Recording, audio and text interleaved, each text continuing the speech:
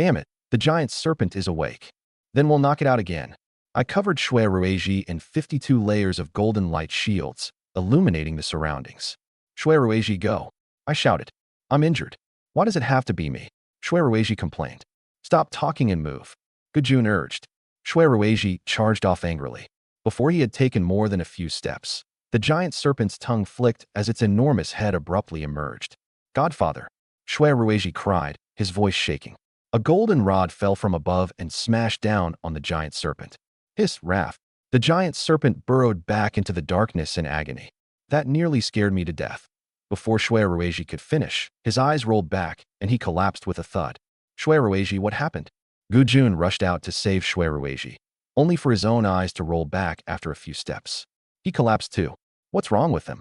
Meng Yun asked in confusion. They were hit by sleep magic. I immediately cast Heart of Light. Layer after layer of radiance enveloped the sleeping Gujun and Shui Rueji. All five of us instantly became golden statues. Pop, pop. Heart of Light continued triggering. I looked at the message on my interface. Heart of Light has dispelled slumber. As long as slumber remained active, Heart of Light continued dispelling it. Whenever our golden forms began to dim, I cast another round of Heart of Light. Once the light was fully restored, I said to Wang Ling, Wang Ling, leave the party for a moment and help wake them up. Okay. After leaving the party, Wang Ling promptly stabbed Gujun and Shui Rueji once each, then rejoined us. The two shouted in pain and woke up. Get back here. Once they had returned, I glanced at the large tree behind us. Huh? Why did it stop growing? I looked down at its roots and immediately understood. It's out of nutrients. What do we do? Someone asked urgently. This is all your fault for drinking so much.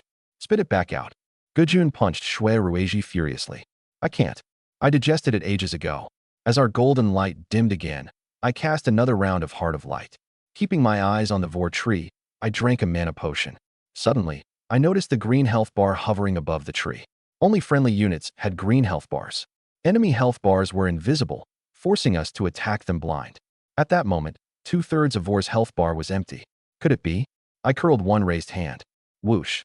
Golden light enveloped the sapling, and its health bar visibly rose. So that's how it works. I immediately drained another mana potion and began healing the sapling. Your lesser healing wave restored 1,232 health to Vor. I cast healing spells in rapid succession, pouring 250,000 health into Vor in an instant. Wrapped in golden light, the trunk swelled violently. Crack, crack, crack. The distinctive sound of expanding would rang out. I looked up. The green health bar had already recovered by more than half. At that moment, the giant serpent noticed the changes in Vor. Instead of breathing out more sleep-inducing mist, it coiled its tongue and charged straight at us. Hiss. Godfather, it's coming again. I know. I quickly spent a full mana bar covering everyone in light shields. 5 golden suns appeared around us. Yet the giant serpent ignored us entirely and lunged straight at Vor. Don't you dare. I understood that the serpent was targeting Vor, the protagonist of this story event. I quickly drank a mana potion and fired off 296 castings of Light's punishment. Smack! The rod struck the giant serpent and sent it flying. But it twisted in midair, turned, and lunged again. I hurriedly drank another mana potion and attacked once more. Smack! Another rod crashed into the giant serpent's forehead. The serpent screamed and bit down on the trunk with all its strength, refusing to let go. Whoosh! Vor's health instantly dropped by 10%. No! Meng Yun and Wang Ling cried. I laughed. Once the giant serpent bit the trunk, I saw that it had also wrapped itself tightly around Vor. Crack, crack. The serpent's body constricted, rolling back the bark beneath it. Is that all? Watching Vor steadily lose health, I pulled out another mana potion.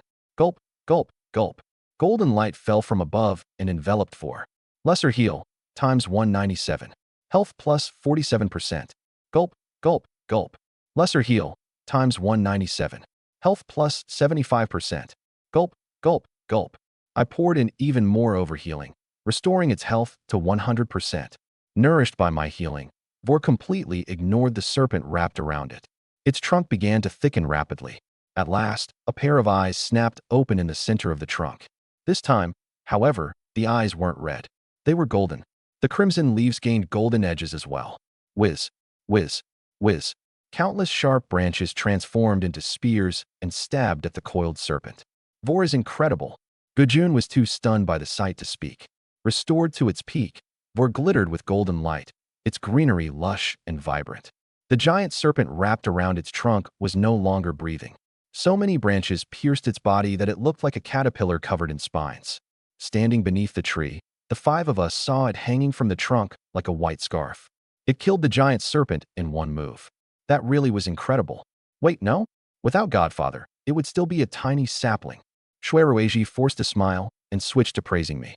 We never could have witnessed a story event this spectacular without Godfather's mighty power. I shook my head, still holding a combat stance. Don't celebrate yet. This isn't over. Right? I haven't received a notification either. Wen Ling stared gravely at her interface. Before she finished speaking, the giant serpent exploded. Countless tiny white snakes poured from its skin. The little snakes that hadn't latched onto the trunk slid from the branches like white sludge. All five of us hurriedly backed away, afraid the snakes would fall onto us. The little white snakes on the ground ignored us and began climbing the trunk one after another. Seeing this, Vor swung its branch spears once more. But there were far too many little snakes. The spears couldn't stab through them all. Leaves fell from the canopy and transformed into throwing knives that shot toward the trunk. Even that couldn't stop the little white snakes from climbing. Before long, the trunk was covered in white snakes, as if someone had wrapped it in fur. Wen Ling and Meng Yun couldn't stop screaming. Their skin itched at the sight, and goose bumps rose all over them. Gujun bit his fingernails as he desperately tried to think of a solution. It can do that? What a cheat. Shuerueji stomped anxiously. Don't forget, it's a nightmare. Staff in hand, I walked toward Vor. The other four brightened at the sight. I still had a plan. I approached Vor step by step as points of golden starlight appeared above my head. The stars glittered, steadily multiplying and growing brighter. A golden star disk 100 feet in diameter rotated above me like a slowly turning galaxy. Shuerueji pointed at it, his lips trembling. What skill is that? Wait, why do I feel like I've seen it before? I don't know, but it feels like this is almost over, Gujun said. The star disk above me instantly rose over Vor, and points of starlight began raining down from it. They were as brilliant as fireworks and enveloped the entire tree. Struck by the starlight, the little white snakes fell from the trunk one after another. Wow, it's beautiful. Wen Ling and Meng Yun clasped their hands and marveled at the gorgeous shower of sparks. The scene resembled a magnificent fireworks display unlike anything either girl had ever seen. Gujun and Shuerueji stared too. Out of habit, they reached into their pockets as if to pull out phones and record it. Beneath the tree, I took out another mana potion. A cloud of stars immediately flew toward the crown. The little white snakes on the trunk rapidly disappeared. Soon, the Vor tree returned to its original form. The darkness rapidly converged on Vor and was completely absorbed amid the rustling of its leaves. Seconds later, every trace of darkness vanished from the cavern. A beam of light flooded the valley, revealing lush vegetation in every direction. Meng Yun inhaled deeply and said dreamily, "This place is actually a valley. The air is so fresh, and it even smells a little sweet." Two pieces of equipment radiating deep blue light slowly descended from the trunk. Then the Vor tree transformed into a streak of purple light, swept past Shuerueji, Wen Ling, Meng Yun, and Gujun, and flew into my personal storage. Nightmare Devourer killed. You received 3 points. I opened my storage and found a tiny tree with golden-edged shoots growing in one corner. Its name was Vor's sapling. Its quality was epic, and it was still growing. Shuerueji was the first to react. He raced excitedly toward the loot. Equipment. I'll pick it up. Gujun, Wen Ling, and Meng Yun let out long breaths as their taut nerves finally relaxed. At last, it was over. Suddenly, a notification appeared on all 5 of our interfaces. Congratulations to all 5 Sky Vault adventurers for successfully clearing Nightmare Cavern. You performed exceptionally well in your battle against the Nightmare Devourer. Rating: excellent. This is your first excellent rating. Bonus reward: 80 points. No prior good rating recorded. Reward: 30 points. No prior average rating recorded. Reward: 10 points. Heroic difficulty unlocked for Nightmare Cavern. Challenge: an even stronger nightmare. The dungeon will reset in 18 hours and 35 minutes. Reset cost: 100 points. I let out a sigh of relief. It's finally over. I'm exhausted. That was way harder than the mines. Meng Yun panted. All you did was scream and cry. You're the exhausting one, Shuerueji teased with a grin. You're the crybaby. You had the strongest shield and still hid behind me. Meng Yun shot back. I did not. The two went back and forth as the atmosphere relaxed. While we were talking, Shuerueji waved. Godfather, I picked up all the gear. Take a look and see if you like it. Oh, I looked over in confusion. Hearing him, Gejun, Wang Ling, and Ming Yun all checked their screens. A few seconds later, their expressions became complicated. Nightmare Devourer Scale Breastplate. Quality Rare. Category Plate Chest Armor. Defense 70. Stamina plus 15. Spirit plus 22. Agility plus 10. Requirements 11 Strength, 15 Spirit. Nightmare Set 0 out of 5. Nightmare Devourer Scale Pauldrons. Quality Rare. Category Male Shoulders. Defense 50. Stamina plus 12. Spirit plus 18. Agility plus 6. Requirements 10 Strength, 10 Spirit. Nightmare Set 0 out of 5. 2-piece set bonus. Spirit plus 55. Resistance plus 10. 4-piece set bonus. When a skill hits, it has a chance to inflict Dream State on the target, increasing damage taken by 10%. Dream State ends when the target takes damage. 5-piece set bonus. When hit, there is a chance to trigger the Devourer's bladed scales, reflecting 125% of your highest damage. This gear is pretty good. I opened the loot window and selected Need. Whoosh. Whoosh. Both items flew into my personal storage, and I immediately began examining them closely. Wang Ling had seen the stats too. She walked over and said, Qi Xiao, judging by the attributes, this set is best suited to magic swordsman or rifleman. If you want to wear it, you'll need to invest quite a few points in strength. No problem, I said confidently. A few runs through the Mines of Sin will take care of that.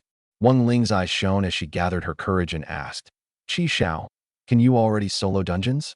Ones like the Mines of Sin. I closed my personal storage and readily admitted, yes, I can already clear it solo. Just as we thought, Shui Ruiji and the other three said in unison. If you hadn't cleared it by yourself, how could you have so many skills? Gejun wiped away his sweat. I hadn't planned to say anything, but before I could finish, Wang Ling interrupted. We're just too weak. All we ever do is hold you back. Haha. The four of them smiled bitterly, but their smiles couldn't hide their envy, frustration, and dejection. Honestly, you could also say I've just been lucky. Luck is part of strength, Gejun said reassuringly. Qi Xiao, if you can already clear dungeons solo, you should ask our homeroom teacher for permission to operate independently, Gejun suggested seriously. Exactly. With your strength, the teacher will definitely agree, Shui Ruiji added. The four of us have become a burden to you. That's right. You can farm monsters much more efficiently by yourself, which makes it easier to accumulate points. If you go all out solo, you might reach Tier 1 soon. Even Tier 2 might not be a problem. Northern Capital Academy could recruit you before the school year even begins. I'm so jealous of you. Then why do I feel so sad? Tears gathered in Meng Yun's eyes. Godfather, I truly want to rely on you, but I don't want to waste your time. When we get back, you can apply to our teacher. I'll understand. What do the rest of you think? Wang Ling, Gejun, and Ming Yun all nodded. Honestly, we hate the thought of you leaving the party. Following you makes fighting monsters easy, and we earn a lot of points. But if this keeps going, we'll feel terrible about it. Mostly, it just makes us feel useless. Though Shui Ruiji is definitely more useless than the rest of us, Gejun said gloomily. Exactly. Wait, what? You bastard. I saw the sincerity in their resolute eyes and smiled. Thank you. The moment I finished speaking, something clutched my pant leg. Shui Ruiji dropped to his knees, hugged my leg, and cried, Don't leave, Godfather. I was only joking. I can't live without you. Huh. The valley immediately filled with laughter. After our emotions settled, I spoke first. I've really enjoyed running dungeons with all of you these past 2 days. If you ever need help in the future, don't hesitate to ask. Okay, we won't be shy. They might be too embarrassed to ask, but I'll guarantee it, Shui Ruiji said, thumping his chest. Gejun rubbed his nose with a grin. I'll study the dungeons carefully from now on and figure out strategies for the hard modes. Then we'll ask you for help while we stand back and watch the show, as long as you have time. Ha ha ha, sure. I nodded. Then it's settled. You have my word. At last, the four of them were no longer dejected. But if you leave, won't we be short one support? Support players are already scarce. It's fine. The teacher will figure something out. Exactly. Even without a support, the four of us have good teamwork. We can just barely keep going if we drink more health potions.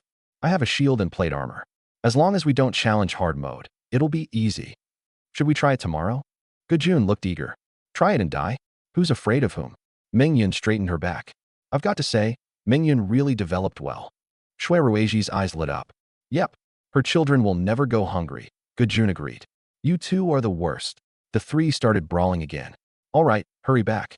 It's already 6. Ling checked the time and urged us anxiously. Let's go? School's out. 5 streaks of light flew toward the dungeon entrance. I later learned that Jiang Yi had been waiting anxiously outside Nightmare Cavern. It was already 6:15 p.m., and every other student in the class had returned to the classroom. Yet Ling and the others still hadn't come out. He had wondered whether we had activated hard mode and stubbornly refused to give up. High-achieving students could be painfully obstinate, like gamblers who refused to stop until they got what they wanted. He had even started regretting sending us into a new dungeon so soon. Then the 5 of us finally appeared at the entrance one after another. The relaxed expressions on our faces allowed Jiang Yi to breathe again. Mr. Jiang, what are you doing here? Ling skipped over to him. I was worried about you. Look at the time. It's so late. What could possibly be fun about a pitch-black dungeon? We just watched an amazing battle between Vor and the Nightmare. It was awesome. Ling said excitedly. You cleared it? What rating did you get? Excellent. Jiang Yi asked happily. Of course. With Qi Xiao there, we were bound to. Ling's smile suddenly froze halfway through her sentence. She lowered her head and fell silent. Mr. Jiang, I'm going back to class. See you, everyone. She said a hasty goodbye. Bye. Take care, Godfather. Shui Ruizhi called. I turned and disappeared. It wasn't until later that they told me what happened after I left. The smiles on Gujun, Meng Yun, and Shui Ruizhi's faces instantly disappeared, replaced by dejection. Huh? What's wrong with all of you? Did Qi Xiao steal your equipment and cause a fight? Jiang Yi asked in confusion. No. Ling shook her head as tears streamed down her cheeks. Then what happened? You all seemed to get along so well. Jiang Yi was even more bewildered. We held Qi Xiao back. It hurts to know that, Gujun said, wiping his tears. Standing beside a genius made the frustration hit especially hard. Laughter was contagious, but apparently crying was too. Mengyan began to cry as well. Even the habitually cheerful Shui Ruizhi hung his head in despair. Stop crying. If something upset you, tell me. Please stop. You're going to make your teacher cry too. Jiang Yi tried to console them. The dungeon district was bustling, with Sky Vault adventurers hurrying in every direction.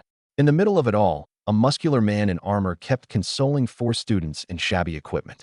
My classmates later told me that before I returned, the second-year Class 8 classroom had been utterly silent. 14 support track students sat obediently with their heads down, copying the textbook without making a sound. They barely dared to breathe, much less look at Yu Muqing on the podium. Yu Muqing had lost her temper again that day and given all 15 students a merciless scolding. Her roars echoed through the hall, terrifying even the students in Class 7 into holding their breath. Yesterday's problem had been the Mines of Sin. Only my party had cleared it, for a pass rate of just 4%. The final pass rate was only 7.6%, below the previous historic low of 12.49% and setting a new record. The reason was simple. All the students with good grades had transferred into the first 6 production track classes. Yu Muqing thought the Sky Vault was more unfair than ever. If Gu Qing, Liu Haidong, Mo Yu, Wan Hongxue, and the others had been in the combat track, the pass rate never would have been so low. Today's problem was Nightmare Cavern. My party had entered early and still hadn't returned. Panfang's party had cleared the mines fairly quickly, but quit the cavern halfway through for reasons that almost made Yu Muqing laugh. First, Pu Yueling, their support, was afraid of the dark. She cried from the moment they went in and even forgot to heal. Second, the other 4, including Panfang, got completely lost and couldn't even find a boss. The plan before summer vacation had been for half the parties to clear the dungeon today, so a new one could be taught tomorrow. Instead, every last party had failed. You truly are the worst class I've ever taught. No exceptions. After roaring until her face turned red, Yu Muqing sat behind the podium, frowned, and lowered her head to tap at her phone. With her legs crossed, she was intently playing the muted version of Meow Meow Meow. One sneaker hung from the top of her foot, swinging rhythmically. Even from a distance, the heel beneath her nude stockings showed a faint pink tint. As footsteps approached outside the classroom, she quickly locked the screen, straightened her back, and looked at the students copying with their heads down. Use your brains while you copy. You need to remember this. If you can't, you're only wasting paper and ink. None of the students dared answer. They only continued writing. Reporting in. My voice came from the doorway as I poked my head into the classroom. Yu Muqing immediately brightened when she heard me. Did you finish Nightmare Cavern? Yes. It went pretty smoothly. What rating did you get? Excellent. Not bad. Not bad at all. Only then did Yu Muqing relax and smile. The 15 classmates copying their books murmured enviously. Shan Liang even gave me 2 thumbs up. You didn't embarrass us transmigrators. Awesome. Why did it take so long? Did you get lost? No. It was. My eyes darted around as I frowned and searched for an excuse. I didn't want to say it was difficult in front of everyone and inspire them to copy us. What? Too embarrassed to admit it. Here's what happened. Nightmare Cavern barely has any monsters, so it doesn't award many points. Our party searched the entire place 7 or 8 times and only came out after confirming we hadn't missed a single monster. Smack. Yu Muqing slapped the desk in satisfaction. Listen to that. That's the difference between you. That's the attitude you should have. Do any of you understand what it means to value an opportunity? Especially you, Pui Welling. Pan Fong was leading your party, but you were so afraid of the dark that you couldn't even heal properly. How could you be so hopeless? Boo-hoo, why are you crying? Look at Qi Zhao's attitude toward a dungeon. Even in a simple place like Nightmare Cavern, he insists on finding every last monster. No wonder he earned an excellent rating. You deserve to miss out when you can't even finish the dungeon. Simple. The corner of my mouth twitched. Without my ridiculous talent, we definitely would have died in there today. Qi Zhao, you've cleared the mines twice and the cavern once. Why don't you share what you've learned with everyone? Okay. I rubbed my nose and walked toward the podium. So this was how top students were treated? It felt amazing. I had planned to ask Yu Muqing for permission to operate independently, but she was still angry, so I decided to wait until after class.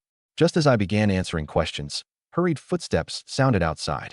Jiang Yi stood in the doorway, his face taut with urgency. Ms. Yu, I need to discuss something important with you in private. Oh, Qi Zhao is here. You did well today. Don't leave the classroom yet. One look at Jiang Yi told me Wang Ling and the others had already told him everything. Yu Muqing walked out in confusion, and Jiang Yi pulled her aside. Inside the classroom, Pui Welling rested her head on one hand and smiled foolishly. Qi Zhao, how are you so strong? Aren't you afraid of the dark? The dark? It wasn't too bad. The farther we went, the darker it got. After we killed Fendi's, I couldn't even see my hand in front of my face. Pui Welling immediately covered her ears. Stop talking. The entire class burst out laughing. Less than 5 minutes later, Yu Muqing hurried back into the room. All right, it's getting late. That's enough for today. When she saw the students relax, Yu Muqing said coldly, you know how terrible your results were. The Crimson Catacombs lesson originally scheduled for tomorrow morning will have to be delayed several days. You don't have class tomorrow, but… Yes. Quiet. Who said you could celebrate? Before she finished, cheering erupted from the neighboring classroom too. You don't have to come to school tomorrow, but everyone must assemble in the Sky Vault at exactly 2 in the afternoon. Anyone who's late loses their stipend. Anyone who doesn't come can forget about ever coming back. Understood. Understood. Class dismissed. If you haven't finished copying the textbook, take it home and keep writing. Chairs and desks scraped noisily across the floor. Qi Zhao, stay. Don't go back to the dormitory. Holding the complete dungeon guide, Shan Liang nodded to me before leaving. Qi Zhao, meet me outside the mines. Yu Muqing disappeared as soon as she finished speaking. I immediately followed. Outside the mines of Sin in the dungeon district, I found Jiang Yi and Yu Muqing. Misty Clouds, Yu Muqing, sent me a party invitation. Once I joined, Yu Muqing said, Mr. Jiang already told me the details. I never expected to be your homeroom teacher and still be the last to know. I replied, I was planning to tell you after class. Yu Muqing cut me off. Forget that. Reset the dungeon with points and show us how you clear the mines. I reset the dungeon as instructed and entered first. The moment Jiang Yi and Yu Muqing appeared at the entrance, I activated Light Shield, transformed into a golden sun, and charged deep into the mine tunnel. The 2 teachers stopped when the light blinded them. That's so bright. Did he just use Light Shield? Can Light Shield really shine like that? While they were still wondering, messages flooded their interfaces. Miner killed. You received 0 points. Razzo killed. You received 0 points. Razzo is dead.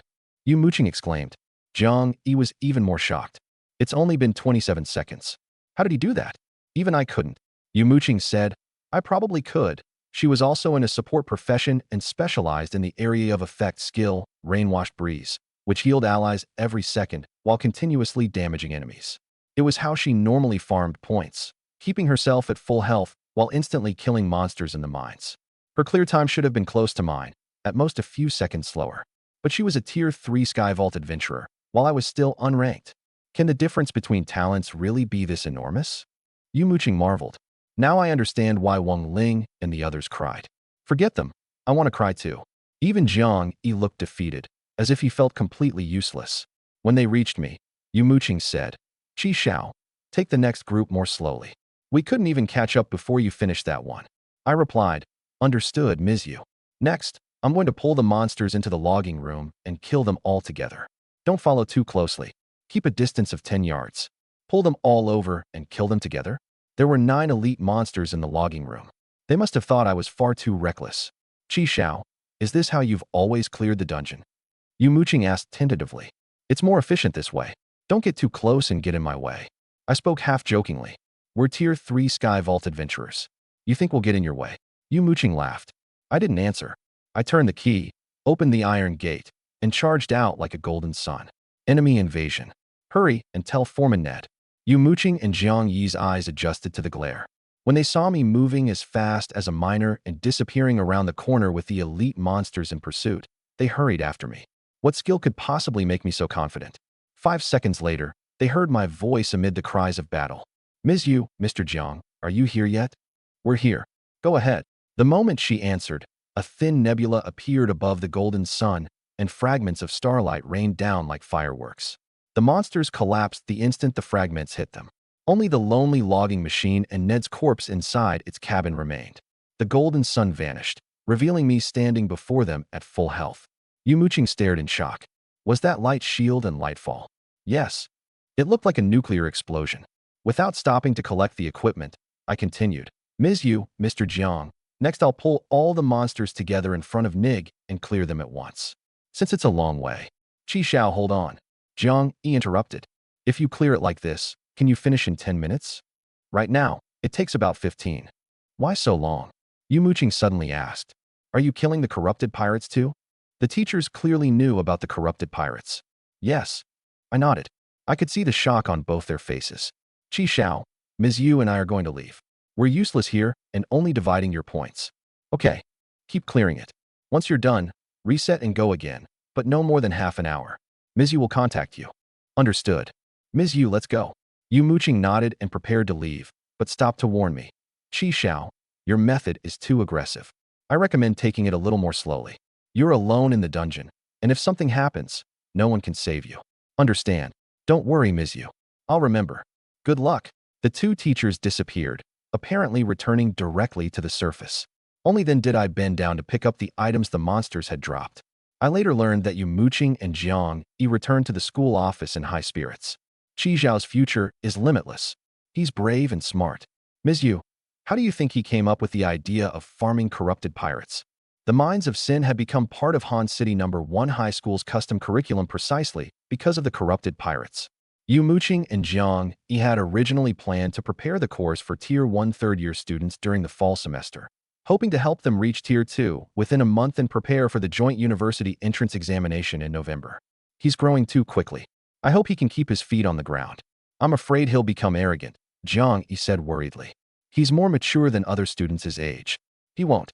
Mature? Then will he be as worldly as Shimingxia? He'd better not. I still want to beat that scumbag myself. Yu Muqing said firmly. I'll go calm the 4 members of Qi Xiao's party, then speak to the principal. I'll keep an eye on Qi Xiao. You go take care of it. Okay. The 2 separated, and Yu Muqing returned directly to the Sky Vault.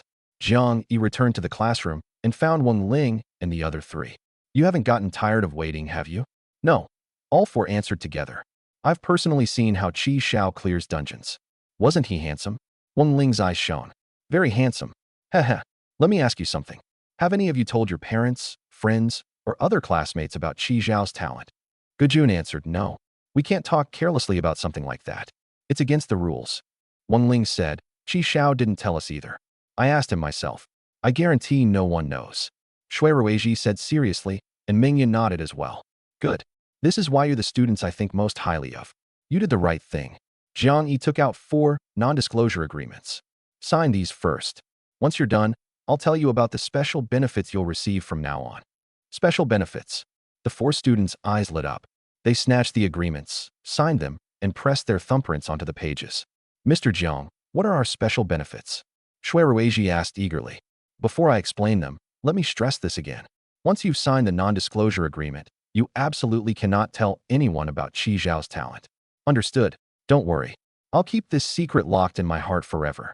Now what are the benefits? Shui Ruizhi promised, thumping his chest. Jiang Yi walked to the classroom door and checked that no one was outside before lowering his voice. Within 3 days, the school will issue each of you a full set of rare equipment designed for your profession, including a weapon and accessories. They'll form a set with the accessory you were given earlier. The 4 students almost cheered. Jiang Yi quickly gestured for them to calm down. Wait, I haven't gotten to the important part yet. There's more. Shui Ruizhi grinned from ear to ear. To protect Qi Zhao, your party will not be assigned a new support player. Gujun smiled smugly. He had already guessed that would be the outcome. Starting tomorrow, the school will reimburse every health potion your party uses. You can drink as many as you need. What? As many as we want. That's amazing. You still need to be economical. Don't waste them. In addition to the free potions, I'll give you buff elixirs to improve your combat and survival abilities. Mr. Jiang, is there anything else? Someone asked impatiently. Of course there is. Jiang Yi crossed his arms and nodded smugly. Please tell us everything at once. Whenever you challenge a new dungeon, either Ms. Yu or I will accompany you and guide you through the clear. At the very least, we can help guarantee you a good rating. And, Shui Ruizhi, sit down. You're the one who told me to say it all at once. Every Saturday evening, you may join the teacher's party to farm points in the ruins of the Wind Thunder sect on the 3rd floor of the dungeon district. The principal will personally lead the party. Participation is optional. We're going. We definitely want to go. Wang Ling nodded excitedly. Did you think that was everything? Jiang Yi deliberately acted mysterious. All 4 asked in unison, there's more. One final benefit. If you reach Tier 3 before graduating, the school will give you hiring priority if you want to return and teach here after university. And there will be a special stipend. How does that sound? That's wonderful. Meng Yun's eyes shone, and Gujun nodded repeatedly. Their futures were now firmly guaranteed. Godfather, my ancestors for 8 generations, thank you. Shui Ruizhi was so moved, he nearly cried. Tomorrow afternoon, you still need to act as though Qi Zhao is part of your party in front of your classmates. Understood. All 4 answered together. Understood. Then go home. Don't be late tomorrow afternoon. We won't forget. Goodbye, Mr. Jiang. Goodbye, Mr. Jiang. Once you leave this room, you are not to discuss anything related to this. Otherwise, our benefits are cancelled. I understand. Shui Ruizhi snapped off a military salute, slung his backpack over one shoulder, and charged out of the classroom. After watching them leave, Jiang Yi took a document envelope to the principal's office on the top floor of the school building. He knocked on the door. Come in. At the time, Ji Feichen was using a calculator to total the month's expenses. When he saw Jiang Yi, Ji Feichen snorted and continued flipping through the documents. Why are you coming to me after school? What's so urgent? Are you planning to suspend another student? He asked. Jiang Yi handed him a non-disclosure agreement. Principal, you need to sign this before I can tell you. Whatever it is, spit it out. Sign it. I've already signed one too. Ji Feichen took the agreement and signed it quickly. Do you have any idea how hard it was to create these agreements? If this is nothing, apply for one yourself next time. Jiang Yi said, there's a student with a top-tier talent in Yu Muqing's class. This is his registration form. After reading it, Ji Feichen frowned. One of Yu Muqing's students? Support track? What makes this talent top-tier? Jiang Yi explained. Instant casting, no cooldowns, and unlimited stacking. He's unranked, but can clear the minds of Sin solo in only 15 minutes. Ji Feichen froze for 15 seconds, counting them on the clock. Are you sure? I saw it myself. I'm not exaggerating in the slightest. Those 15 minutes include the 200 corrupted pirates summoned by Captain Cliff. Ji Feichen's blood pressure soared. He hurriedly slipped an antihypertensive pill under his tongue. Where is Qi Zhao? Farming the mines of Sin in the Sky Vault. Ms. Yu is supervising him. Take me to him. Yes, sir. Wait. Ji Feichen tapped the non-disclosure agreement. Did anyone fail to sign? No. Everyone signed. Let's go. The 2 rapidly disappeared from the office. Outside the mines of Sin in the Sky Vault's dungeon district, Yu Muqing sat there bored. Ji Feichen and Jiang Yi appeared. Ms. Yu, is Qi Zhao inside? Yes. Contact him and tell him to stop. All right. Yu Muqing tried to contact me, but I didn't respond. Principal, he didn't answer. He's probably almost finished. Please wait a moment. I suddenly appeared at the dungeon entrance. Ms. Yu, did you call me? Ji Feichen turned toward me, his eyes shining. Yu Muqing introduced us. Qi Zhao, this is Principal Ji. Hello, Principal. Ji Feichen smiled. Qi Zhao, mind carrying me through one run? Sure. I'll reset it. After resetting the dungeon, I sent him an invitation. Alone beneath the moon. Tier 4. Accepted your party invitation. Tier 4. I was stunned. Let's enter the dungeon. I hurried after Ji Feichen. The moment we entered, Ji Feichen transformed into a translucent blue butterfly smaller than my palm. Clear it at your own pace. I'll follow you. All right. I transformed into a golden sun and charged deep into the mine tunnel. My eyes. 13 minutes later, Ji Feichen and I appeared simultaneously at the dungeon entrance. I looked the same as always, but Ji Feichen's expression was grave. Qi Xiao, are you tired? Would you like to eat at the cafeteria first? Ji Feichen asked with concern. I'm not hungry. I'd like to run it a few more times. Good.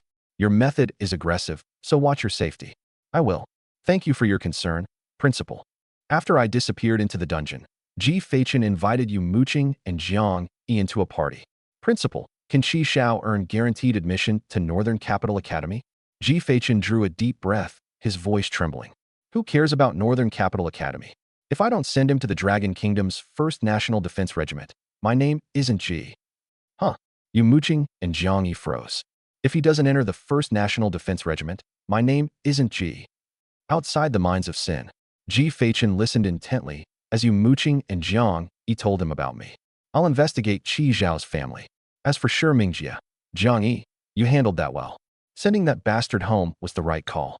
I'll contact his father about the conflict between him and Qi Xiao. Neither of you needs to worry about it. Yes, sir. Our top priority is to develop a rank advancement plan suited to Qi Xiao. Give it to me tomorrow morning. Yes, sir. Ms. Yu, you'll have to work a little harder starting today. Stay with Qi Xiao while he runs dungeons to prevent any accidents. I'll add compensation for the extra work to your stipend. Yes, sir.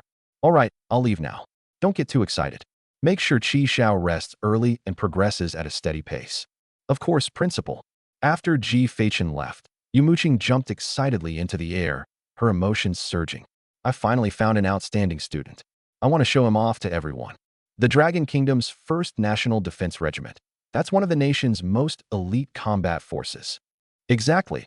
The Stars and Stripes nation has been arrogant lately and keeps suppressing us at every turn. Once Qi Xiao becomes strong, he'll teach them a lesson. By the way, do you think the principal will expel Shi Mingjie as soon as he gets back? If he really does, I'll thank the heavens. That little demon. I never want to see him again. His father utterly failed to educate him. At that moment, I appeared at the dungeon entrance again.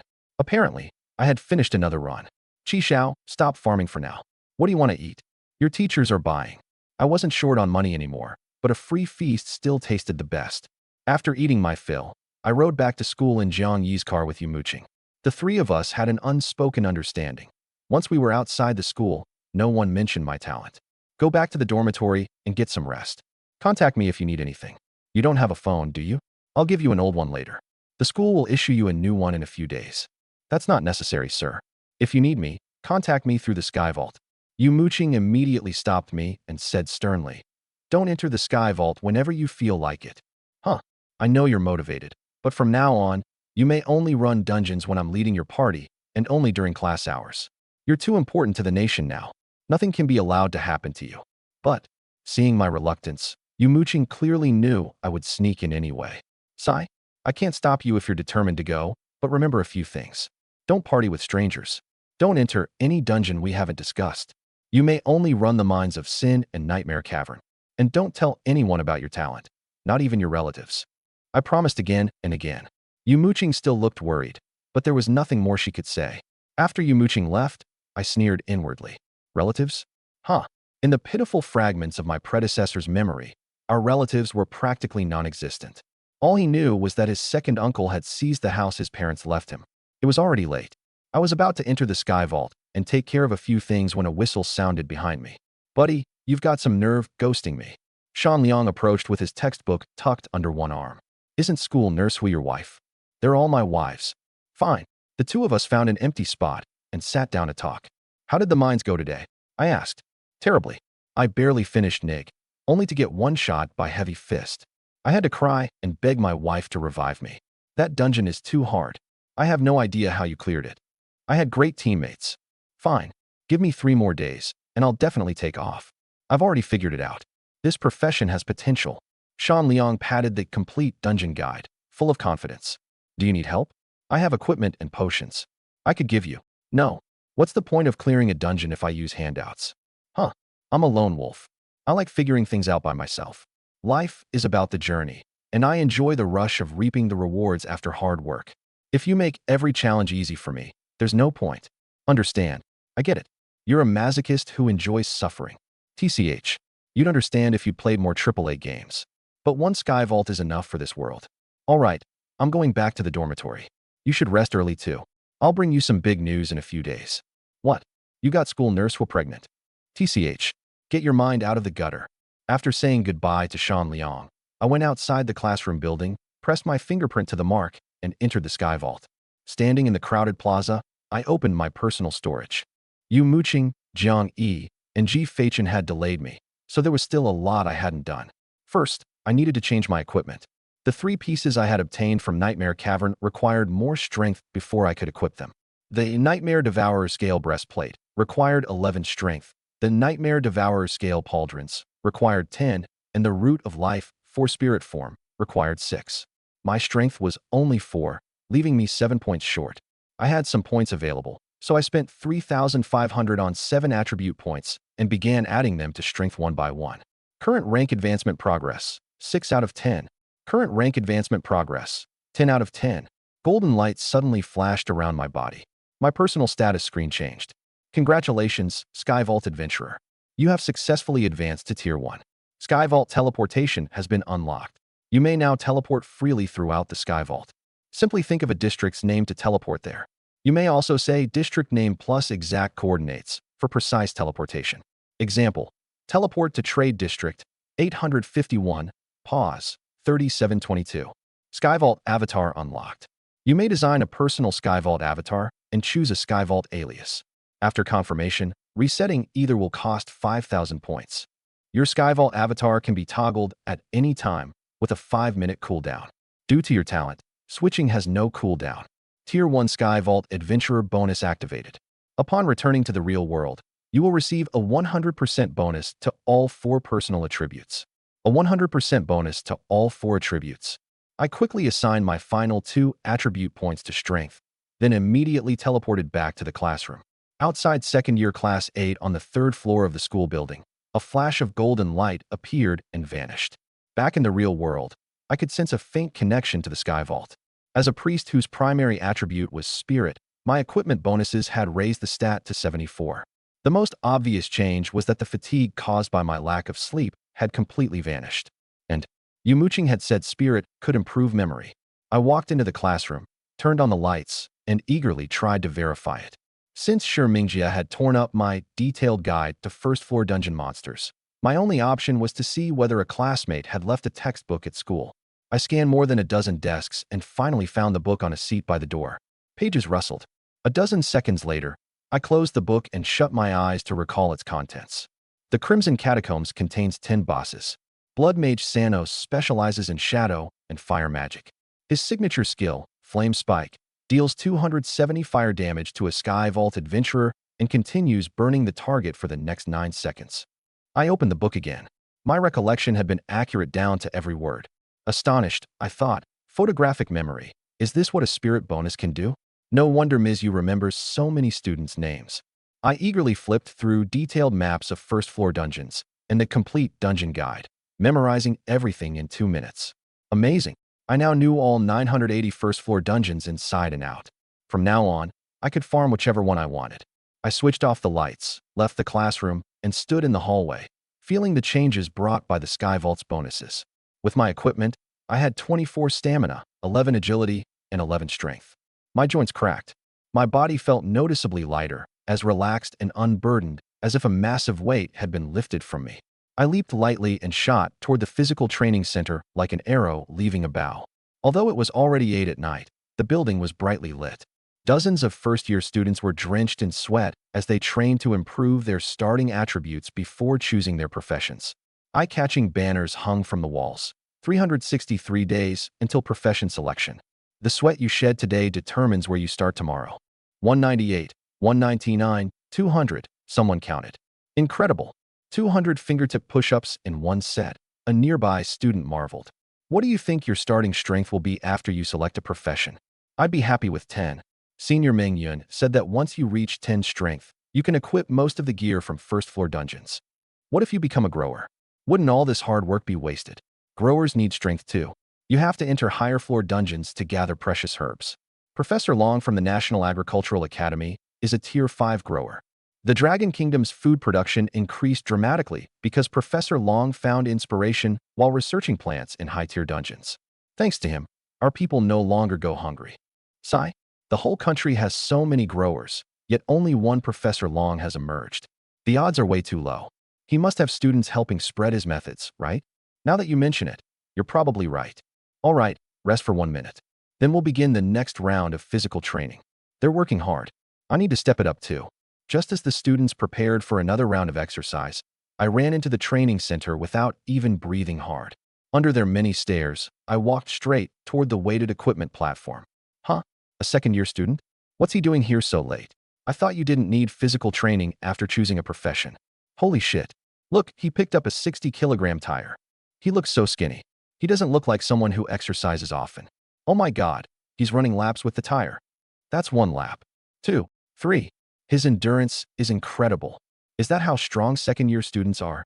After running 3 laps with the tire, I was breathing a little harder, but had barely broken a sweat. Once I'd had my fun, I returned the tire to its place. This is only Tier 1, and my equipment is all basic. How strong will I become after I rank up again? No, I need to get back to the Sky Vault and reach Tier 2 as soon as possible. I was about to leave when several first-year students stopped me. Senior, could we take 2 minutes of your time? Sure. I'm not keeping you from your training, am I? Not at all. Everyone hurriedly waved their hands. May we ask what your strength is? 11. Then, what profession are you? Support track. Don't support professions focus on spirit? Support players still need to equip gear. If that's everything, I'll be going. Keep up the good work. With that, I left and returned to the classroom building. The students stared after me, speechless for a long time. Do all support players train that hard? Maybe he's a strength-focused support? Oh, I get it. That senior wants to participate in combat. He only has 11 strength after running 3 laps with that tire? No, I need to change my training plan. From now on, I'm running more laps with the tire. After returning to the Sky Vault, I equipped my 3 new items and began designing my Sky Vault avatar.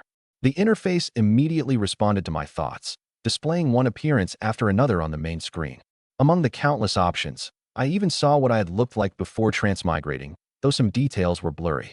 Forget it. I'll pick something a little more handsome. After going through the options, I finally settled on the appearance of an ordinary cultivator. Appearance confirmed. Please enter your exclusive Sky Vault alias. A name. I looked at the cultivator on the interface. Li Feiyu. Checking name availability.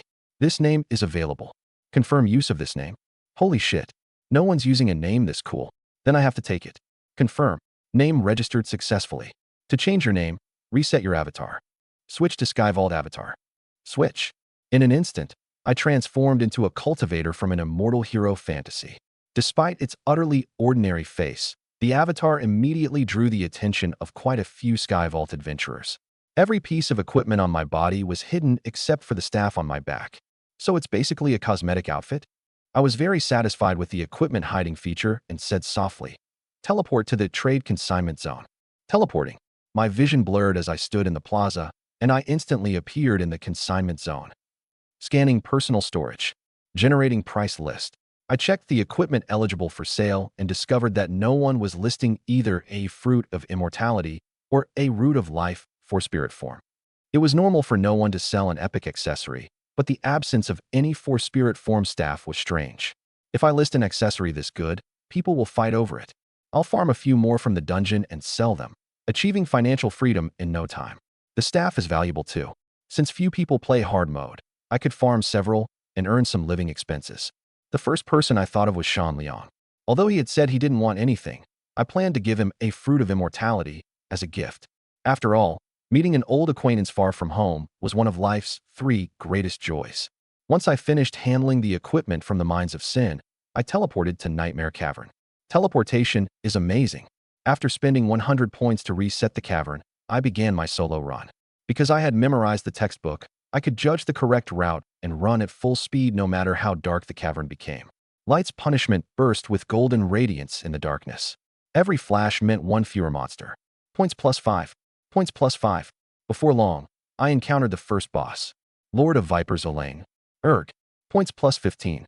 Its soul drifted from its body and flew into the darkness. Andra die. Erg. Points plus 15. Pieces. Points plus 15.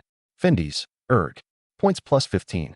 After killing Fendies, I heard wood twisting in the darkness of the platform. A pair of blood-red eyes opened in the gloom. I licked my lips excitedly as I stared at the soon-to-drop sky coins. Just as I raised a hand to finish Vor, golden green light erupted from my body and shot into the darkness. Then the sound of Vor twisting stopped. The blood-red eyes instantly turned to clear green. Rustle, rustle. Although there was no wind, the leaves burst with golden light and drove away the surrounding darkness. The broad stone platform bathed in golden sunshine. The old, withered face on the trunk curved into a benevolent smile. Thank you, brave hero. You freed me from the nightmare. This is my gift to you. Now, let us defeat the nightmare together. When Vor finished speaking, a chest woven from vines appeared in front of it. What? We aren't fighting? And I don't get any points. I stared at the smiling Vor and couldn't help cursing. Damn it. Helplessly, I opened the chest and found 2 pieces of rare equipment inside. One was a Root of Life, 4 spirit form staff. The other was a shield. Bark of Immortality, 4 spirit form. Quality, rare. Category, one-handed shield. Physical defense, plus 122. Spell damage reduction, plus 122. Stamina, plus 15. Spirit, plus 24. Resistance, plus 10. Requirements, 8 strength, 8 spirit. The stats aren't bad, but I'm genuinely disappointed. I rolled my eyes at Vor and put the equipment into my inventory. I turned and ran toward the platform's edge, preparing to jump into the pool. Just as I reached it, I skidded to a stop. Vor wasn't dead, so there was no pool below. If I jumped, I would fall to my death. And, Vor, where's my blessing of immortality? Do you expect me to fight the nightmare with my skull? The story event's buff, blessing of immortality, was missing too. Faced with my questioning, Vor's smile grew even brighter. What an enthusiastic hero. With your help, the nightmare is sure to be defeated. Thick branches sprouted from its crown and extended beneath my feet. Once I stood firmly, Vor lifted me into the air. Its enormous roots writhed beneath the stone platform and tore through the earth. Crack, crack, crack. The trunk slowly moved toward the story event's location. The sound of its roots churning the earth echoed throughout the cavern. Ahead of us, the nightmare devourer raced toward us with its tongue flicking. Devourer, you will not defile the land of immortality. Vor quickly lifted me high and shielded me with its body. As vitality poured into me, I knew I had received blessing of immortality. My mana surged from 3,840. Vor's branches became powerful and flexible, intertwining to form 2 massive arms. Hiss, wrath. The devourer lunged at Vor like an arrow, only to be struck by 768 castings of light's punishment from me. An enormous golden rod crashed down on its head. Smack! The crisp impact echoed through the cavern. The devourer's health instantly dropped to 0. As the golden light faded, Vor's thick branch arms wrapped tightly around the devourer and smashed it against the rock wall. Boom, boom. The devourer spat blood and screamed before transforming into 2 pieces of equipment. Points plus 15. Thank you, brave hero. After the devourer disappeared, Vor faded away as well. The dark valley became vibrant as all things returned to life. A clear notification appeared on my interface. Congratulations, Sky Vault Adventurer. You have successfully cleared Nightmare Cavern. Excellent combat performance. Bonus reward, 10 points. Heroic difficulty unlocked. We look forward to your challenge. Looking at the 250 additional points, I shook my head helplessly. I couldn't farm fruits of immortality, so killing monsters here was a complete waste of time. I should just go back to farming the mines. I picked up the equipment, left the dungeon, and teleported outside the mines. With the helmet equipped, all I'm missing is a pair of boots. There's no rush. If I run the cavern once a day, I'll complete the set eventually. Before entering the dungeon, I equipped the Nightmare Devourer Scale Helmet I had just obtained. Nightmare Devourer Scale Helmet. Quality, rare. Category, male helmet. Defense, 80. Stamina, plus 15. Spirit, plus 20. Agility, plus 10. Requirements, 10 strength, 8 spirit. Nightmare set, 0/5. It was one of the 2 items dropped by the Devourer. Once I equipped it, my health increased to 880, my mana to 4,220, and my spell damage to 749. Light's punishment could now deal 767 damage. The other item was a dagger for spell damage classes called Devourer's Fawn. Devourer's Fawn. Quality, rare. Category, dagger. Physical damage, plus 57. Spell damage, plus 248. Attack speed, 1.60 seconds. Special effect. When a skill hits an enemy, it has a chance to inflict venomous reverie, weakening the target and reducing its attack and movement speeds by 5% for 15 seconds. Stacks up to 5 times. Requirement, 10 strength. Although the dagger didn't grant any attributes, its spell damage and special effect were extremely powerful. A dagger paired perfectly with a shield, so I planned to keep it as a backup. In special circumstances, it could even replace my staff as a weapon. Once my preparations were complete, I charged into the Mines of Sin, ready to farm monsters and send my points skyrocketing. Including the 250 points I had just earned in Nightmare Cavern, my Tier 2 advancement progress had already reached 12 out of 100. I needed only 88 more attribute points. At 500 points per attribute point, I could do it in a little over 3 hours. I'll definitely reach Tier 2 before 1 in the morning. Yumuching later told me what happened that night. On the silent campus, she walked toward the boys' dormitory humming a tune, an old phone in her hand. She wanted to lend it to me because my family was poor and I couldn't afford a phone.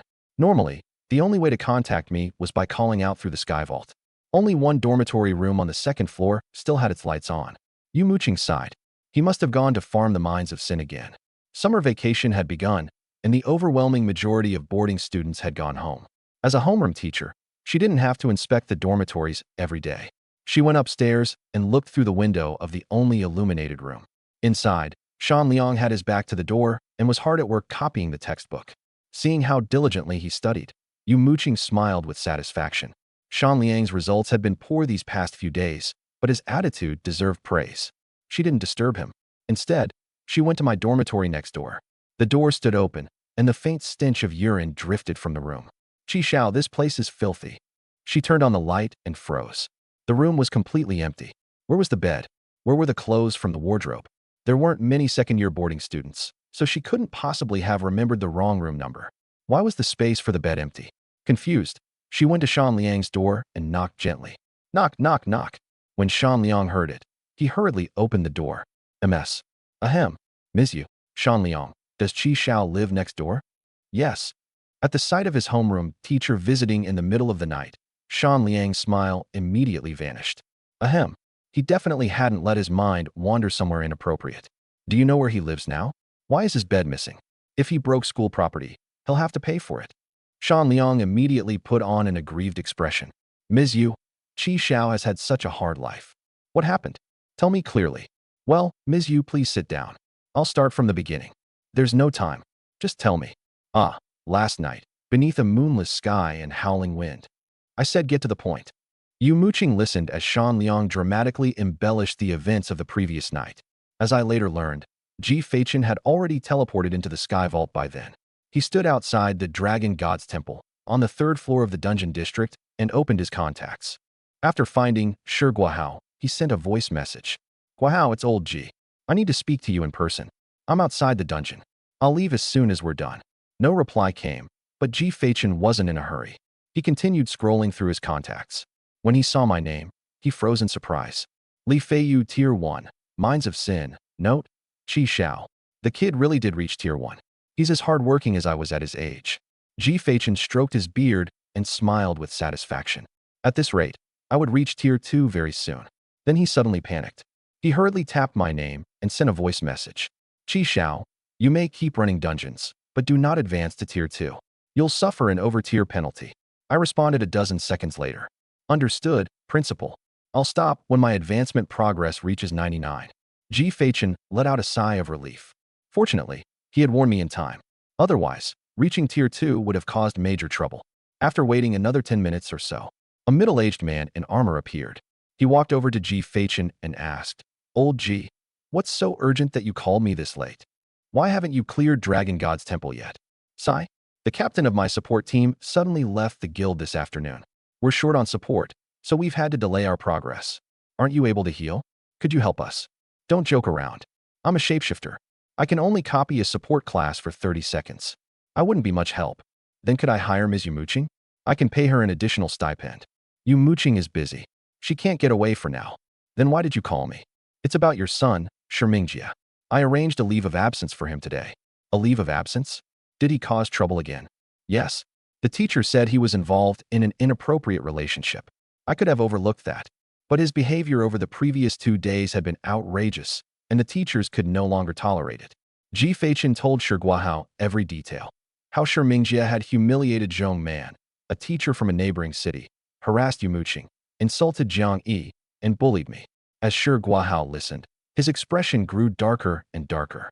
When he learned that Shi Mingjie had even planned to seriously harm me, he roared, "That boy has lost his mind. Old Ji, is that really everything the bastard did? You didn't leave anything out." Shi Guahao's face was livid, and his voice burned with fury. "Nothing. We're close enough that I dared to tell you the entire truth. You need to discipline him properly, or he'll suffer a terrible loss one day." "Understood. Thank you. I'll head back. Don't worry too much about the party. You can strengthen your guild members for a few days before trying again." After saying goodbye, Ji Feichen returned to his office. The water for his tea hadn't even boiled when an urgent knock sounded at the door. "Come in. Principal, I need to tell you something." Yu Muqing's face was red with anger. "What happened now?" "Last night, Shi Mingjie. I only learned later that Yu Muqing had taken Shan Liang's account of Shi Mingjie's nighttime attack on my dormitory, embellished it even further, and told Ji Feichen a much more serious version in detail. That boy has a death wish." Ji Feichen couldn't help cursing. "I say we expel him. Keeping him here will only cause a bigger disaster." "Sigh, I'll consider it. Principal, you can't let him run wild at school just because of your relationship with Chairman Shi. Who knows what major disaster he'll cause tomorrow. What will we do then?" "Fine. Go back and rest. I'll speak to his father. How many times have people spoken to him already? Has it ever helped?" Shi Mingjie is beyond saving. Yu Muqing stormed away. Only after Ji Feichen patiently persuaded her did she finally leave. He sat back down, racking his brain for a solution. The water for his tea had long since boiled, but he didn't touch it. The time reached 11:30 p.m. Shi Guahao dismissed his party and returned home. The guild's vice-captain for support informed him that Lai Jingwan had left the guild that afternoon after accompanying Shi Mingjie through a dungeon. Shi Guahao picked up his phone and dialed Lai Jingwan's number. "We're sorry. The number you dialed is currently unavailable." She had blocked his number. Lai Jingwan was clearly furious. What in the world did that boy do? Shi Guahao burned with rage. At that moment, his wife, Fang Yisin, emerged from the bathroom in a robe. "You're home late. Have you eaten? If not, the food in the kitchen is still warm. Help yourself." With that, she returned to the bedroom. Shi Guahao put down the phone and looked towards Shi Mingjie's bedroom door. Remembering Ji Feichen's words, his fury surged. He strode over. Boom. He kicked the door open. Shi Mingjie had been playing on his phone in bed. He shot upright in fright and saw that the door had shattered into splinters. Fang Yisin had only just entered the bedroom when she heard the crash. Still wearing a facial mask, she hurried out. At the sight of the broken door, she stood outside and shook her head furiously. Father and son acted like sworn enemies every time they met. It was enough to give her a headache. Shi Mingjie lowered his head, afraid to look at Shi Guahao. He hunched his neck and didn't say a word. "Principal Ji tells me the school put you on leave?" Shi Guahao asked coldly. Shi Mingjie answered timidly. "I didn't want to run dungeons with the school party. It was boring. So you dragged 2 classmates into taking leave with you? You insulted your homeroom teacher, harassed Yu Muqing, insulted a female teacher from a neighboring city, and even planned to hurt one of your classmates." Shi Guahao demanded through clenched teeth. "That bastard provoked me first. A trash support player actually dared insult me." Shi Mingjie hurriedly protested. "Shut up," Shi Guahao roared. "Why did you seek out Lai Jingwan?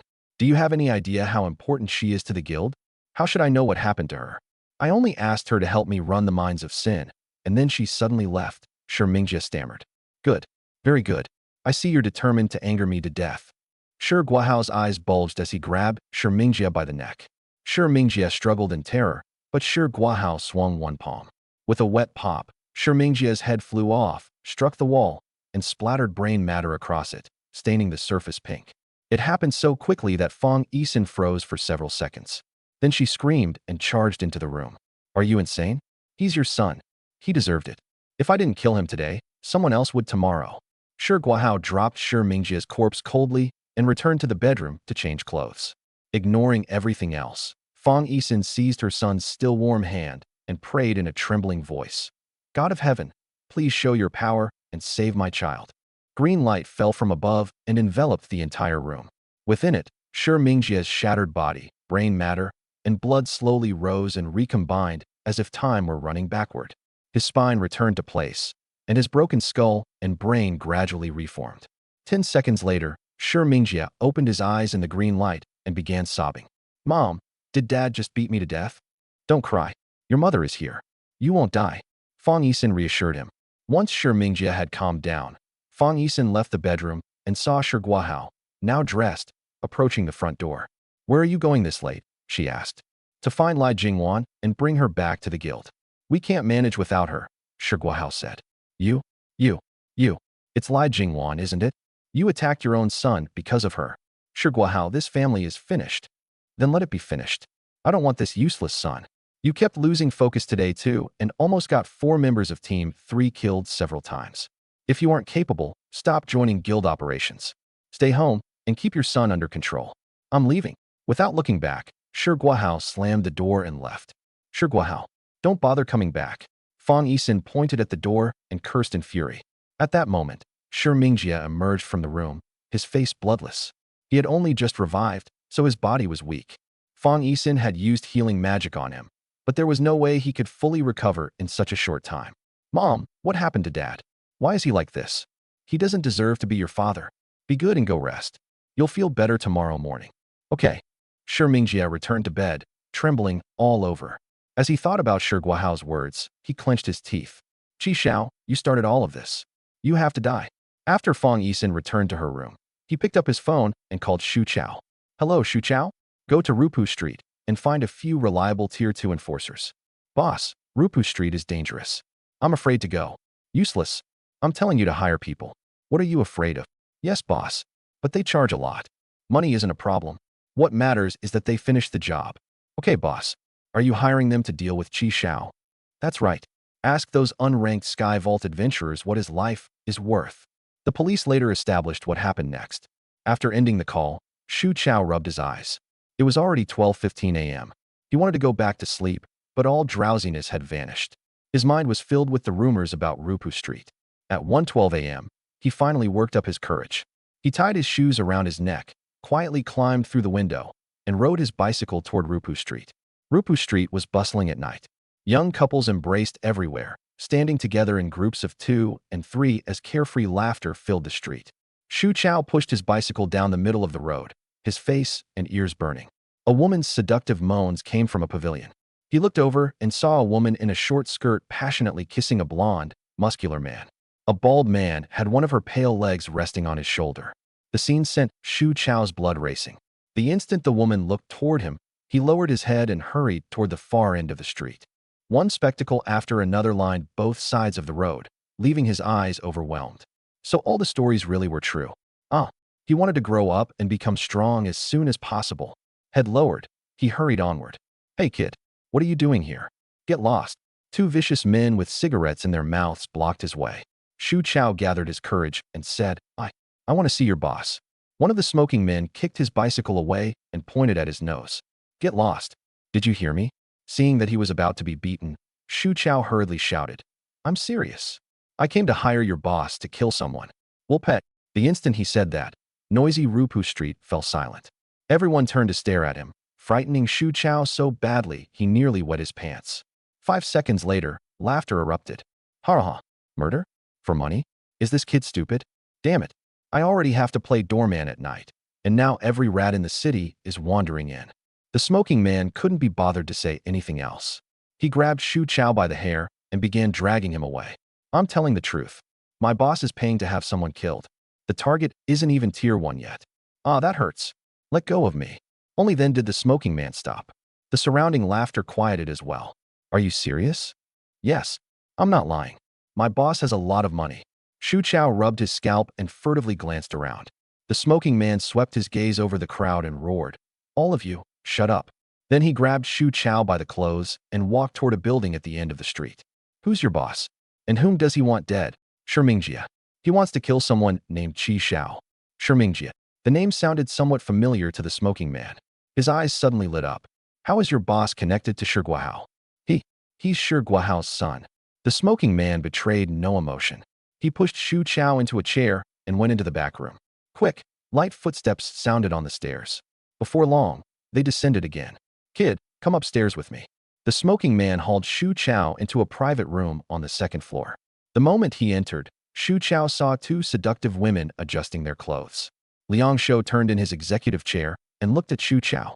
Whom does your boss want dead? Qi Xiao. Who is Qi Xiao? A classmate in our year. Students fight all the time. Why does he need to die? Your boss has quite a temper. He got my boss suspended from school and insulted him in public, so you absolutely have to kill him? Yes. Ha, interesting. Baby, pour our young client a glass of water. The heavily made-up woman beside him swayed her hips. Brother, there's nothing but liquor in here. We don't have any water. Why not let him drink mine? Heh. Seeing Liang Shou's face darken, she hurriedly added with a smile, I'll go buy some right now. With that, she left the private room with her companion. All right, student. Now we can have a proper conversation. At 8:15 that morning, Shi Mingjia's phone began to vibrate. He weakly answered it. Hello. Boss. They gave me a price. How much? 50,000 sky coins. What? Shi Mingjia instantly woke up and sat bolt upright. 50,000 sky coins for an unranked piece of trash? Static crackled over the phone before a man said hoarsely, Young Master Shi, that 50,000 includes making the body disappear. It isn't expensive. Oh, I can't afford it then. Forget it. Don't reject us so quickly. Everything is negotiable. I really don't have that kind of money. An unranked piece of trash isn't worth that price. Young Master Shi, you wouldn't want Chairman Shi to find out, would you? Shi Mingjia's heart tightened and his eyes widened. Are you threatening me? I'm merely explaining what's at stake. Do you want to talk? It's too expensive. No, it isn't. I can solve your problem permanently. Why don't we talk? When? Now? I'll be waiting for you on Rupu Street, young master. Fine. After ending the call, Shi Mingjia got dressed. Breakfast prepared by Fang Yisin sat on the table beside a note. Son, I had something to do and went out early. If the food gets cold, eat something in town. I transferred you 1,000 sky coins. Don't wander around. He threw the note into the wastebasket, washed quickly, and left. Half an hour later, he arrived on Rupu Street with Ning Ziyue. Honey, why are we here? I've heard the people here are all. Ning Ziyue stared at the strangely dressed people around them, her lips turning pale. Shut up. They reached the building at the end of the street without incident, and the smoking man led them to the private room upstairs. The moment Shi Mingjia entered, he saw Shu Chao sitting between two scantily dressed women, dark circles beneath his eyes and his body trembling. Useless. Shi Mingjia glanced at him in disgust and sat in the chair Liang Shou had prepared. Young Master Shi truly has an extraordinary bearing and a distinguished appearance. What do you want to discuss? 50,000, and Qi Xiao disappears within 2 days. What do you say? I don't have that much money. Your enemy is a Sky Vault adventurer too. If he earns 200 points a day running dungeons, he'll reach Tier 1 within a month. If you hire me to eliminate him then, the price will be much higher. Shi Mingjia's brow furrowed even more deeply. He knew perfectly well that if I reached Tier 1, the consequences would be disastrous for him. I really don't have that much. What if I pay in installments? Installments? There's no precedent for that. Can the love you give your girlfriend be paid in installments too? Liang Shou stared at Ning Ziyue with naked greed. Shi Mingjia noticed his gaze and seemed to understand. He seized Ning Ziyue's arm, stood, and shoved her against the table. Include her. Ning Ziyue froze. So did Shu Chao on the couch. Oh, excitement shone in Liang Shou's eyes. Can young Master Shi truly bear to part with her? She's only a plaything. Fine. Then I'll inspect the merchandise first. Liang Shou grabbed Ning Ziyue's hand.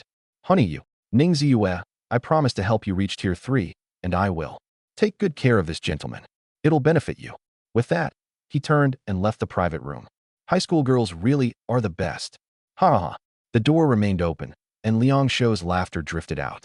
Standing behind Shi Mingjia, Shu Chao clenched his fists as fury churned in his eyes. Shi Mingjia regretted his choice, but didn't dare leave. He knew there was no turning back now. The sound of a woman crying inside made him feel worse and worse. 5 minutes later, Liang Shou's laughter rang out again. Young Master Shi, please come in. Let's discuss the details. Shi Mingjia entered the private room. Ning Ziyue was dressed, but her hair was disheveled. He looked away in disgust. A deposit of 25,000, with the balance paid in installments. Will that work?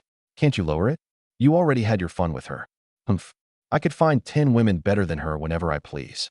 I only did this because I want a closer relationship with you, young Master Shi. From now on, we're walking the same road. How about I let those 2 ladies keep you company too? No. A deposit of 20,000. I can scrape together 11,000 at a time for the remainder and pay it off in 3 installments within 6 months. Deal. Tomorrow night, Qi Zhao's head will be on this table, and you'll personally watch him disappear. With a wave of Liang Shou's hand, 2 enormous translucent red serpents appeared in the air, flicking their tongues as the smell of blood filled the room. How do we complete the transaction? In Skyvault, Trade District, coordinates 337, 5944. I'll wait for you there. Liang Shou disappeared from his chair after speaking. Shi Mingjie pressed his mark and vanished into the Skyvault 2. 10 minutes later, both returned to the same spot. The transaction is complete. Go home and wait for the news, young master. Fine. Expressionless, Shi Mingjie rose and left the private room. Xu Chao hurried after him. Ning Ziyue had already tidied herself and prepared to leave. Baby, come find me tonight. Remember. Ning Ziyue's shoulders trembled. She lowered her head and ran away. Shi Mingjie walked out of Rupu Street without a word. Xu Chao rushed forward. Boss, get lost. Xu Chao stepped back. Shi Mingjie turned toward Ning Ziyue, who had followed them. Go home and shower. You reek of smoke. He handed Xu Chao 2 bills. Take her home. After that, Shi Mingjie hailed a taxi and disappeared at the end of the street. Ning Ziyue, let me take you home. No. It hurts me to see you like this. Come on. Get lost. Ning Ziyue glared at him and limped away alone. Filthy bitch. You don't know what's good for you. Xu Chao spat at her back. Principal's office, Han City No. 1 High School. I raised the tea Ji Feichen had brewed and took a sip. Yu Muqing and Jiang Yi watched nervously as Ji Feichen flipped through the rank advancement plan. Very good. We'll follow Ms. Yu's plan. Yu Muqing let out a sigh of relief. Qi Xiao, let me explain the next phase of your plan. Yes, sir. I accepted the rank advancement plan. Earned 7.5 million points during the 2 months of summer vacation. 7.5 million. The corner of my mouth twitched. I enjoyed farming dungeons, but that number was absurd. 1 run through the Mines of Sin includes 200 corrupted pirates. After deducting the 100-point reset fee, you earn 2,580 points. You need fewer than 3,000 runs. At your speed, you can certainly finish within 2 months. Okay. I smacked my lips. This is why I stopped you from ranking up yesterday. Once you reach Tier 2, your points from the mines will be reduced by 90%. At Tier 3, you won't receive any points at all. Understand? Understood. Your advancement progress must stop at 99 out of 100. You absolutely cannot go past it. I understand. I secretly congratulated myself on my luck. I already had more than 10,000 points, and I had even farmed some at half past midnight. If I had known how to allocate the points, I really would have rushed straight to Tier 2. Seize this opportunity and accumulate points as quickly as possible.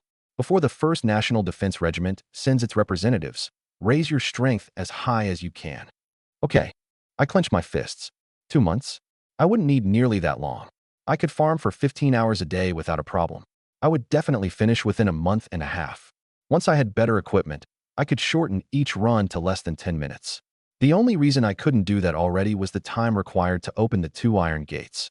Otherwise, I would have pulled every monster to the captain and killed them all at once. And I still had to pick up the loot. Next, we'll discuss your professional development. Based on the recommendations of Ms. Yu Muqing and Mr. Jiang Yi, as well as my own considerations, we've prepared 3 paths for you. The first is a maximum damage build. The second is a party buff build. Both focus on strengthening spirit. The third is an all-rounder build, meaning you'll distribute attribute points evenly among strength, agility, stamina, and spirit. You'll also have to spend points on universal skills from the shop. This path requires more points and effort than the first 2. Moreover, I choose the third path, the all-rounder build. Are you sure? Ji Feichen's eyes were filled with approval. Yes, absolutely. I had already made up my mind.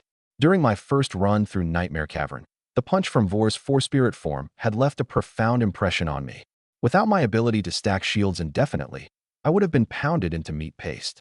If I needed more points, I could simply farm a few more runs. If that's not enough, I'll clear the mines 10,000 times, 100,000 times, even 1,000,000 times. I declared firmly. Good.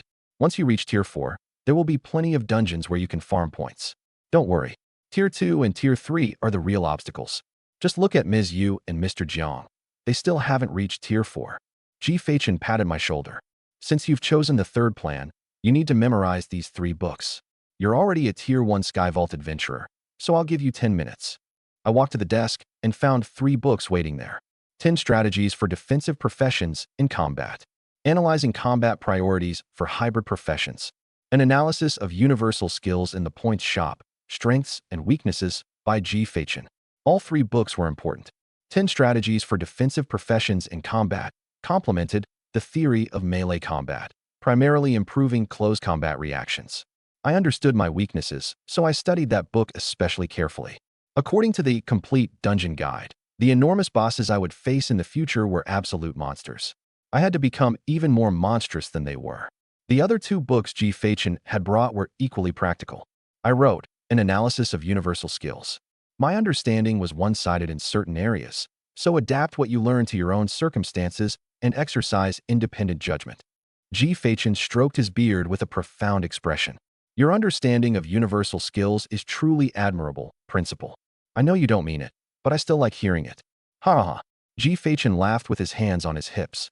I closed the 3 books, and G. Fachin immediately produced 3 test papers. Finish these in 5 minutes. You pass if you receive full marks. I looked at the questions and laughed inwardly. The old principal had written 2 entire tests on universal skills. Time passed quickly. I answered calmly and earned full marks with ease. G. Fachin set down the papers in satisfaction and said to Jiang Yi, Mr. Jiang, take Qi Xiao to the roof and spar with him for a few rounds. Help him solidify those 10 combat strategies. Jiang Yi clenched one fist, nodded, and motioned for me to follow. Sounds of combat rang from the rooftop. 2 tiers separated us, so Jiang Yi held back. Guided by the theory I had just learned, I quickly adapted to his rhythm.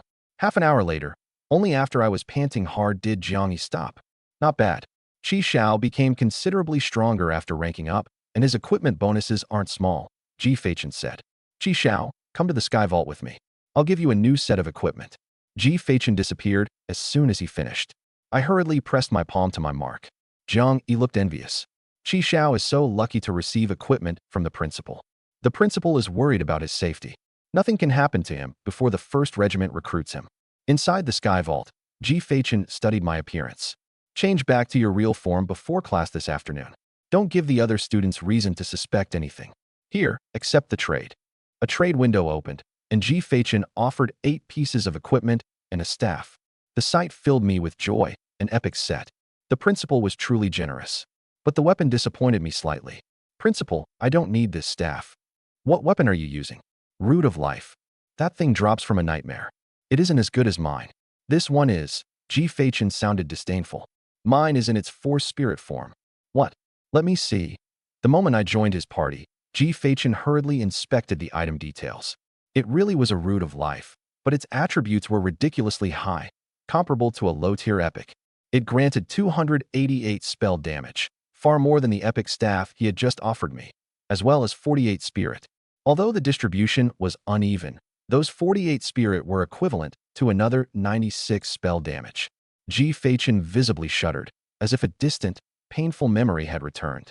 Qi Xiao, when you led the party through Nightmare Cavern yesterday, did you kill Lane first? Yes. G. Fachin sucked in a breath. Then this makes sense. No, wait. Had I run hard mode yesterday? When G. Fachin was young, he had once led a party against Vor's Force Spirit form. Back then, a single punch from Vor could reduce the teammate restraining it to meat paste. Every member of his 5-person party had been Tier 1 with 99 advancement points. Yet after reviving their teammate, they fled immediately and never dared enter Nightmare Cavern again. And I had successfully defeated Vor's Force Spirit form while leading 4 unranked teammates? While G. Fachin was still struggling to understand the dazzling epic accessory before him, the Fruit of Immortality caught his attention. It was unimaginably powerful, allowing its wearer to revive immediately upon death. But even that wasn't the point. An absurdly powerful accessory had dropped in a first-floor dungeon like Nightmare Cavern. The item was priceless. Countless Sky Vault adventurers dreamed of owning such a treasure. Qi Xiao, did you get this Fruit of Immortality from Vor's Vine Chest too? G. Fachin asked. This? It dropped when I accidentally killed Vor. Huh? I scratched my head and laughed awkwardly. Vor's Force Spirit form was incredibly strong. After we killed it, our party was nearly trapped by the story event and couldn't leave. It was a very close call. I shuddered as I remembered the danger. But to G. Fachin, my words seemed like a bolt from the blue. I had actually killed Vor? Wasn't it supposed to awaken and leave its berserk state when its health dropped to 20%? Had I instantly killed it while it was still berserk? Ji Feichen appeared unable to believe it. Qi Xiao, tell me exactly how you defeated Vor. Ji Feichen pressed urgently. After hearing my account, Ji Feichen nodded with satisfaction. Good. Your discovery is extremely valuable. Keep using your own weapon. I'll give you this staff anyway. Once the trade was complete, Ji Feichen sighed. I originally saved this equipment set for my granddaughter, but unfortunately, she chose a production profession. Treasure it, and put it to the best possible use. Understood. Thank you, Principal. Good. Don't show it off in front of the other students this afternoon. Wait until you're inside a dungeon to equip it.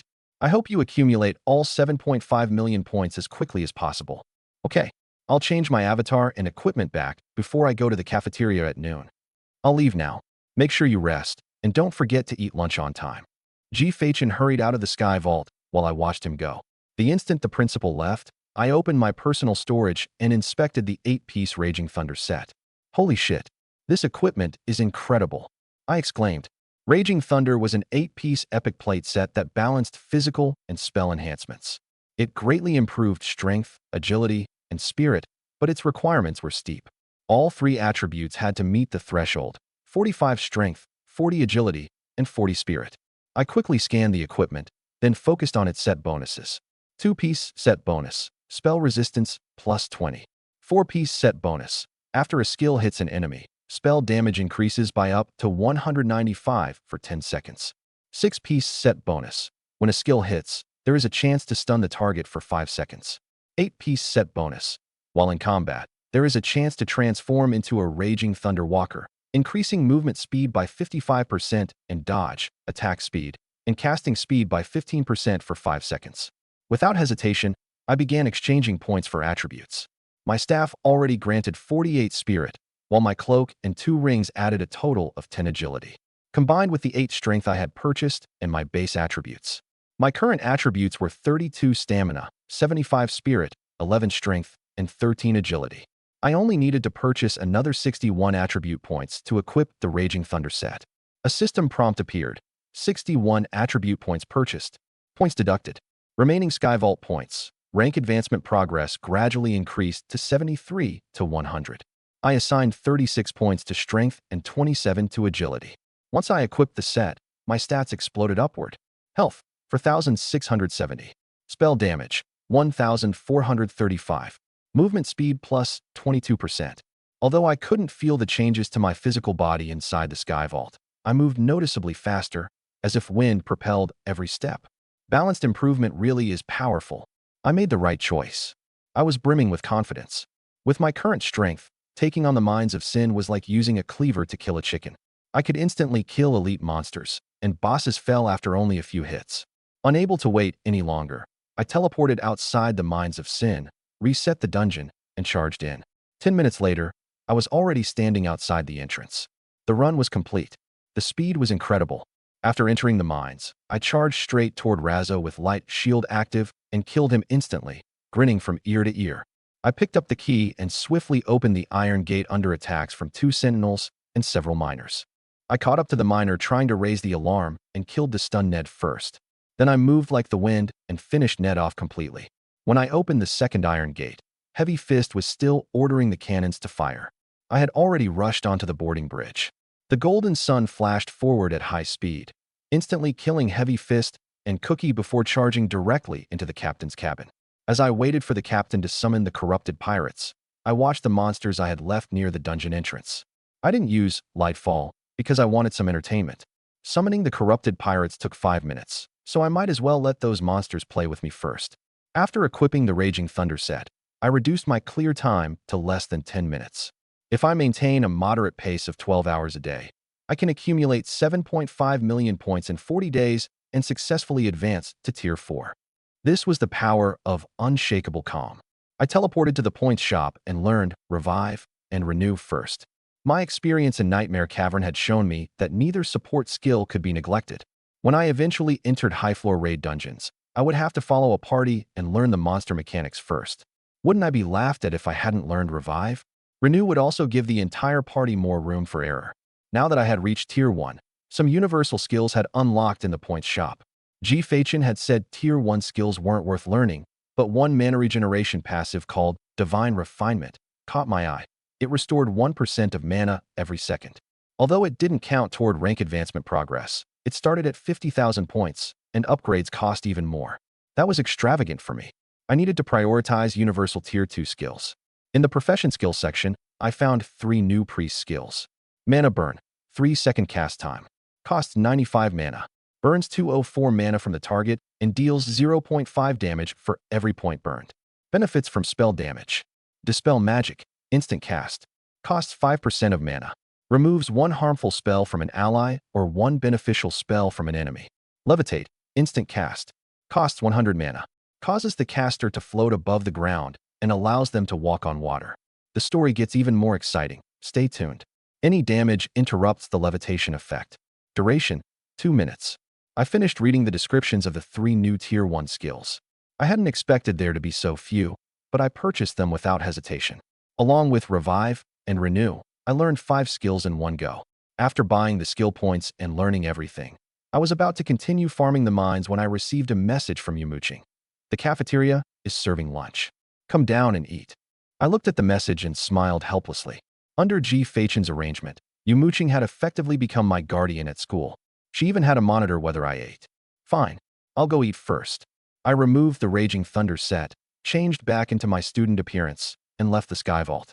The moment I returned to the rooftop, I felt the enormous surge of power within my body from the 61 attribute points I had added. At that time, Shu Chao, who had never taken Ning's Yue home, was in the private room on Rupu Street discussing my situation with several of Liangsho's subordinates. The kid hides in the Sky Vault all day. He lives at school and rarely leaves. How do we make our move? He has a habit of returning to the classroom after he eats. Little Chao, assign someone to watch him closely. He must die tonight. Understood. Shu Chao nodded. When Yumuching realized I wanted to enter heroic mode, she said sternly, "You don't necessarily need to be tier 2. An advancement score in the 80s or 90s will be enough. The elite monsters in there are 10 times stronger than in normal mode. You'd better not go alone." 10 times? Then Captain Cliff only has a little over 40,000 health. I asked in surprise. But his attack exceeds 2,000. 1 slash could kill you instantly. It's all blood in there. Yumuching smiled as she tried to scare me. The corner of my mouth twitched. She was obviously trying to frighten a child. So you're saying Captain Cliff has 2,100 attack? He can't damage me at all. I scoffed. The difficulty didn't sound that high, and I had wanted to try it for a long time. While farming the mines that morning, I had activated my shield out of habit. By the time I reached Razzo, not 1 layer had broken. Instead, I ran straight into the Iron Gate. Only after checking the combat log did I understand. Razzo and the other monsters dealt 0 damage to my shield. They couldn't penetrate my defense at all. What? They can't penetrate your defense? How high is it? 2,296. I sounded smug. Yumuching wiped some soup from the corner of her mouth and asked quietly, "What's the name of the equipment set the principal gave you?" Raging Thunder. Cough, cough, cough. Yumuching suffered another violent coughing fit. You need to thank Principal G. He paid an enormous price for that.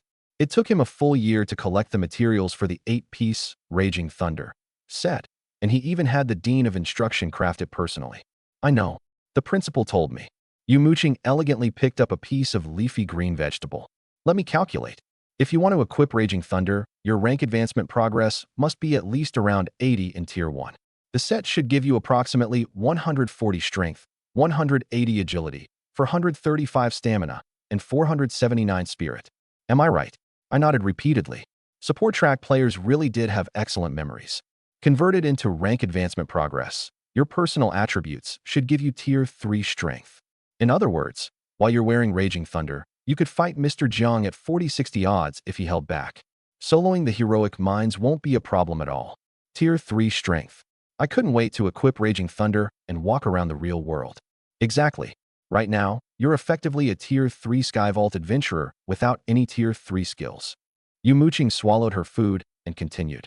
Advancing from Tier 2 to Tier 3 requires 1,000 advancement points, while Tier 3 to Tier 4 requires 10,000. That's why the principal ordered you to farm 7.5 million points. Running heroic mode once a day while wearing Raging Thunder would be good. It awards twice as many points as normal mode. But you can't run it alone after school. You must wait for me to join your party. Understood. Ding dong. You have a new text message. Yumuching's phone chimed. I have a meeting. Take your time eating. Another meeting? Humph. It's all because of you. I finished eating alone, patted my stomach, and returned to the classroom building, calculating in my head. After school today, I get to run heroic mode. More than 5,000 points, new equipment, sky coins. This is going to be amazing. As I passed class 7, I saw a student standing in the doorway and looking around. When he saw me coming, he hurriedly ducked into the classroom. Huh? Isn't today a day off? What are you doing here? I didn't finish my homework, so I came to get the textbook. Haha. The student scratched his head with a guilty smile. Good luck. I didn't give it any more thought. I entered the Class 8 classroom, touched my mark, and teleported back to the sky vault. The student stood still for several seconds. Only after confirming no one was watching did he run to the Class 8 doorway. Once he saw that I had left, he immediately called Shu Chao. He teleported away from the classroom. I'm in Class 8 now. After ending the call, he clasped his hands toward the place where I had vanished. Chi Xiao, don't blame me. I can't afford to cross them. 2 in the afternoon soon arrived. I went through the motions of standing with Wang Ling's party while the teachers took attendance. The moment roll call ended, Ji Feichen suddenly appeared before the students. Well, the school received notice from the Education Bureau that this year's summer special training has been canceled. You no longer need to come to school every day. Once all members of your party have arrived, simply check in with a teacher outside the dungeon to receive your stipend. Yes. The students cheered the instant they heard the news. Only after the 2 homeroom teachers scolded them did everyone quickly quiet down. I knew perfectly well that Ji Feichen had done this to help me. Students, excluding Saturdays and Sundays, you must still run plenty of dungeons on the other 5 days. You're fighting for your own future, so don't slack off. If anyone fails to show up, I'll take your homeroom teacher to visit your home. Understood? Understood. After Ji Feichen left, the students entered the mines of Sin one party after another. I entered the mines alone, immediately equipped Raging Thunder, activated my Skyvault avatar, and resumed my solo farming. At 4 in the afternoon, in a corner beside the wall of Han City No. 1 High School, Lu Chun activated Veil of Concealment and secretly climbed over the wall with Cui Yin, Zhang Guo, and 5 other Tier 2 men. Veil of Concealment covers party members within a 30-yard radius in a cloak of shadow, keeping them invisible. Following the map Shu Chao had drawn, they silently infiltrated the second-year Class 8 classroom. Lu Chun gathered the other 7 in front of him. When Shi Xiao appears, I'll activate Concealed Killing Array to block the surrounding sounds and auras. I won't be able to attack while maintaining it. You must strike with everything you have and kill him in one blow. The 7 Tier 2 men nodded. Lu Chun motioned for them to spread out. The time soon reached 5. Yu Muqing watched the students return to the real world one after another and sent me a message. Chi Xiao, take a break and come eat in the cafeteria. She added another message. You're buying this meal. Inside the captain's cabin, I was being attacked from every direction by Captain Cliff, bodyguard leader, first mate Heavy Fist, chef Cookie, and countless monsters. I replied, all right, Mizu. I'll be done in another 8 minutes. I stretched and walked into the corrupted pirate's hold. After confirming that the captain had awakened the monsters, I swept out one hand. Countless fragments of falling stars rained above the monsters, accompanied by their shrill screams. 5 seconds later, corpses covered the ground. I looked at them with a headache. Picking up all this loot is exhausting. Once I finished collecting everything, I prepared to change equipment and return to the real world. But when I saw the mountain of equipment piled in my personal storage, I changed my mind. Changing gear is too much trouble. There's no one at school anyway, so I won't bother. This is the perfect chance to have some fun and experience Tier 3 power. At the thought, I eagerly pressed the mark on the back of my hand. Return. Whoosh. I vanished in an instant. Inside the Class 8 classroom at Han City No. 1 High School, the air was cold and murderous, the atmosphere oppressively grave. The 8 men lying in ambush faced only an unranked student, yet their hearts beat faster as night approached. Golden light suddenly flashed inside the classroom. He's here. Everyone looked toward Lu Chun. The instant I appeared, Lu Chun dispelled Veil of Concealment, slammed both hands against the floor, and activated Concealed Killing Array. Concealed Killing Array creates a shadow maze within 20 yards, concealing all signs of killing for 30 seconds. Teleportation out of the array is disabled. Attack. 7 men drew their daggers and stabbed toward me at once while I stood there in my school uniform. At the front, Cui Yin aimed his dagger directly at the back of my head. But my reaction was astonishing. I instantly ducked and swept one leg around. Thud, thud, thud. All 7 men were knocked down. They hurriedly pushed off the floor and retreated. Once they regained their feet, They stared at me in alarm and suspicion. This is an unranked kid? No way. Maintaining the array from the rear, Lu Chen's eyelid twitched. 20 seconds left. Kill him. The 7 charged again. I sensed something was wrong and hurriedly pressed the mark on the back of my hand. It didn't work. Teleportation is sealed. Something's wrong with the aura here. Zhang charged at me. I decided to fight back and pressed the alarm at the same time. A piercing alarm rang out. Although the shadow array blocked the sound, Yu Muqing and Ji Feichen's phones received the signal. The location is Class 8. Both were shocked. With my 220-point agility bonus, I appeared in front of Zhang Go like a ghost. I seized his outstretched right arm and struck him 3 times in quick succession, shattering his ribs and driving a shard of bone into his heart. 6 daggers flew toward me from behind. I instantly switched places with Zhang Go. Thud, thud, thud. The daggers sank into Zhang Go's back. I shoved him away with all my strength and kicked him in the chest. Boom. Zhang Go went flying and crashed into 2 Tier 2 Skyvault adventurers. The 2 men cried out as they were knocked away, opening a gap in the semicircle around me. I immediately broke through. With teleportation blocked, my only option was to jump through a window and escape. Damn it. Lu Chen hadn't expected me to run.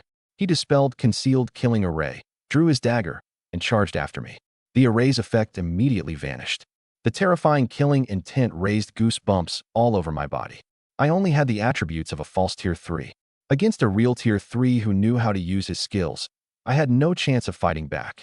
Behind me, Lu Chen closed in at high speed, leaving afterimages in his wake.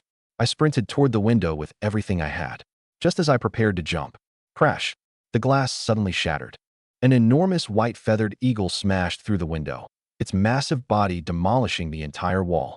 Broken bricks shot like cannonballs toward the 6 Tier 2 men inside the classroom. Bang, bang, bang. The 6 desperately knocked the bricks aside, then turned to see the enormous eagle gradually transforming back into a man. Lu Chen recognized Ji Feichen and knew the mission had failed. Retreat. Teleport to the Skyvault. As he shouted, he threw down a flash grenade. You think you're leaving? Ji Feichen pulled me in front of him with one hand and lightly stamped his right foot. A dark green array immediately spread beneath us and enveloped the entire floor. Illusory birds and beasts, green-skinned orcs carrying spiked clubs, and giant stone monsters breathing hellfire rushed out from behind Ji Feichen and charged at Lu Chen's group. Myriad form array summons creatures transformed by the shapeshifter to attack all enemies within 100 yards. Rumble. Unable to teleport, the 7 men were surrounded by the pursuing monsters and trampled one after another. Zhang Go, whom I had killed first, had already been crushed into meat paste. As a Tier 3, Lu Chen was the fastest. He actually managed to open some distance from his pursuers. Trying to run? At the entrance to the stairwell, a breathless Yu Muqing fired a dark green leaf arrow. Whoosh! Lu Chen transformed into a shadow, dodged the arrow, and slashed his dagger toward Yu Muqing's throat. Green mist sprayed from the wound as Yu Muqing instantly transformed into scattered leaves. A Tier 3 myriad flora healer?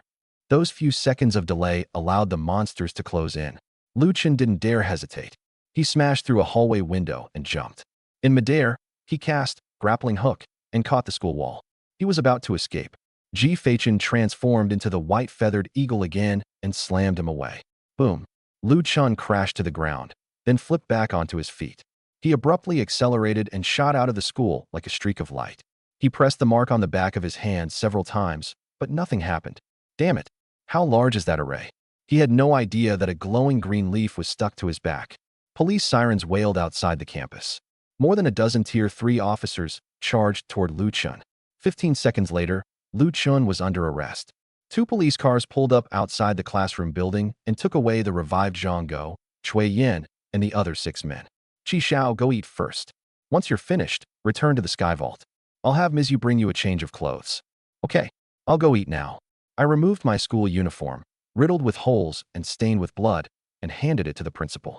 Mizu, come to the police station with me. All right. After separating from Ji Feichen and Yu Muqing, I walked into the cafeteria in my t-shirt and began ordering food. Amazing.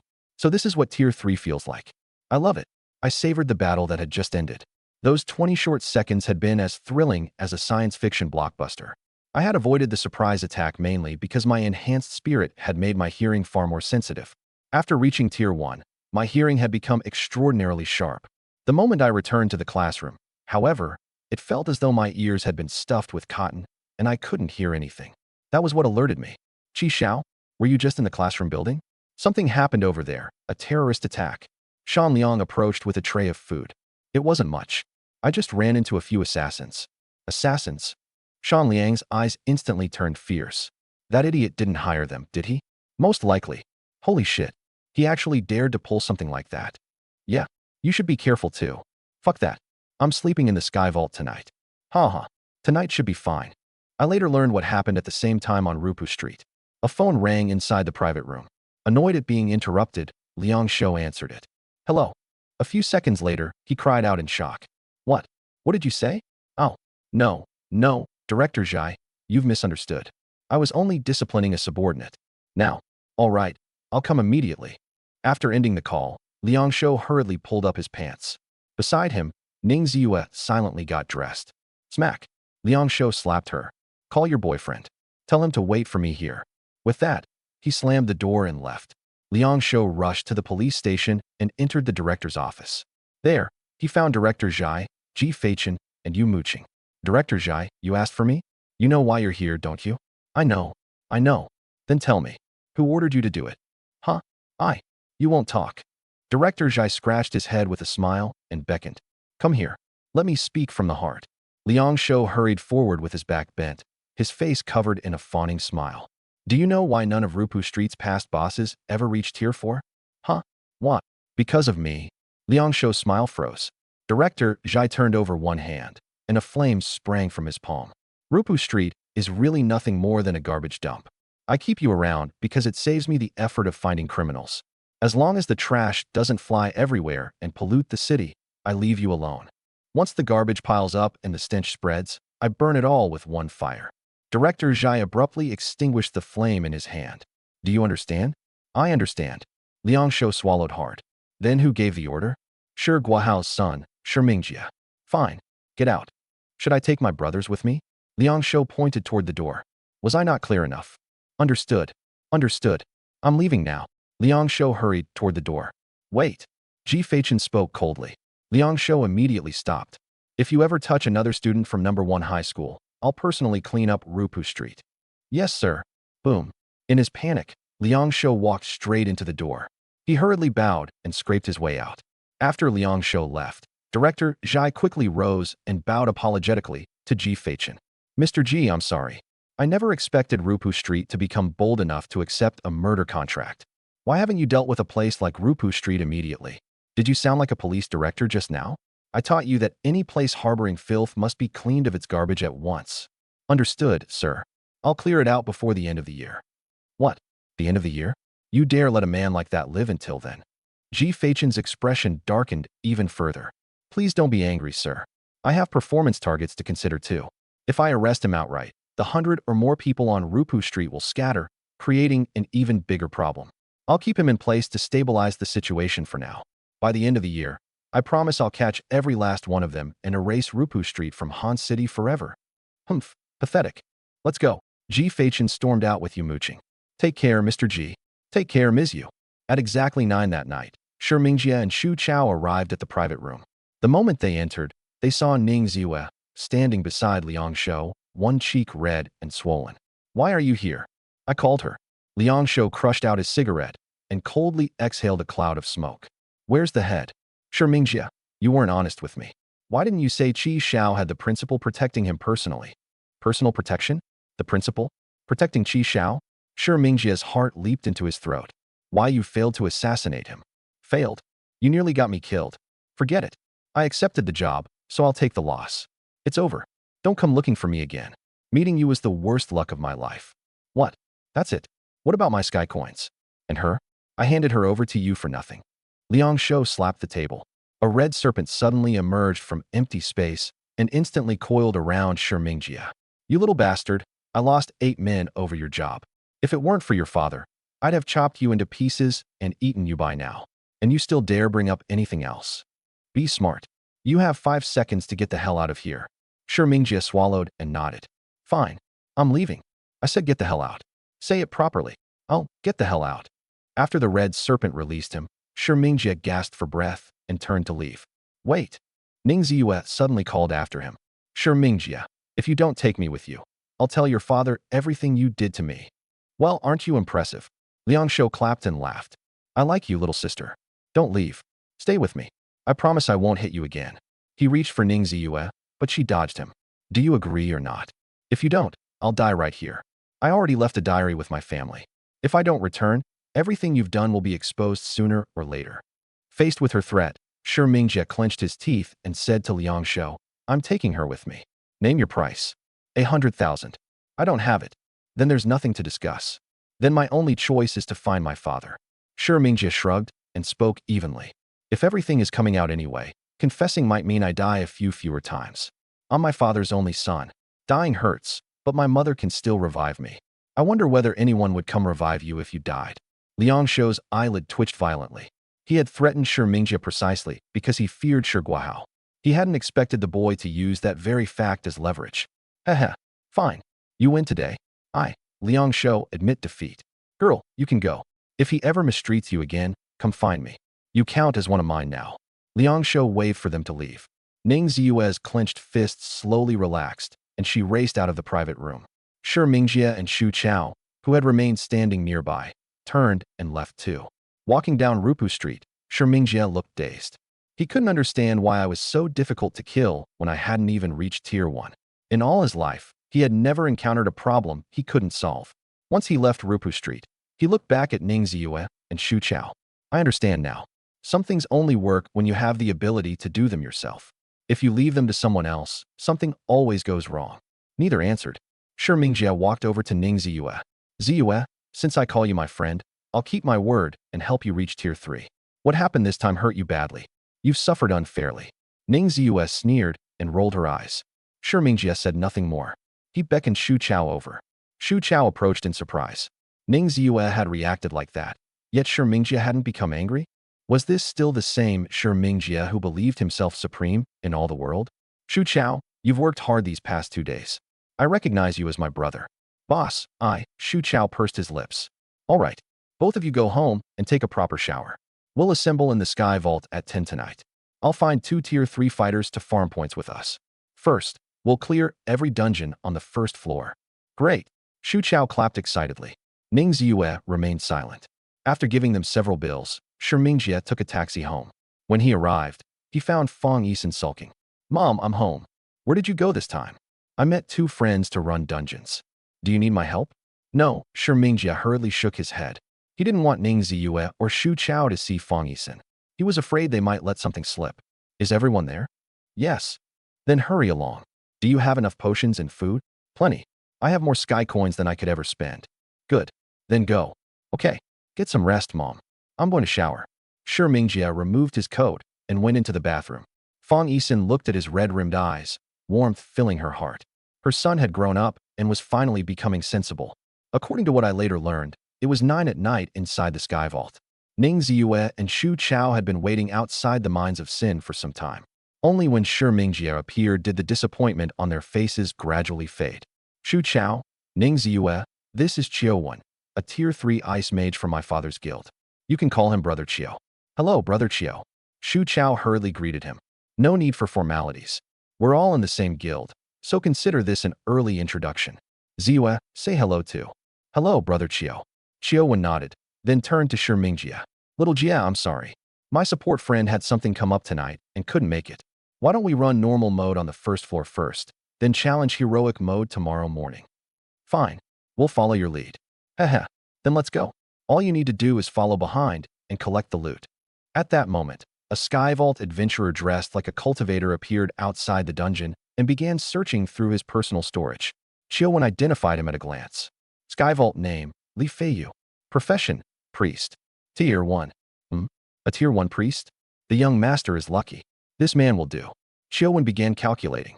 The name Li Feiyu sounded as though someone from the Dragon Kingdom had chosen it. His avatar was handsome, but the rare staff on his back betrayed his lack of strength. If Qiu could recruit him into the young master's party, it would be a significant accomplishment. Qiu studied me with those thoughts running through his head. When he saw me preparing to enter the dungeon, he hurriedly shouted, Li Feiyu. Wait, Li Feiyu? Who chose a name like that? Oh right, that's me. Never mind. It was the first time anyone had called me by that name, so I wasn't used to it. I stopped and looked at Xiaowen as he approached. Were you calling me? Then Shi Mingjie appeared in my field of vision behind him. Shi Mingjie. What's he doing here? My gaze sharpened, my heart raced, and killing intent faintly rose within me. I hadn't expected to encounter such a wonderful opportunity while counting the thousands of silver and copper coins in my inventory. I quickly calmed myself and turned my attention back to Xiaowen. Of course. He chuckled. Are you alone? Yes.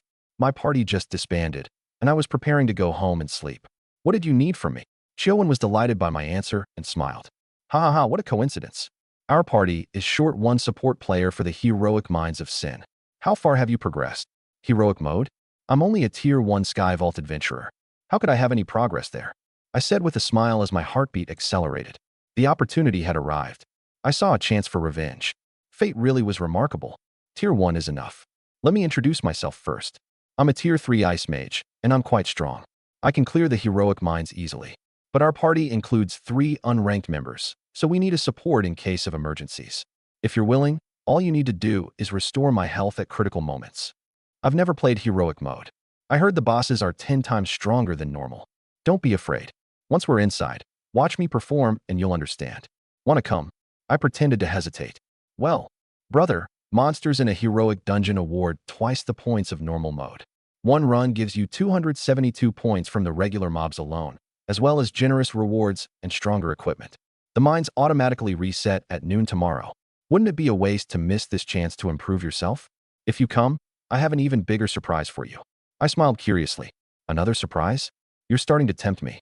Xiaowen complained inwardly that if his friend hadn't been unavailable, he never would have spoken this way to a lowly tier 1 priest. Can you wait for me? I need to sell some equipment in the trade district. Equipment? Sell it to me. Name your price. Shi Mingjie stepped forward, and my eyes widened. Seeing my reaction, Xiaowen quickly explained, this is the young chairman of our guild, and his equipment is incredible. If you become friends with him, you'll be able to run any dungeon you want. I have 3 items. Do you want them all? Sure. 100 sky coins each. Sell them to me. I need equipment for my friends anyway. 100 sky coins? Young chairman, please wait. I'll retrieve the items I listed for consignment. Without waiting for Xiaowen to wave me off, I teleported straight to the trade district. Ha. That ignorant priest was stunned by you, young master. Brother Qiao, will he come back? He definitely will. While he's gone, I have an idea. Let me explain, young master. Go ahead. You may not have heard, but Lai Jingwan, the captain of our guild's support team, suddenly left. The guild desperately needs someone to lead our support players. This priest's tier may be low, but he is still a support player. If you befriend him, you could eventually recruit him into the guild and build your own party. Support professions usually have stable parties, and his teammates should be around the same tier. If you can recruit them too, they'll make perfect reserves for your personal team. Promote them if they perform well and discard them if they don't.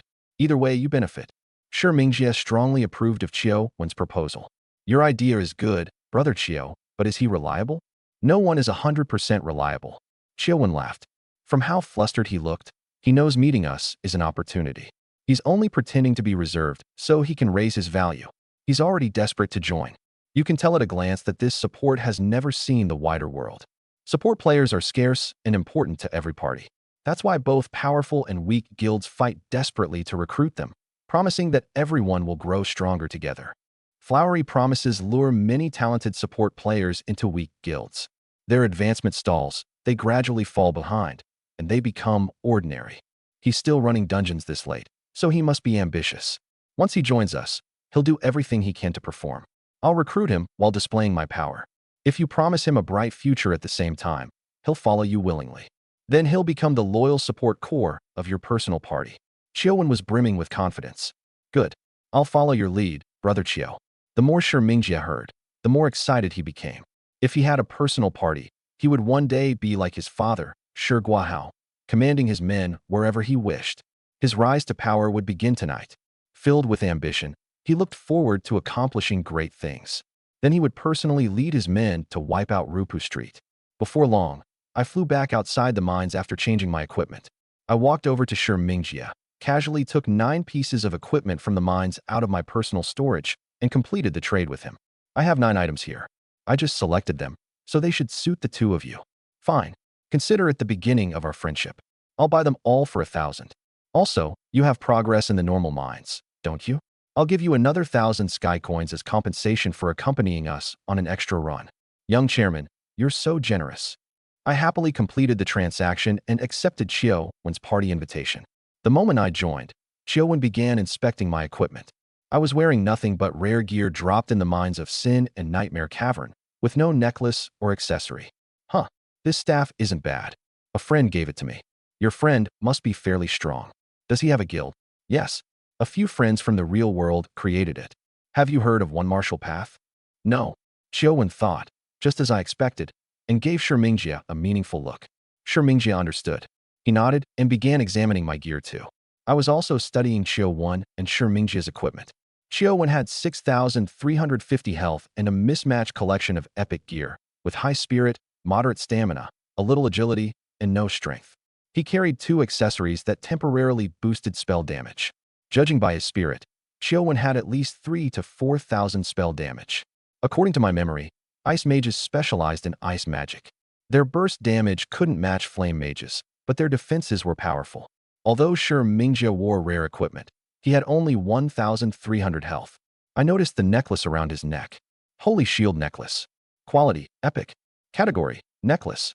When the wearer receives fatal damage, activates Holy Shield, granting immunity to all attacks and spells for 10 seconds. Cooldown, 60 minutes. When Shimingja noticed me staring at the necklace, he smiled smugly. All right, brotherly Feiyu, have you reset the dungeon? Let's get started. After entering the Mines of Sin, I stood at the rear of the party. The entrance was too close. This wasn't the right place to act. I didn't know Chiu-wen's strength or skills yet. I needed to observe him first. If anything went wrong, Chiu-wen could escape. This opportunity was too rare for me to take risks. I had to find the right place to begin. Chiu-wen walked to the front of the party and activated Ice Shield. Ice Shield grants the caster an ice barrier that absorbs 1,438 damage for 60 seconds. While the shield remains, casting cannot be interrupted. He told the 4 of us, regular monsters can't hurt me. Don't get close or draw their attention. Pop. I hurriedly covered Chiu-wen with 1 light shield. Chiu-wen glanced at Shimingja. Shimingja nodded his approval. I asked with a smile, Brother Ice Fiend Lord, how much damage can your shield absorb? Chiu-wen answered smugly, including my spell damage, more than 5,000. 5,000. My light shield only absorbs 800. Chiu-wen laughed. If you join the young chairman's party, you'll have priority on equipment. Your shield will definitely become stronger than mine. Once our small talk ended, Chiu-wen charged out and led the miners on a chase through the tunnels. I nodded with a smile, but my gaze turned cold. Chiu-wen only had a little over 10,000 effective health. That was within one-shot range. He wasn't a threat at all. A notification soon appeared on the interface. Razo had died. Chiu-wen had killed him in a single attack. When we entered the hall, Chiu-wen asked me, what do you think? Fast. Exciting. At this speed, even resetting the normal mines would let us earn points. I said enthusiastically, exactly. That's the beauty of the mines. Ha ha ha. Shimingja's face shone as well, and he proudly raised his chin. Chiu-wen took the key from Razo and activated Ice Shield again. Return to the mine tunnel and wait. Come back once the interface says Ned is dead. With that, he opened the iron gate and entered the next section. Ignoring the elite monster's attacks, he ran into the logging room alongside the miners and raised one hand to summon a blizzard. In an instant, Ned inside the logging machine and all 9 loggers froze into statues of ice. Bang, bang, bang. The loggers' health ran out, and their bodies exploded into shards of ice. The logging machine broke down at once. Chiu-wen turned dramatically, froze the arriving elite monsters, and unleashed an icy gale. Erga. Every monster died instantly except Ned, who crawled out of the logging machine. Ned in hard mode had barely emerged before an ice arrow pierced his head. The 4 of us entered the logging room. Shimingja lowered his eyes toward me. What do you think? Clap, clap, clap. I applauded. That's incredible. You can fight it this way. The logging room filled with a cheerful atmosphere.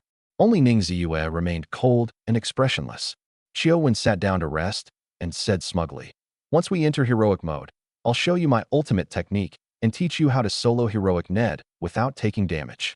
Then he rose and entered the mine tunnel with his shield active. Before long, my interface notified me of Nig's death. I walked at the back of the party as we entered the smelting chamber. When I saw Chiu-wen take out the key, I quietly opened my personal storage. Li Feiyu, would you consider joining One Martial Path? Chiu-wen asked.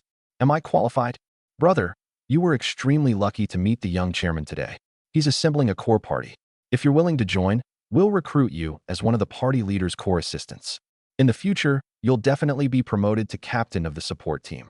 The monthly allowance for a support professional is 5,000 sky coins. 5,000? Is it really that much? I asked in surprise.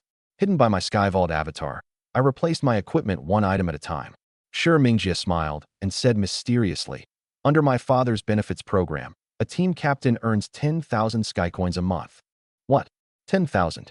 I equipped my accessories, including the Fruit of Immortality and the life medal you mooching had given me.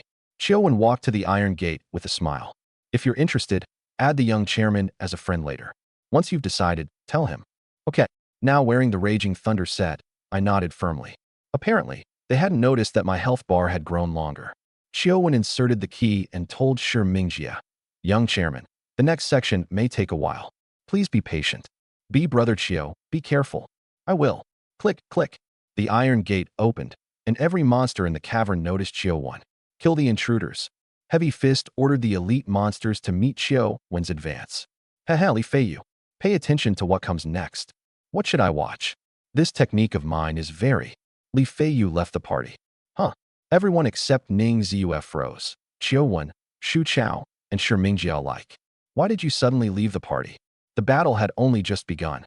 Before Chiowen could finish, I cast Mana Burn on him. It would have taken about 17 castings of Mana Burn to empty his mana, but I rapidly cast it 40 times. Boom.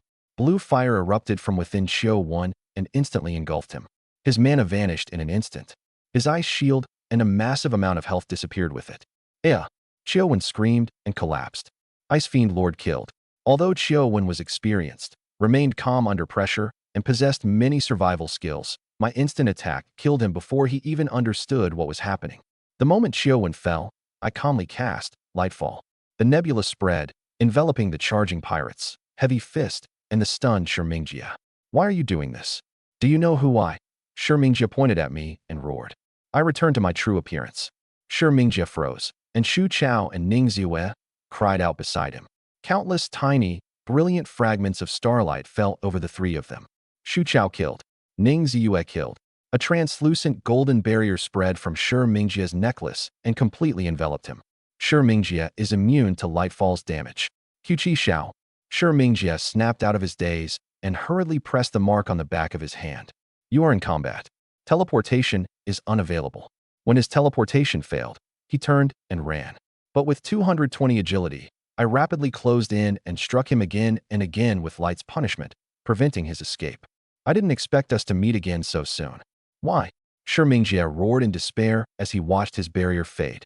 The instant it disappeared, golden light killed him. Heavy Fist charged into the smelting chamber with the pirates and gunners, heading straight toward me. I continued staring at Shi Mingjia's corpse as I summoned a dense nebula. Countless fragments of starlight dripped from it. Dozens of seconds later, the nebula dispersed. Corpses covered the smelting chamber, with Chiowen's body buried beneath them. I let out a long breath, grabbed Shi Mingjia by the hair, and dragged him toward the anvil on the smelting platform. A notification suddenly appeared. You are not in the target's party. Seize the contents of their personal storage. You can do that.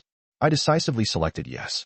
Purple, blue, green, and white streaks of light flew from Shi Mingjia's body into my personal storage. I didn't inspect them yet.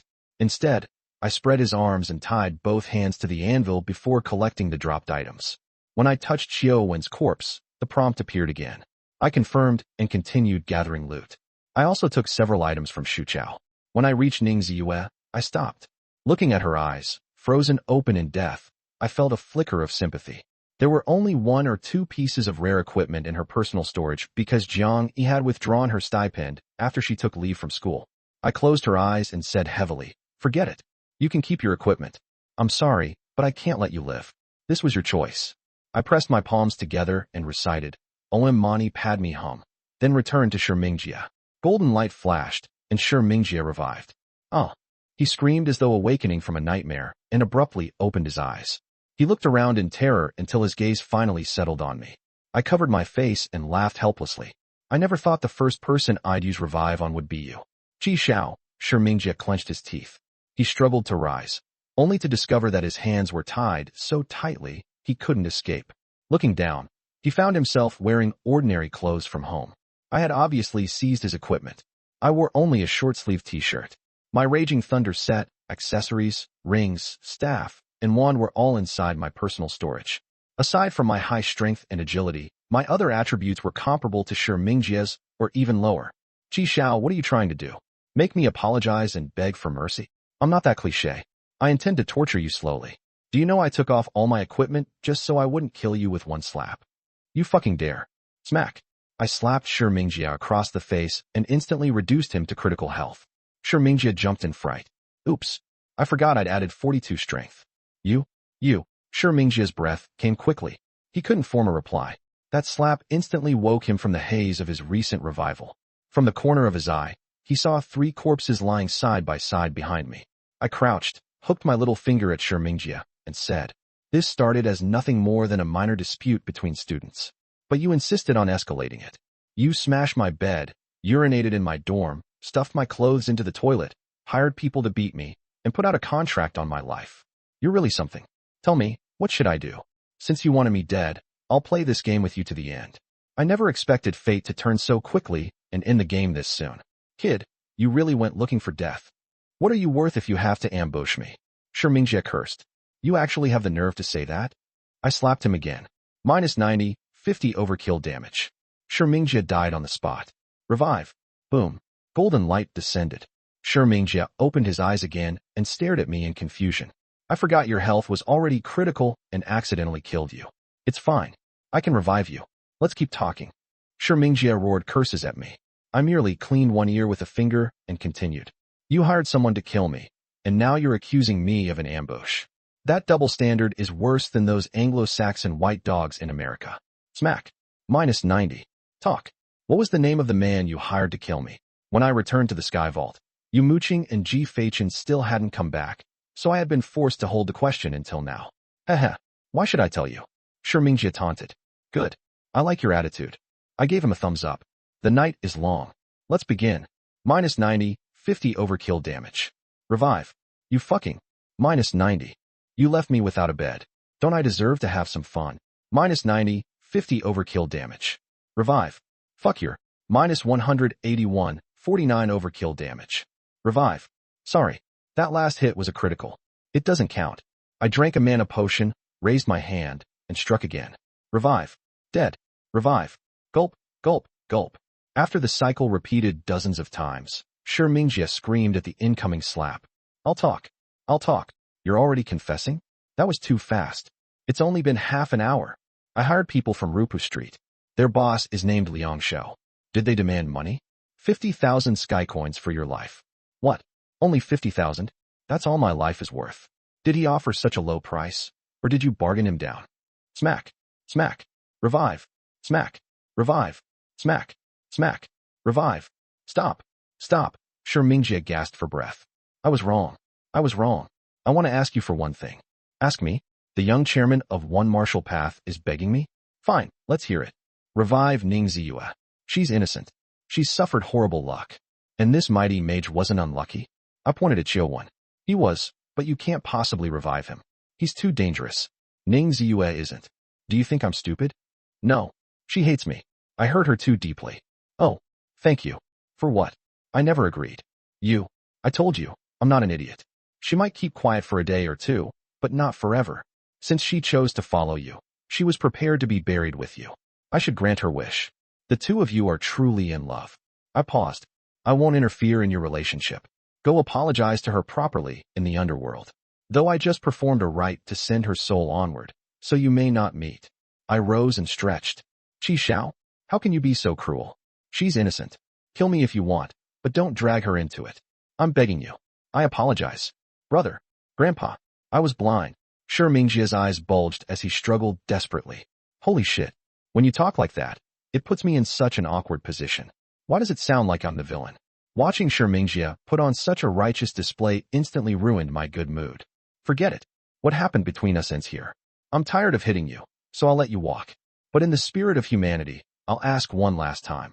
Shi Mingjie, is there anything you want to say? I won't revive you again. After a brief silence, Shi Mingjie burst into tears. I failed my mother. I regret everything.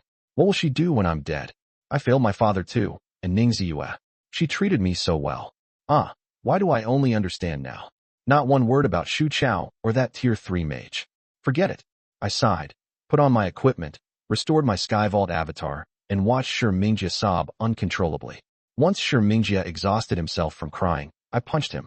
After teleporting out of the dungeon, I wiped my clean fist. Once my emotions settled, I selected Reset Dungeon. Warning: the body of Skyvault Adventurer Ice Fiend Lord remains inside the dungeon. Revive him as soon as possible. A forced reset will erase his existence. Confirm. Confirm. Warning: the body of Skyvault Adventurer Shu Chao remains inside the dungeon. Revive him as soon as possible. A forced reset will erase his existence. Confirm. Confirm. Warning: the body of Skyvault Adventurer Shu Chao remains inside the dungeon. Revive him as soon as possible. A forced reset will erase his existence. Confirm. Confirm. Warning: the body of Skyvault Adventurer Shi Mingjie remains inside the dungeon. Revive him as soon as possible. A forced reset will erase his existence. Confirm. Confirm. Warning: the body of Skyvault Adventurer Ningziyue remains inside the dungeon. Revive her as soon as possible. A forced reset will erase her existence. Confirm. I looked at Ningziyue's name. My fingertip hovered over confirm, and I hesitated for several seconds before finally pressing it. Dungeon reset successful. 100 points deducted. I later learned what happened at 8:35 that morning. After preparing breakfast, Fang Yisin walked to Shi Mingjie's bedroom door. Son, wake up. Breakfast is ready. She had learned the previous day that Shi Mingjie had taken leave from school. Instead of becoming angry at the school's stated reasons, she had been delighted. In her eyes, the only good thing about that wretched Han City No. 1 high school was its Skyvault teleportation array, which allowed local students of the proper age to awaken. The nation didn't require her son to attend, so she had no interest in making him mix with ordinary children. Fang Yisin set the entire breakfast on the dining table, but Shi Mingjie still didn't come out. How late did that child play last night? He's just like his father. She had suffered a nightmare the previous night, dreaming that Shi Mingjie was crying and calling for her. By the time she woke, the sky had begun to brighten. Remembering the nightmare made panic stir in her heart. She knocked on the door again. Son, get up and eat. The other side remained silent. Not even Shi Mingjie's usual impatient yell came back. Did he enter the Skyvault? Fang Yisin opened the door. The bed was neatly made, exactly as she had left it the day before. How does he not get tired after playing games this much? She was both pleased and worried. Pleased that her child was working hard. Worried because she couldn't stop thinking about his safety. She pressed her mark and teleported into the Skyvault. Once she reached the central plaza, Fang Yisin opened her contacts and found a screen filled with unread messages. The Skyvault interface is so outdated. It doesn't even let you pin a contact. How irritating. She searched for Shi Mingjie's name.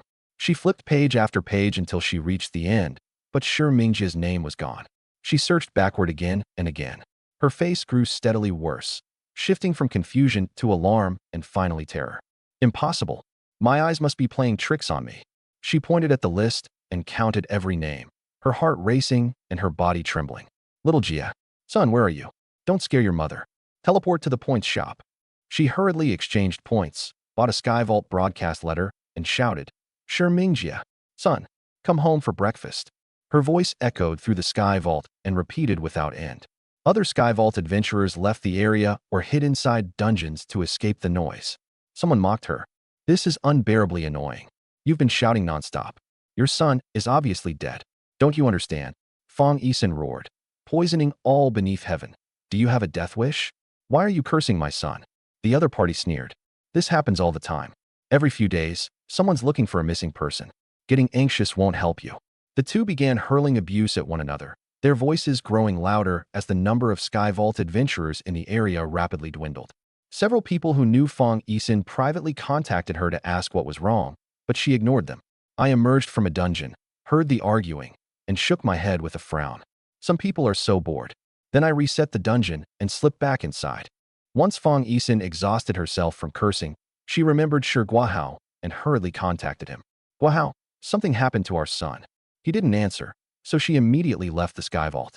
When she returned home, Shi Guahao was sitting in the dining room eating breakfast. You dare eat the breakfast I made for little Jia? She demanded. You bastard. Why are you acting insane first thing in the morning? Something happened to your son. What? Did he cause trouble again? Time passed, and it was soon 11 in the morning. After finishing another run through the mines, I covered my mouth and sat on the ground. Farming 7.5 million points is brutal. I overestimated myself. The mere thought of Razzo's face made me want to vomit.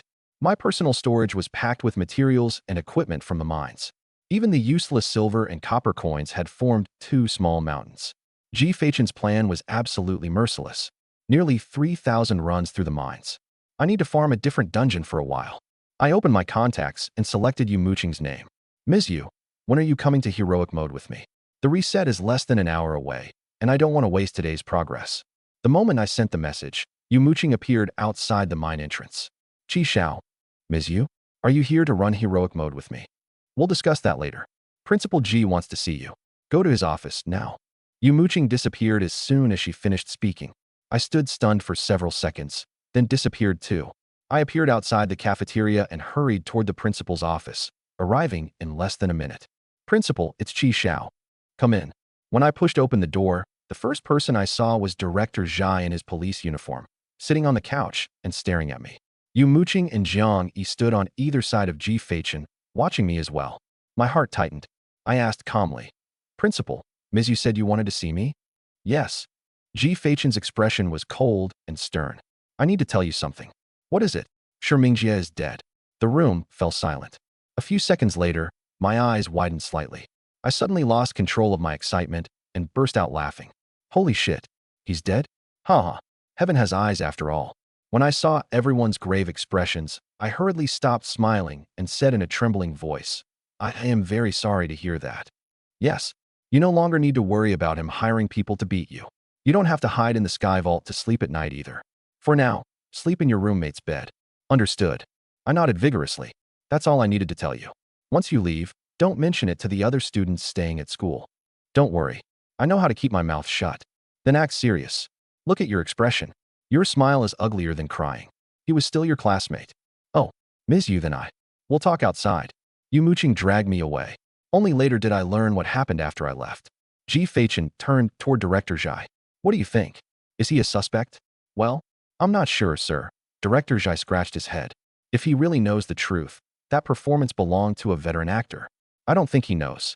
Jiang Yi stood to one side without speaking. All right. G-Fachen nodded helplessly. Sir, why do you suspect him? He's only an unranked student. How could he pull this off under the nose of a Tier 3 Sky Vault adventurer? It makes no logical sense. I think Qiu Wen is the prime suspect. Mainly because Shi Mingjie had bullied that student repeatedly, and yesterday's case involved him too. Students fight all the time.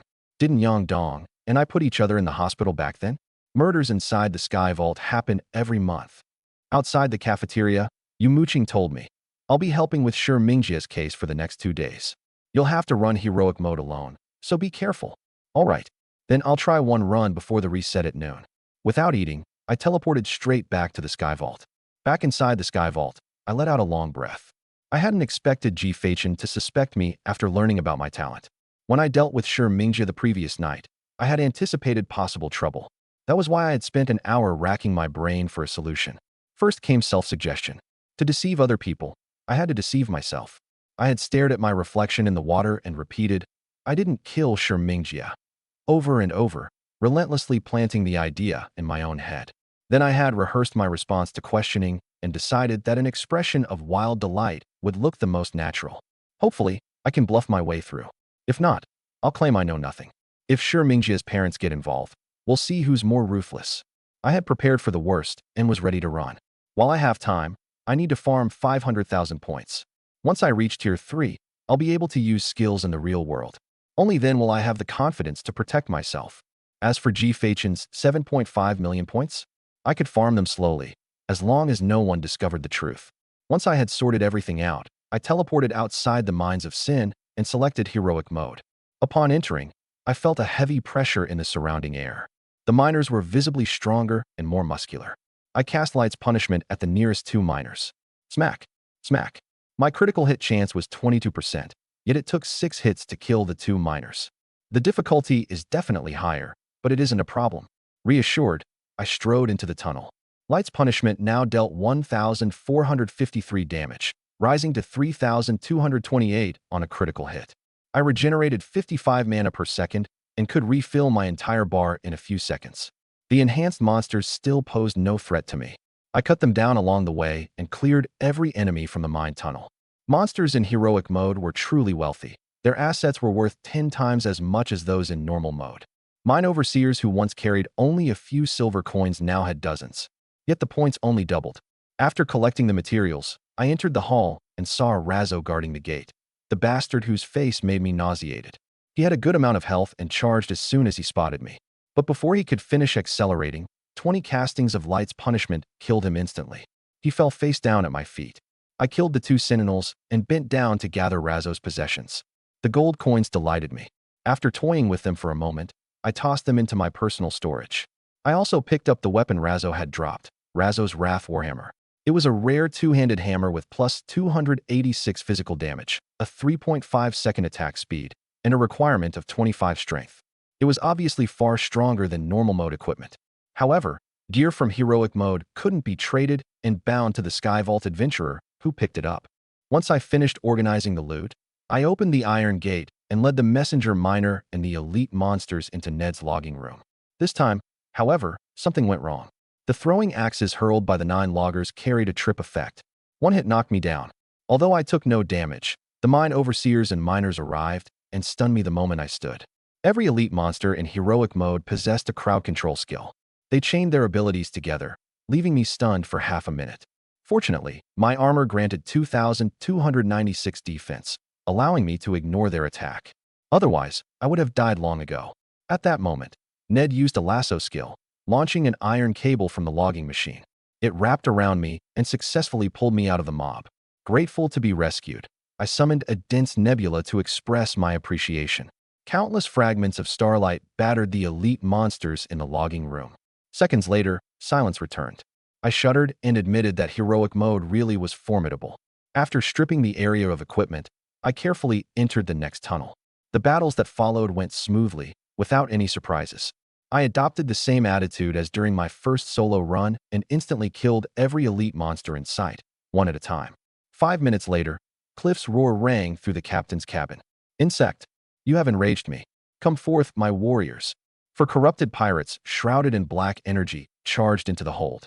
Covered in light shields, I ignored Captain Cliff's attacks and focused on killing the ferocious, corrupted pirates one by one. When the final pirate died, a massive golden rod crashed down toward Cliff's head. Smack! I killed him instantly. The run awarded exactly 5,360 points. Notifications appeared one after another on my interface. Congratulations, Sky Vault Adventurer. You have cleared the heroic mines of sin. Congratulations. Achievement earned. Invincible. Kill every boss without taking damage. Congratulations. Achievement earned. Swift and decisive. Complete the dungeon in under 30 minutes. As your rank is below Tier 3 and you earn 2 achievements, your rating is perfect. First perfect rating. Reward, 1,000 points. Genesis difficulty unlocked for the Mines of Sin. I couldn't help complaining. Holy shit, there's another difficulty? Can it ever stop? I'm already sick of this place. The moment I finished, a wormhole opened over Cliff's corpse. Genesis difficulty activated. Heroic difficulty progress is now permanently locked and cannot be reset. Teleportation imminent. Wait, I haven't picked up the loot. Don't send me away. I hurriedly bent down and grabbed the equipment dropped by Cliff and the bodyguard leader. Then I abruptly transformed into a sphere of light and flew into the wormhole. I appeared above a boundless ocean, plummeting in free fall. Just before I hit the water, I hurriedly cast Levitate. My descent slowed abruptly, and my body became as light as a feather. I came to a steady stop 3 feet above the sea. Loading the common language of the man's continent. Language loaded successfully. You may now communicate normally with the residents of this world. I looked toward the distant continent and asked in confusion, "The man's continent?" When I raised my head, the sky vault was nowhere to be seen. I pressed the mark on the back of my hand and tried to teleport, but couldn't activate it. After experimenting, I reached a conclusion. Teleportation was unavailable here, but every other function worked normally. I still wore my Sky Vault avatar, could use my skills and summon my interface, and could open my personal storage. Strange. Why isn't there a quest? I frowned in thought, then suddenly wondered, could the Sky Vault's dungeons actually be separate, real worlds?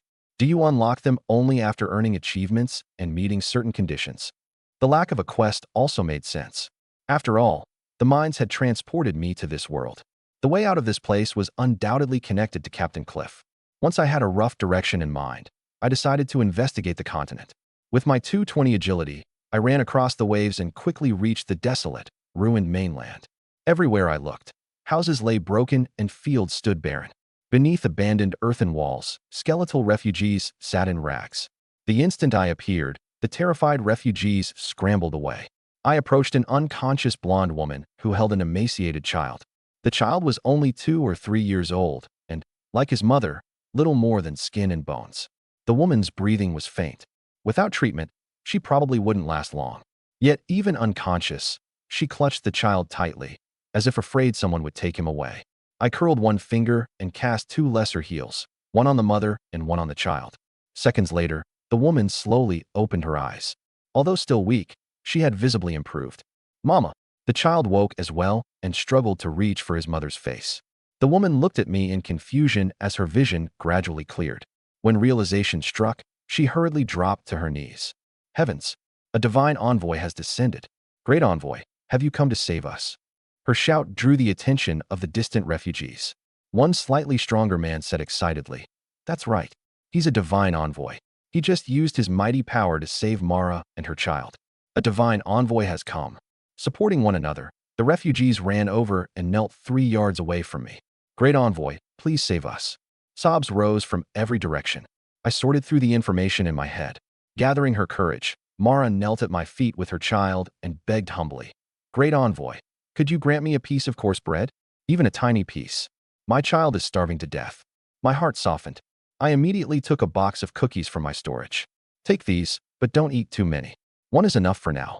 The refugees gasped, especially Mara when she smelled the fragrance drifting from the box.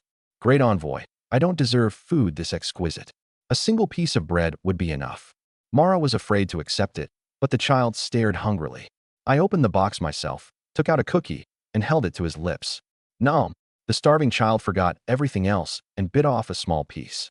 The sweet taste made his entire body tremble. He instinctively took the cookie from me and held it to his mother's mouth. "Eat, Mama. The divine envoy gave it to us. We have to remember his kindness." Mara couldn't bear to eat and let her child finish first. I sighed, wiped away the tears at the corners of my eyes, and pushed an entire box into Mara's hands. "Take them and eat. I have plenty. But remember, no more than 2 at each meal. Don't eat too many." My storage contained a pile of desserts, but they couldn't eat them recklessly. Too many would make them vomit. Mara nodded excitedly. "Yes, Mara will remember the great envoy's words." When I saw the surrounding refugees staring hungrily at the cookies, I took out another box. Afraid they might rob Mara, I said, "Come here. 1 each, and no one takes extra. If anyone grabs more, I'll call down divine punishment." One clear-headed refugee raised a hand and shouted, "Thank you, great envoy." Everyone else hurriedly raised their hands in imitation. I walked into the crowd and began distributing cookies. When one box was empty, I produced another as if by magic. The refugees' eyes shone as though my supply could never run out. "Thank you, great envoy. Praise the great envoy. We will remember your kindness forever." Once the cookies had been distributed, I beckoned to a sharp-eyed man. Cookie in hand, the man ran over. "What's your name?" "My name is Colin, great envoy. I have a task for you." "Command me, great envoy." "Colin is willing to serve you. It isn't that serious." With a wave of my hand, dozens of cookie boxes appeared at Colin's feet. "Keep these safe. Each person gets no more than 2 per meal. If you take any for yourself, I'll punish you with divine power." The moment I finished, I felt as though I were acting far too much like an edgy teenager. Colin would never dare. "I will complete the mission." I nodded and prepared to leave, but the refugees surrounded me. "Great envoy, take us with you. We're willing to give our lives for you." "Yes, great envoy. Please show us a path to survival." "A path to survival." I pointed at the vast fields. "Can't you grow crops there?" "If you don't have seeds, I can help." As I spoke, I took several copper coins from my storage. I didn't dare take out many. If cookies could drive the refugees wild, copper coins would be even more desirable. How many copper coins would it cost to buy seeds and bread? At that moment, hoofbeats sounded ahead of us. A guard in mail armor rode toward us with a sack of potatoes across the back of his horse. When he saw the kneeling refugees and me surrounded by them, he immediately became alert. "What are you doing? Who are you?" "This is the great envoy." Colin stepped forward to answer. "A divine envoy?" The guard sounded suspicious. He dismounted with one hand resting on his sword and inspected the refugees carefully. That's right. The great envoy granted us food and saved Mara. Colin raised his cookie. When the guard saw the cookie and the improved complexions of the mother and child, some of his wariness faded. He kept his distance and saluted me. Great envoy, where do you come from? I come from a country you've never heard of. Never heard of? Is it overseas? The guard asked. Yes. My appearance was unfamiliar, but I looked handsome and kind, and the refugees clearly respected me. The guard finally lowered his defenses and bowed. Welcome, great envoy from across the sea. Thank you for caring for the refugees, and please forgive my rudeness. I nodded and pointed to the potatoes. Did you bring that sack to save the refugees? The guard shook his head. I came to recruit soldiers. Are they capable of fighting? I pointed at the skeletal refugees. Sigh. The people's army desperately needs recruits. We can't be selective. Anyone willing to come with me may take 5 potatoes from the sack. Are there any volunteers? Before he finished, one refugee raised his hand. Are we going to fight the pirates? That's right. I'll go. The pirates destroyed my home and my fields. I'll fight them to the death. The refugee carefully wrapped his cookie, saluted me, and walked toward the guard. The guard examined his build and nodded in satisfaction. Good. Take 5 potatoes. The refugee held the potatoes, eating one as he stood behind the guard. Anyone else? When no one responded, the guard turned toward Colin. You have a decent build. Come with me, and I'll give you 10 potatoes. No. Colin refused. Why? Is that too few? The great envoy gave me a new mission. I won't leave until I've completed it.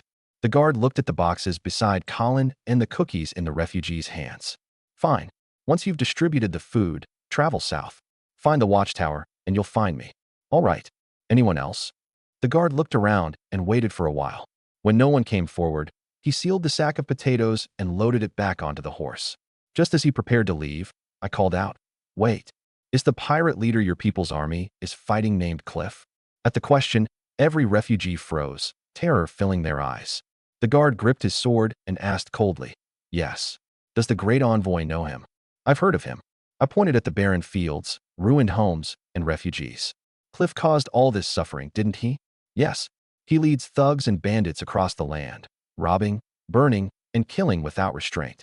Farmers have become refugees, and the land has been abandoned. The people's army exists to destroy them and defend our homes. We will fight Cliff to the death, the guard said through clenched teeth. I understand. I'll help you eliminate him. You're willing to help us? The guard stared in surprise. Yes. Tell me where he is. Please come with me. I'll guide you. The guard removed the potatoes from the horse and gestured for me to ride. That isn't necessary. We'll walk together. Very well. It would be an honor. We had only just started when the refugees blocked my path. Great envoy, take us with you. Please allow me to follow you. Colin joined them. Great envoy, even after I distribute the food, they'll only starve later or be killed by the pirates. Please take us with you. Looking at the refugees and Mara rising with her child, I sighed and asked the guard, Can they come? They can, but the guard hesitated. We don't have enough food. I'll provide their food. The moment I said it, the refugees wept with gratitude. Thank you, great envoy. I will follow you and sing your praises. Even the guard looked pained as he listened to their sobs. All right, we may not have food, but the people's army camp can provide shelter. Colin, take care of the cookies. Yes, great envoy. Without realizing it, Colin had become my devoted follower. My word was his command. I led the refugees south behind the guard. By talking along the way, I learned the guard's name and understood why he was recruiting refugees. The guard was named Harlan. He led a squad of new recruits and normally trained them. Some time ago, the people's army had learned the location of Cliff's lair through an informant.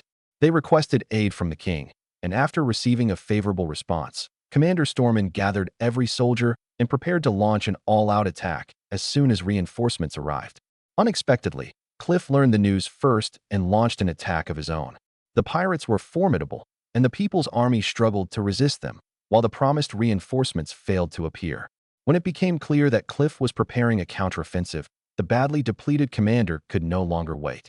He ordered squad leaders such as Harlan to recruit refugees everywhere for a desperate final battle. Harlan smiled at me.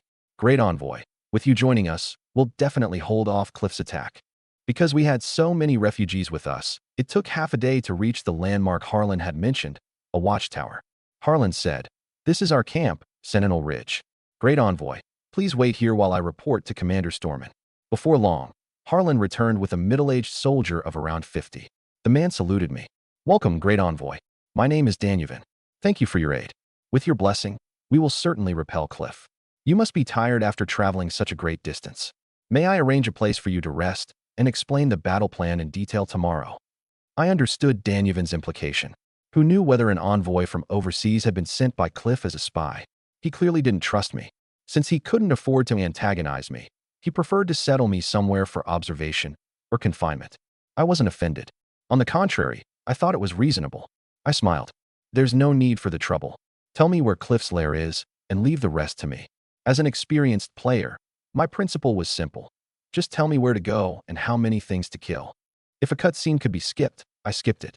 If it couldn't be fast-forwarded, I let it play automatically and used the opportunity for a bathroom break. Danyevin looked surprised by my bluntness. Haha, I admire the great envoy's enthusiasm, but night has fallen and visibility is poor. You could easily become lost. It would be better to wait until dawn. That isn't necessary. I've already decided. I won't be at peace until Cliff is eliminated and the refugees have stable homes. Tell me where his lair is. I insisted on taking the initiative, leaving Danyevin utterly unsure how to respond. After hearing Harlan's account of me, Danyevin and Commander Stormin had immediately suspected that my identity wasn't simple. They had already suffered one intelligence leak, so it was only natural for them to wonder whether I was a spy sent by Cliff. But my current behavior made Danyevin question whether he had misjudged me. If I truly were a divine envoy sent from the heavens to help them, would sending me alone against Cliff make the People's Army appear short-sighted? At that moment, the clash of weapons sounded from a camp near the watchtower. The battle was brief, and the enemy withdrew. From where we stood, it sounded like nothing more than a small enemy squad harassing the camp, so no one paid it much attention. Less than 2 minutes later, a soldier ran over in a panic to report to Danyevin. Captain Danyevin, disaster. The pirates sent a squad to raid the field hospital. All our brothers are dead. Damn Cliff. Danyevin turned in fury, then remembered I hadn't been settled and stopped. Great envoy, please forgive me. I need to leave for a moment. Rest in the watchtower, and I'll return shortly. Take me to the field hospital. What? Now? Immediately. Of course. Please follow me. Only then did Danyevin remember my identity. He hurriedly led me toward the field hospital. At that moment, Stormin stood grim-faced over the dead wounded soldiers. The instant he had heard the fighting, he led soldiers to the scene, but arrived one step too late. The bandits knew exactly what they wanted. After killing the wounded and the army doctor, they immediately withdrew. Such speed could mean only one thing. The People's Army had a traitor familiar with the camp's defenses. Arrest every soldier on duty tonight and interrogate them one by one. Yes, sir. A guard turned furiously to make the arrests. At that moment, I arrived and stopped them. Wait. My appearance surprised Stormin. When he saw me, he hurriedly saluted. Great envoy, please forgive me for failing to welcome you personally. Then he looked unhappily at Danyevin behind me. It's fine. You're all busy. I understand. But arresting the sentries now may be exactly what Cliff wants. Oh, let me save the wounded first. I walked around Stormin and entered the field hospital. 30 or 40 dead soldiers lay before me, and my heart grew heavy. Reviving this many people will cost too much mana, I thought. Revive consumed a percentage of my mana. Bringing back one soldier would drain half my bar. Yet each greater mana potion in my storage restored only 1,440 mana. My maximum mana exceeded 10,000, so reviving one person would consume more than 5,000. I didn't want to waste such valuable energy. Fortunately, the disguise of my Skyvault avatar allowed me to secretly remove my equipment without Stormin or Danyevin noticing. They remained wary of me, afraid I might make a suspicious move, but I could no longer hesitate. After reducing my mana to its base value of 160, I lightly moved one finger and gathered magic. 2 beams of golden light descended through the night, enveloping the army doctor and the nearest soldier. The army doctor's wounds rapidly healed. Stormin, Danyevin, and the soldiers stared in shock as the doctor and soldiers slowly opened their eyes. This foreign divine envoy had used magic to revive them. Praise the holy light. The great envoy knows resurrection magic. Are you a master of healing? Danyevin excitedly helped them to their feet. I drank a mana potion and nodded. Thank you, great envoy. Your arrival is truly our blessing. The revived doctor and soldier immediately saluted me. Can you use revive too? I asked the doctor. I only know first aid and healing. Resurrection magic is known only by high-ranking priests and paladins. I suddenly understood. An army should logically include priests or paladins, but this isolated force had no support and had never been assigned a field priest. The king clearly didn't care about them. Rest for now. Leave this place to me. Yes, great envoy. Beam after beam of golden light descended again. One by one, the dead soldiers revived in perfect health. When soldiers across Sentinel Ridge heard the news, they rushed to the field hospital. They watched their comrades emerge from the hospital one after another and looked at me with admiration. At last, the final soldier returned to life, and I let out a long breath. More than a dozen empty basic mana potion bottles lay scattered at my feet. Behind me, Stormin was too emotional to speak. These soldiers weren't merely fighting strength, they were the hope of their families. The revived soldiers remembered how they had died and knew who had brought them back. When they saw me and the empty bottles at my feet, they immediately knelt. Thank you for reviving us, great envoy. I waved a hand. Don't thank me. You're still weak, so rest. Who knows when those pirates will attack again? I turned to Stormin and Danyevin. I don't have many mana potions left. If another raid happens, I won't be able to save more people. Tell me where Cliff is. As I spoke, I put my equipment back on. Stormin nodded and led me to the command room. He spread out a map and pointed to an area circled in red ink at the lower right. Our intelligence says Cliff's lair is in Moonbrook Town, but we were attacked as soon as we assembled. The situation is unclear. I asked, are there any mines, caves, or other places nearby where people could hide? Danyevin answered, there's an abandoned mine at the southwestern edge of Moonbrook Town. Then he asked, great envoy, are you certain Cliff is hiding there? I nodded, studied the map, and pointed southwest. That's the place. After both men nodded, I turned to leave. Stormin called after me. Great envoy, why are you certain Cliff is in the mine? I stopped. There is no reason. Tomorrow morning, his head will be on your desk. With that, I disappeared into the night. Stormin stared into the darkness and muttered, does the great envoy intend to eliminate Cliff alone? Gather the troops immediately. We cannot let the great envoy fight alone. This is our battle. Stormin ordered. Yes, sir. Danyevin hurriedly assembled the soldiers. Word that I had gone alone to eliminate Cliff rapidly spread across Sentinel Ridge. The soldiers I had revived grew even more anxious when they heard. They raised their weapons and ignored their squad leader's efforts to stop them, insisting on joining the battle. The great envoy just spent his strength to revive us. How can we let him fight alone? The great envoy gave me this life. I must repay him. Rather than stop them, Danyevin approved their request. Warriors, we have only one objective in this battle. Find the great envoy and share his burden. We absolutely cannot let him be injured. The soldiers raised their weapons, their roars shaking the sky. Burning with fighting spirit, they swore to follow Danyevin to the death as they marched toward Moonbrook Town. Tactical formations no longer mattered. If the great envoy was fighting for them, how could they give anything less than their all? 100 yards outside Moonbrook Town, bandits laughed around the campfires of a small encampment. They clearly believed the People's Army had already been defeated and wouldn't launch a night raid, so they had let down their guard. My luminous cloak made its incandescent glow especially obvious in the darkness. The bandits didn't become alert until I entered their camp. Enemy attack. They cried out and raised their weapons, staring at the white light. Before they could determine how many enemies had arrived, golden radiance appeared above every bandit's head. It flashed, and they collapsed in an instant. Silence fell over the camp, broken only by the occasional crackle of burning wood. I sneered. How weak. I didn't expect them to die so quickly. I bent down and searched the corpses, only to find 2 copper coins and none of the linen, wool, or other materials I expected. This place was genuinely poor. I shook my head in disgust, stood, and ran toward brightly lit Moonbrook Town. Before long, screams rang through the town. The bandits on night watch had no time to react before I charged in and killed them all. Even more died quietly in their sleep. At the same time, I discovered many female refugees imprisoned in 2 large barns. Dressed in rags, they screamed in terror when they saw me. I didn't release them and turned away. Keeping them locked up was safer than letting them run around. The People's Army could come clean up tomorrow. Beside a pond, I saved 1 male refugee who hadn't been killed yet. Have you come to save us, great envoy? The refugee had witnessed my divine power with his own eyes and was already terrified out of his wits. I had swept away hundreds of bandits without giving them the slightest chance to fight back. I cast Renew on the weakened refugee and asked, where are Cliff and his pirates? I know. I'll take you there immediately. Heat returned to the refugee's body, and he quickly pointed at a building connected to the mountain. They're inside. There's a mine underground. Please follow me.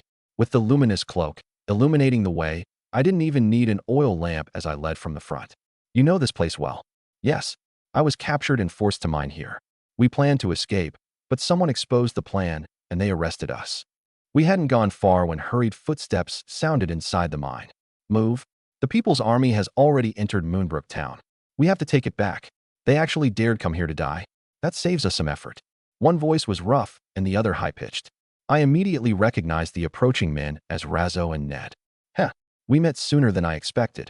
I pulled the refugee behind me with one hand and charged out.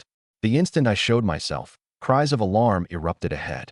Razzo and Ned approached with dozens of rifle-bearing sentinels and several hundred knife-wielding bandits. Razzo, Ned, we meet again.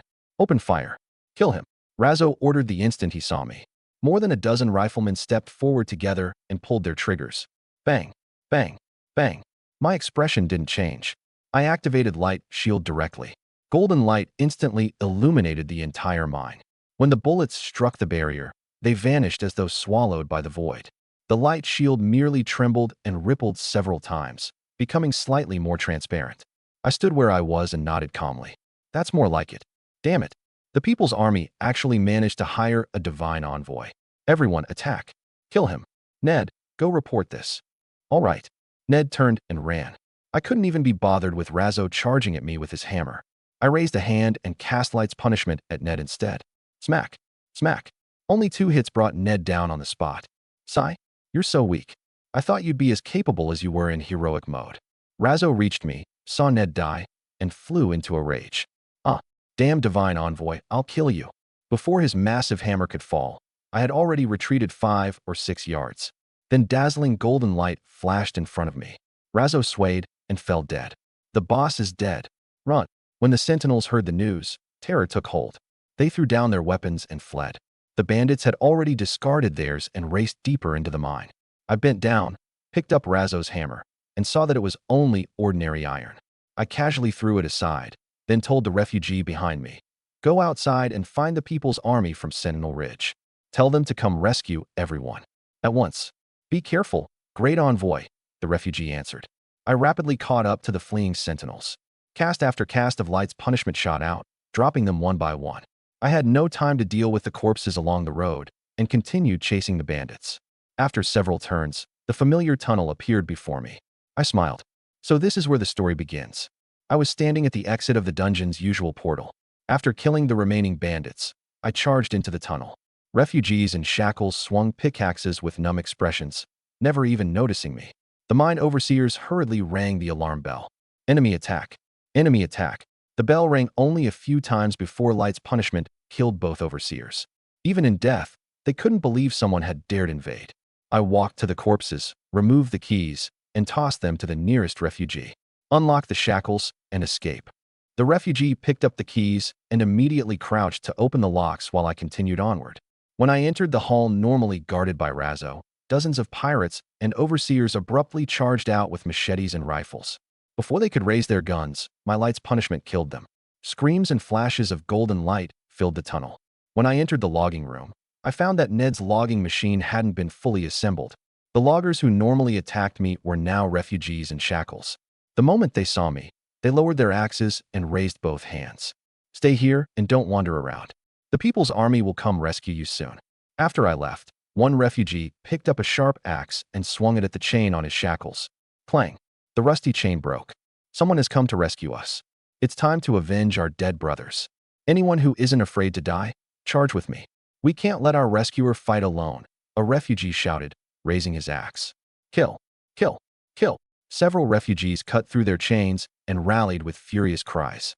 Their courage spread to more than a dozen refugees who had planned to flee. They raised their axes and joined the battle. I stormed into the smelting chamber, unaware of the changes in the logging room. Nig was already waiting in full battle formation, piloting his golem with dozens of artificers guarding him. One mechanical arm sprayed molten iron and instantly covered the ramp, while the other sprayed oil. Flames roared, and thick smoke billowed. Rather than step onto the burning ramp as Nig expected, I activated Light's shield, jumped from the elevated platform, and cast levitate to fly toward the golem. Nig aimed a mechanical arm at me, but Light's punishment shattered it. The moment I landed, the artificers sent puppets charging at me. I swept out one hand and summoned a dense nebula that enveloped the entire smelting chamber. Fragments of starlight rained down amid endless screams. At that moment, The chamber's iron gate opened. Black energy rolled inward as a group of pirates wreathed in darkness charged through. Attack! Blood-red light burned in the pirates' eyes. Like demons, they ignored the falling stars and swung their blades at me. The blade struck my light shield and shattered it, but I immediately activated another, knocking their weapons away. At the same time, I unleashed Light's punishment. Golden light erupted above the pirates and flooded the smelting chamber.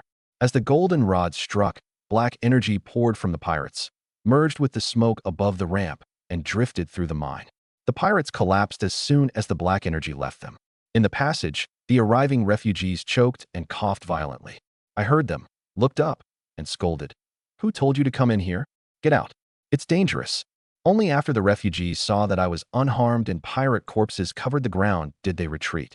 Amid the confusion, Heavy Fist, shrouded in black energy, carried Nig away. A smile rose on my lips. They're all corrupted? Finally, something interesting. Ever since I entered Moonbrook Town, Genesis difficulty had shocked me, with how unbelievably weak it was. Those bandits and thugs, including Razzo and Ned, had been even less troublesome than the normal minds of sin. Just as I prepared to pursue them, a blueprint on a table beside the smelting chamber caught my eye. I picked it up and discovered it was a structural diagram of the golem. At the location of its heart, a sphere had been colored purple. One term in the annotations on either side made me read aloud. Refined copper regulator? It was the same supposedly useless item in my personal storage. Could an epic treasure be hidden inside the golem's heart? I looked at the pirates' corpses, then at the golem. Remembering how the corrupted Heavy Fist had rescued Nig, I hurriedly climbed into the golem's cockpit with the blueprint. Following the diagram, I removed the instrument panel and found a rotating purple sphere, just as expected. I took it out and summoned its interface, but no prompt appeared. Never mind. I'll take it first. I threw both the blueprint and the purple sphere into my personal storage. I had just jumped down from the golem when I stopped again and tried touching it. A prompt appeared. Insufficient authority. This item cannot be carried. Insufficient authority? Delight filled me. If I lacked authority, that meant it could be taken. I could carry the blueprint and the purple sphere, so I would definitely be able to take the golem too. I'll deal with the authority problem later. First, I need to eliminate Cliff. I stopped lingering and charged through the iron gate. When Heavy Fist saw me emerge after rescuing Nig, he immediately ordered the corrupted gunners to fire. Unfortunately, by the time the shells launched, I had already crossed the boarding bridge and reached the deck. I fired hundreds of castings of Light's punishment straight into the corrupted pirates and gunners ahead of me. Thick black smoke rose, only for Heavy Fist to absorb all of it from behind. Raff! Intruder, die! Heavy Fist charged. I was about to attack when the floor shifted beneath my feet. The oars on both sides of the warship began to move. Cliff's laughter came from the cabin. Excellent. Today, your blood will bless this ship's departure. Hundreds of corrupted pirates poured from the cabin and charged at me behind Heavy Fist. The warship slowly advanced as Heavy Fist led the corrupted pirates in a ferocious assault. The captain has spoken. We'll bless the flag with this divine envoy's blood. Brothers, follow me and chop him into meat paste. Heavy Fist raised his two-handed axe and charged at the front, moving extremely quickly beneath the black energy. Farther back, the bodyguard leader with his harpoon and the corrupted Nig mingled among the corrupted pirates, ready to launch surprise attacks. I drank a greater mana potion to restore my mana while watching the approaching pirates closely. I marveled inwardly. Who says every villain is an idiot who sends his subordinates to die one at a time? Cliff was nothing like that. Although he had many enemies to command, he sent every elite fighter directly into battle and held nothing in reserve. Once my mana was full, I threw away the potion, rapidly retreated to create distance, and summoned 27 nebulae in one breath. Against so many enemies, only the area of effect skill Lightfall could handle them. Fragments of starlight rained down on every corrupted pirate. But the pirates possessed tremendous vitality. As fierce as Lightfall was, it couldn't kill them immediately. Heavy Fist, Nig, and the bodyguard leader were especially troublesome. They continuously absorbed the surrounding black energy and restored their strength. I ran across the deck while drinking potions to replenish my mana. Suddenly, the corrupted bodyguard leader seized an opportunity and threw his harpoon. I couldn't dodge in time, and the weapon pinned me to the deck. The moment my mana filled, I cast 240 layers of light shield. I instantly transformed into a golden sun that illuminated the entire cavern. The 200 corrupted pirates charging into Lightfall triggered the Raging Thunder set bonus. Blue arcs of electricity danced across my entire body. Any arc that struck an enemy stunned it for 5 seconds. Electricity burst from the fragments of starlight. Nearly 100 pirates were stunned, and Nig and the bodyguard leader stopped too. The remaining corrupted pirates surrounded me, but couldn't break through the defense of 240 light shields. Hidden within the barriers, I continued drinking potions to replenish my mana. The nebulae above the deck rapidly shifted. Half the corrupted pirates finally succumbed to the attacks and fell. Black energy flowed from the fallen pirates and was absorbed by those beside them, making the survivors ferocious once more. When the shields dispersed and I reappeared, Nig and the bodyguard leader cried out in alarm. I transformed into a bolt of lightning, broke out of the enemy formation, and stopped at the far end of the deck. Raging Thunder 8-piece set bonus. While in combat, there is a chance to transform into a Raging Thunder Walker, increasing movement speed by 55% and dodge, attack speed, and casting speed by 15% for 5 seconds. I no longer resembled a cultivator. My entire body had become an elemental form condensed from electricity. Beneath a pair of savage, incandescent eyes was a mouth that spat electric arcs. Ha! The Raging Thunder Walker effect is incredible. 5 seconds passed quickly. I returned to my normal form and equipped the dagger, Devourer's Fong, and the shield, Bark of Immortality, for spirit form. The dispersed nebulae reappeared above the deck and dropped electrified fragments of starlight onto the charging monsters. At the same time, 100 illusory white serpents shot from the dagger and bit savagely into the 3 minor bosses and hundreds of corrupted pirates. Devourer's Fong special effect. When a skill hits, it has a chance to inflict venomous reverie, reducing the target's attack and movement speeds by 5% for 15 seconds. Stacks up to 5 times. Illusory white serpents streamed outward like ripples, destroying the corrupted army's advantage in speed. The corrupted pirates, already moving slowly, fell stunned one after another. Seeing this, I fired dozens of castings of Light's punishment at Heavy Fist, Nig, and the bodyguard leader. After several sharp smacks, all 3 bosses, already at critical health, died instantly. Electric arcs abruptly erupted from within me. I transformed into a Raging Thunder Walker again, retreating at full speed while picking off the corrupted pirates who had stopped to absorb black energy. In less than a minute, every corrupted pirate on the deck was dead. Their black energy gathered into one cloud and drifted toward the cabin. Breathing hard, I stared at the cabin exit. Cliff, are you still not coming out? Then I'll go in and find you. Several seconds later, applause sounded inside the cabin. Cliff emerged onto the deck wreathed in black energy, with the corrupted Cookie behind him. I never expected the insects in the People's Army to hire a divine envoy. You've surprised me, but this is nothing more than a final struggle. Now, I will personally send you. Before he could finish, a casting of Light's punishment wider than the deck slammed into his forehead. I showed no mercy, emptying my entire mana bar in an attempt to instantly kill this talkative enemy. Smack! Black energy poured from Cliff, and he collapsed like a punctured balloon before dissipating. Captain, Cookie screamed, your acting is terrible. No notification appeared on my interface, so I knew Cliff wasn't dead. I took out a box of cookies and swallowed 5 in succession, restoring my mana to full before immediately activating 220 layers of light shield. How do you have the cookies I prepared for the captain? As Cookie questioned me, a cloud of black smoke gathered behind my back. Holding 2 daggers, Cliff stabbed fiercely into the golden sun. Its light instantly dimmed. I knew you would ambush me. I released magic at Cliff behind me and blasted him into black energy. Damn you. Struck by Light's punishment, Cliff dispersed into black energy. At that moment, Cookie charged with his fire-blowing rod and roared. Rude human, answer my question. You came from. You're too noisy. I threw away the potion and emptied my mana, killing Cookie on the spot. Black energy drifted from Cookie's body, circled above the deck, and slowly floated 10 yards away. Before long, Cliff's figure condensed again. I don't have time for speeches. Die. I discarded the empty bottle and cast Light's punishment. Cliff immediately dispersed into black energy again. But I had anticipated it and cast Light's punishment only once. Despicable divine envoy, I'll kill you. Cliff's furious roar came from empty space. Cliff reached from the mast and stabbed toward my back. I was ready. I activated 10 layers of light shield and attacked the black energy on the mast at the same time. The barriers were powerful, but the instant the black energy dispersed, Cliff appeared again and thrust his dagger. Uffed. The shield shattered, and blood sprayed from my back. Damn it, I was shocked. The corrupted Cliff's damage had penetrated both my shields and armor.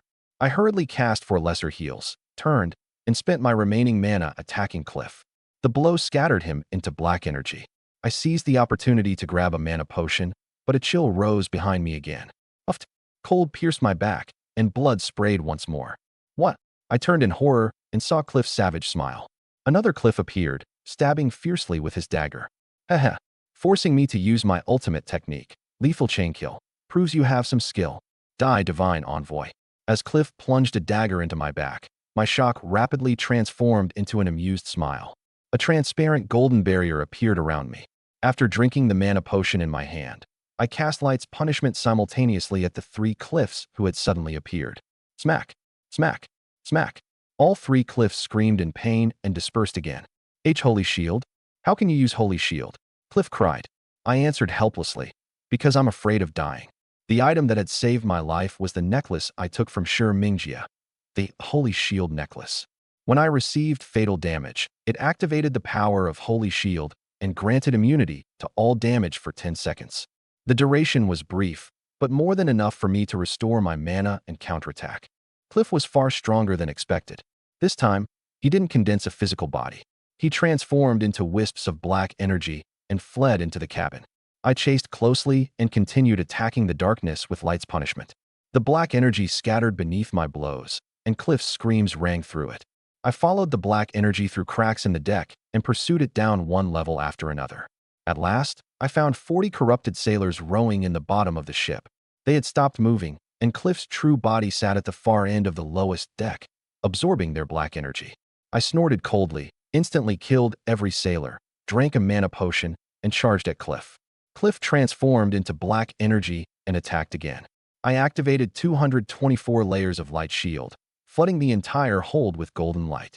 Then I drank a greater mana potion, instantly refilled my mana, and spread 25 nebulae throughout the compartment. Yet from inside my light shields, I heard no sign of Cliff. The nebulae churned, but no fragments fell, proving he hadn't appeared. I knew Cliff was waiting to attack the instant my shields vanished. In his black energy state, he could evade the falling stars. Several seconds later, the nebulae dissipated. 5 seconds before the main barriers expired, I activated 10 fresh shields, ensuring I could still see my surroundings afterward. Sure enough, Cliff launched a ferocious attack the instant the first shields vanished. Brilliant Light's punishment instantly illuminated the entire hold. Ignoring my attack, Cliff became an afterimage and swung a long blade formed from black energy straight toward my neck. Boom. Cliff's afterimage passed through my body and vanished.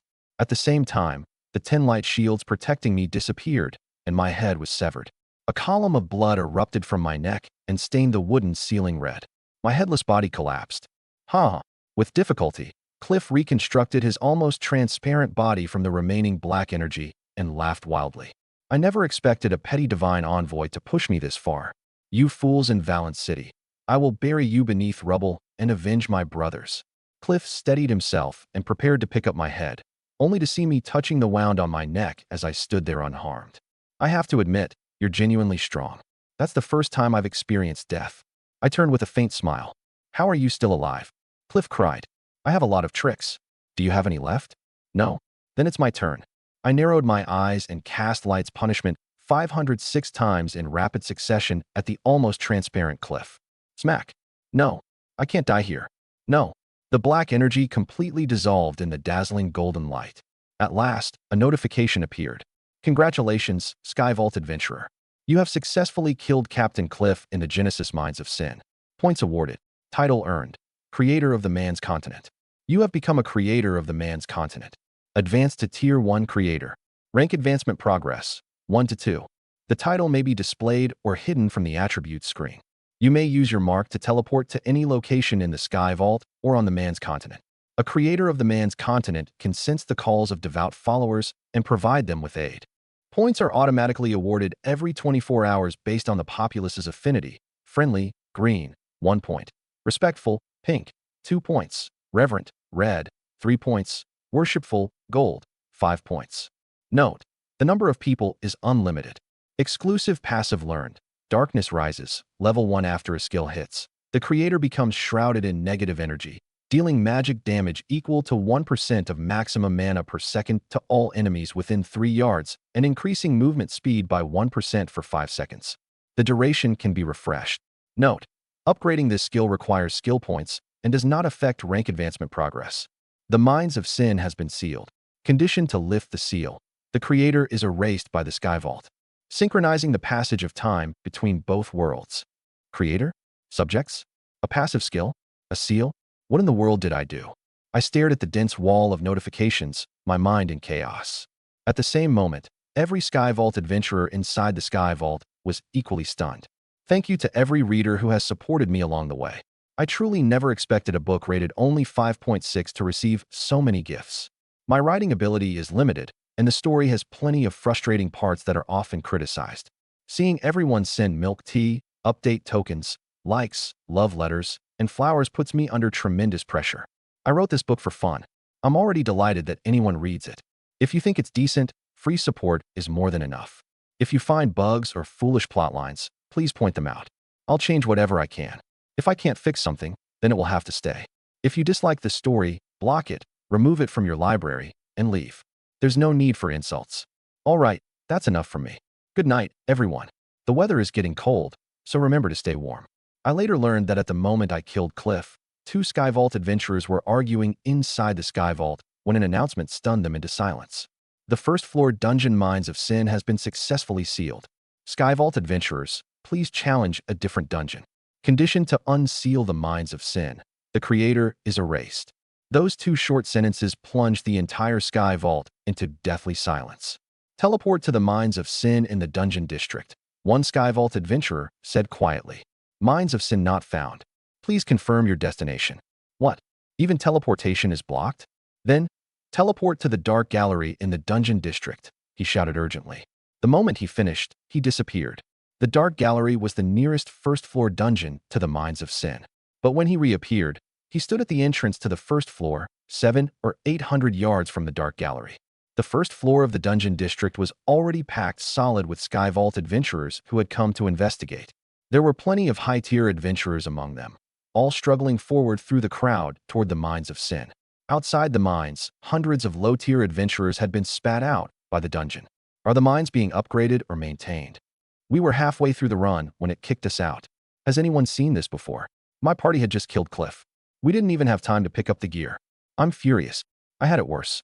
I finally hired a handsome Tier 2 big brother, and I'd already spent the sky coins. God damn it. What the hell happened to this curse mine? A hot-tempered Tier 1 adventurer slammed into the mine's empty portal, only to be thrown back by a transparent barrier. Then golden light descended from the dome and enveloped the mines. To the crowd, the dungeon now resembled an artifact beneath glass in a museum, visible but impossible to touch. Before long, 5 high-tier Sky Vault adventurers squeezed their way to the front. One of them, a blonde white man in a suit, stared at the transformation. Without saying anything, he teleported away. Then his voice echoed across the Sky Vault. I'm John Wick of the Stars and Stripes Nation. I cordially invite the creator to meet me at Trade District Coordinates 655, 3728. Interesting. This mysterious creator wouldn't happen to come from your Stars and Stripes Nation, would he? Of course I hope the creator is from my country. Then he can enjoy the finest possible treatment. The finest? You mean the kind where someone commits suicide by shooting himself 8 times in the back? Hassan of the United Oil Emirates also cordially invites the creator to meet. Although the clamor inside the Sky Vault never subsided, I, the creator, heard none of it. At that moment, I was studying the changes to my interface. The most obvious change to the main screen was that the time display at the top center had expanded from 1 line to 2. The first showed current Sky Vault time, and the second showed current man's continent time. It had been midnight on the man's continent, but the time was now synchronized to 12:37 p.m., matching the Sky Vault. I was slightly surprised, but quickly understood why. No wonder Mizu hasn't called me to eat. Only 1 hour has passed in the Sky Vault. The flow of time is fascinating. What interested me even more was the creator module newly added to my personal information. After hiding my title, I saw my rank. Tier 1 creator, 1/2. I have to clear another dungeon before I can rank up? After thinking for a long time without finding an answer, I carefully read the detailed description of the passive, Darkness Rises. Why is this skill's effect so different from what Cliff displayed? I tapped the upgrade skill button.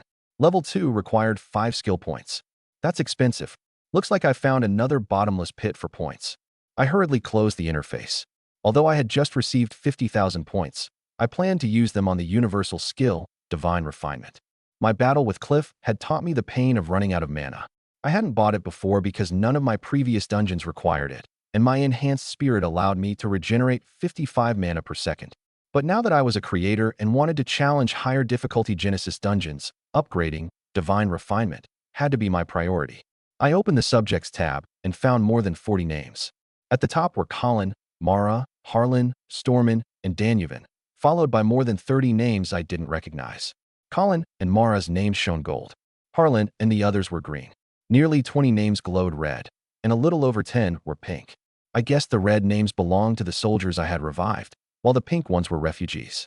I never expected Colin and Mara to worship me this much. I'm really charming. I smiled smugly, but I was also confused. Why was the People's Army commander listed among my subjects? Shouldn't he be loyal to the king? I shook my head, closed the interface, and decided to search for treasure first. I crouched beside Cliff's corpse and stripped off his equipment, but found only a letter and no valuable weapons or gear. I still placed his clothes and the letter in my personal storage, thinking their attributes might appear after I left this place. Then I took the brutal blade from storage and cut off Cliff's head with one swing. A muffled noise came from the bottom of the ship, reminding me that the warship was still drifting through the cavern. I carried the head onto the deck. When I saw the ship approaching the cavern exit, I hurriedly dropped anchor. The splash echoed through the cave, and footsteps immediately sounded on shore. Great Envoy. It's the Great Envoy. He's on the ship, Colin shouted excitedly. Behind him, Captain Danuvan had brought reinforcements and immediately issued an order. Board the ship. Pull the warship back. Yes, sir. The soldiers quickly boarded small boats along the shore and rowed toward the warship. Once they had pulled it back to the bank, I carried Cliff's head down the boarding bridge. Below the bridge, Danuvan placed his right hand over his chest and bowed. Great Envoy, on behalf of every soldier in the People's Army and every refugee, I thank you. You have brought peace to the West Wilds. There's no need for speeches. Take the head. I handed Cliff's head to Danuvan and raced into the smelting chamber. I reached out and touched the golem. Before the stunned soldiers, it transformed into a streak of purple light and flew into my personal storage. An epic treasure. I let out a sigh of relief and hurriedly opened my storage to inspect it. War Golem. Quality, Epic. Type, Elemental Construct. Physical damage, 1,800. Physical defense, 2,000. Spell defense, Magic immunity. Use requirement, Creator. Effect, summons the War Golem to fight. Note 1, currently damaged. Requires repair by a Golem artisan. Note 2, may be upgraded and modified using blueprints. This thing is incredible. What I lacked most was a solid tank for the front line. Although I wore plate armor, I didn't enjoy close-quarters combat. My spells were instant. Swinging a hammer was exhausting. With the War Golem standing in front of me, my battles would become much easier, and it could even be upgraded and modified. But where was I supposed to find a Golem artisan to repair it? I guessed that Golem artisans might be Sky Vault adventurers who had selected production professions. But hiring one to repair it would expose my identity. I had only transmigrated a few days ago, and had never even heard the term creator. What a headache. Then I suddenly realized there was a problem with my thinking. I had obtained the War Golem on the man's continent, so logically, the Golem artisan should also be here. The more I considered it, the more sense it made. My title could be hidden, and the Sky Vault wouldn't force me to hire another adventurer for the repairs. Besides, I had never seen Golem artisan among the production professions in the Complete Guide to Professions. At that moment, several messages from Yu Mooching appeared in my contacts. Chi Xiao, where are you? Come to the principal's office immediately. Why did my party invitation fail? You didn't join a stranger's party, did you? Leave it immediately. Don't party with strangers. Tell me where you are. I'll come find you. My entire body tensed when I saw the messages. I had been on the man's continent for too long and needed to leave immediately. But disappearing in front of the People's Army soldiers would be inappropriate. I found Danuvan on the deck, directing the removal of pirate corpses. What are your orders, Great Envoy? Danuvan had wrapped Cliff's head and saluted respectfully. Danuvan, I haven't slept all night. I want to rest in the captain's cabin for a while. I'll have someone clean it immediately. There's no need. I'll clean it myself. Just tell everyone to keep the noise down. Understood. Colin, who had been moving corpses, walked over. Great Envoy, I'll stand guard for you and guarantee that no one disturbs your rest. I nodded. Good. I can rest easily with you standing guard. I took out a box of cookies. I sleep for a long time. Eat these if you get hungry. That won't be necessary. I have potatoes. Then I'll rest now. I nodded to Colin and Danuvan and hurried into the cabin. The moment I closed the door, Yumuching sent more than a dozen messages. I placed my necklace in my personal storage, touched my mark, and returned to the Sky Vault. The scene before me was shocking. The first floor plaza was packed with Sky Vault adventurers. Yumuching's party invitations filled my screen, and I hurriedly accepted. A second later, Yumuching appeared in front of me. Where did you go? Why didn't you answer my messages or accept my party invitation? I was wandering around. There are so many people here, so I came to see what was happening. See what was happening? Then why couldn't I invite you? Were you in someone else's party? Remember, don't party with Sky Vault adventurers you don't know. I nodded repeatedly and secretly let out a sigh of relief. Her words told me two things. First, while I was on the man's continent, Yumuching couldn't send me a party invitation. Second, she couldn't see my exact location. My contact status continued to display the Sky Vault. Hurry back to the principal's office with me. The principal has been waiting for you forever. All right. The two of us disappeared. After returning to the real world, I jogged to Ji Feichen's office. Only Yumuching and Ji Feichen remained inside. Qi Xiao, were you still farming the mines this morning? Ji Feichen asked. Yes. After clearing heroic mode, I went to the trade district to sell equipment. But heroic gear can't be sold. That's because the equipment is soul-bound. You can ask a production track student or teacher to dismantle it for you. Deal with it after school begins. Understood. You know the mines have been sealed, don't you? Ji Feichen continued. I nodded calmly. Sigh. For this to happen at a time like this, Ji Feichen rubbed the space between his brows and sighed. I called you here because we need to adjust your advancement plan. How many points do you have now? A little over 140,000. Including the 50,000 points awarded by Genesis Mode, I had a considerable total, but I had already spent that 50,000. Sigh. Ji Feichen sighed again, pained by how hard I had worked. Qi Xiao, exchange your points for attributes and reach Tier 2. Tonight, I'll introduce you to second-floor dungeons. Ji Feichen made the decision almost immediately after the mines were sealed. Even Yumuching seemed surprised. Tier 2. It felt a little rushed, but there was no avoiding it. With the mines sealed, it's impossible to suppress your rank, farm points for 2 months, and reach Tier 4. You might as well follow the normal path, reach Tier 2, and begin clearing second-floor dungeons. With your talent and strength, you have a chance of soloing low-difficulty Tier 2 dungeons. I frowned without speaking. Ji Feichen asked, if you're worried about something, tell me. You understand your own circumstances better than anyone. Could I first learn about the second-floor dungeons I would be soloing? Approximately how many points do they award? In my experience, 5 would suit you. Hessa Sea, Mekian Palace, Larabago Tower, Sky Thunder Academy, and Qingyang Temple. They're all small 10-person raid dungeons with fixed weekly resets. Points can't reset them. Each person receives about 7,000 points. If you clear one solo, that should be around 70,000 per dungeon, or at least 350,000 points each week. There are also bonuses for the first clear. But those dungeons normally take an entire day to clear. Less efficient parties sometimes need 2. Soloing them may take you even longer at first. After hearing Ji Feichen's explanation, I fell into thought. Honestly, 350,000 points a week was far too little. That was right. I could have earned that amount in less than 2 days by soloing the Mines of Sin without even pushing myself too hard. But the Sky Vault had sealed the mines, so the comparison was meaningless. Principal, how many days until the second-floor raid dungeons reset? I asked. Every Tuesday at noon, the principal answered. They reset yesterday, so 6 days remain. Do second-floor dungeons have heroic mode? No. That starts on the 3rd floor. You don't need to worry about it yet. A bold plan suddenly struck me, one I had already considered before leaving the man's continent. Principal, could I clear the normal mode of every first-floor dungeon before reaching Tier 2? Ji Feichen and Yumuching froze. You want to clear every dungeon on the 1st floor? Yes. Ji Feichen shook his head. Do you know how many first-floor dungeons there are? 980. No, there are 979 left now. Subtract Nightmare Cavern, and that leaves 978. Correct. 978.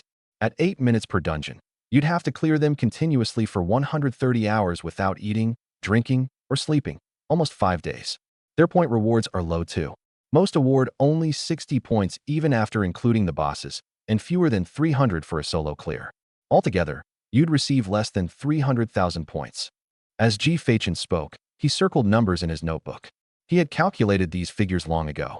That was why he wanted me to reach Tier 2 and farm the second floor. In his eyes, first floor dungeons took too much time. I added, there are also rating rewards. The first excellent rating awards an additional 120 points. G. Fachen's pen immediately stopped. He lowered his head and calculated. Right. I nearly forgot the rating rewards. Including almost 120,000 more points. Clearing the first floor is worth the effort. After all, you couldn't earn 350,000 points from the second floor raids within a single week. Then I'll clear the first floor first. After reaching Tier 2, I'll run heroic mode each day and use the remaining time to learn the small second floor raids, I said seriously. G. Fachen studied the numbers, thought for a moment, and said approvingly, "You've considered this very thoroughly. It's all thanks to your guidance, Principal." Ha ha ha, you little rascal. My answer made G. Fachen laugh. Very well. I'll give you 2 weeks to clear every first floor dungeon. 1 week, I exclaimed. What? G. Fachen and Yu Mooching stared wide-eyed. I guarantee I'll clear all 978 dungeons within 1 week.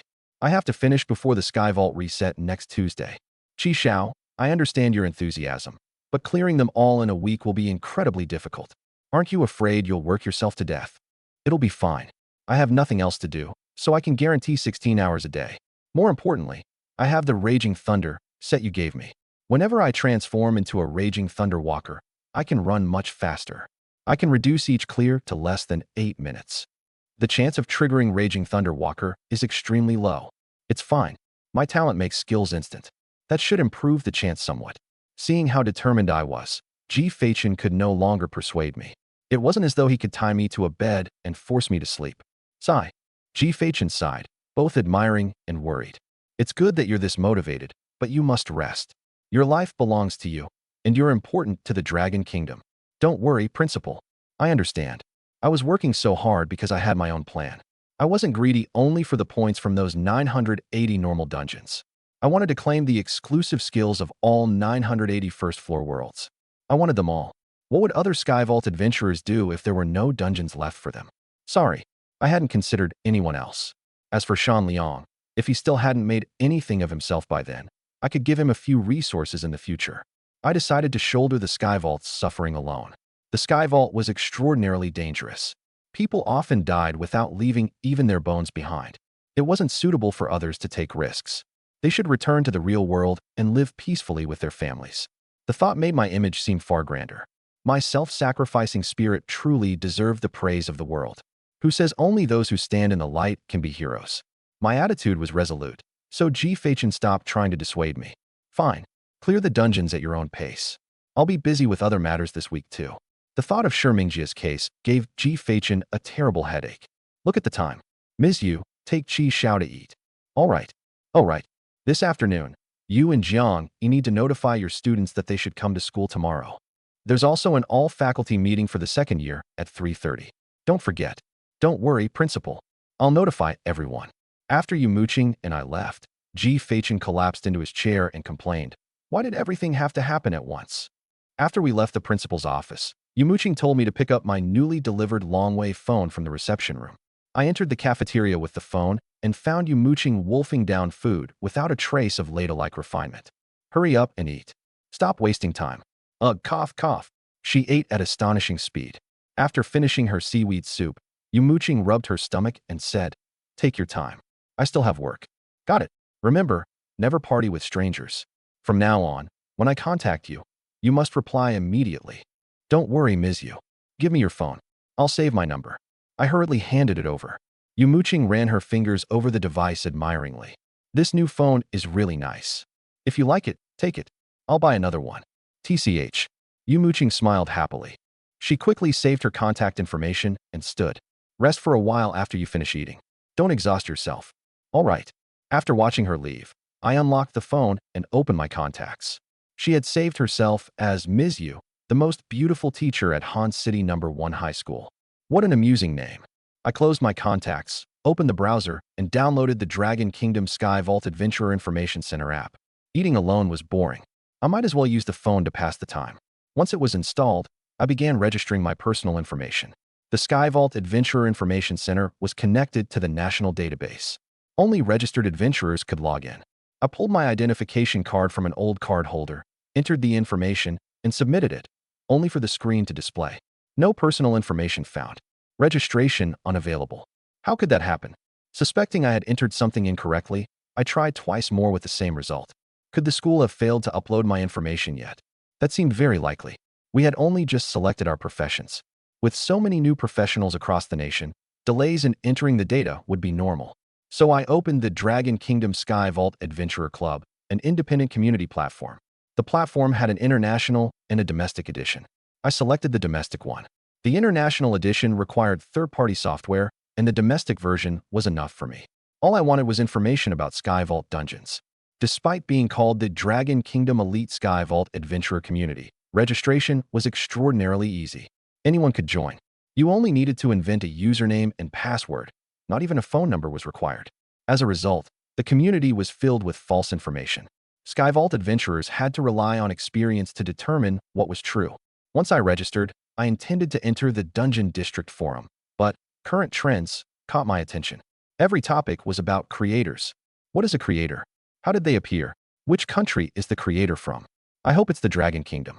The Sky Vault has existed for so many years. Why did a creator only emerge now? Why was the first sealed dungeon the Mines of Sin, a low-tier dungeon on the first floor? Is there another difficulty beyond heroic mode? Pessimistic prediction.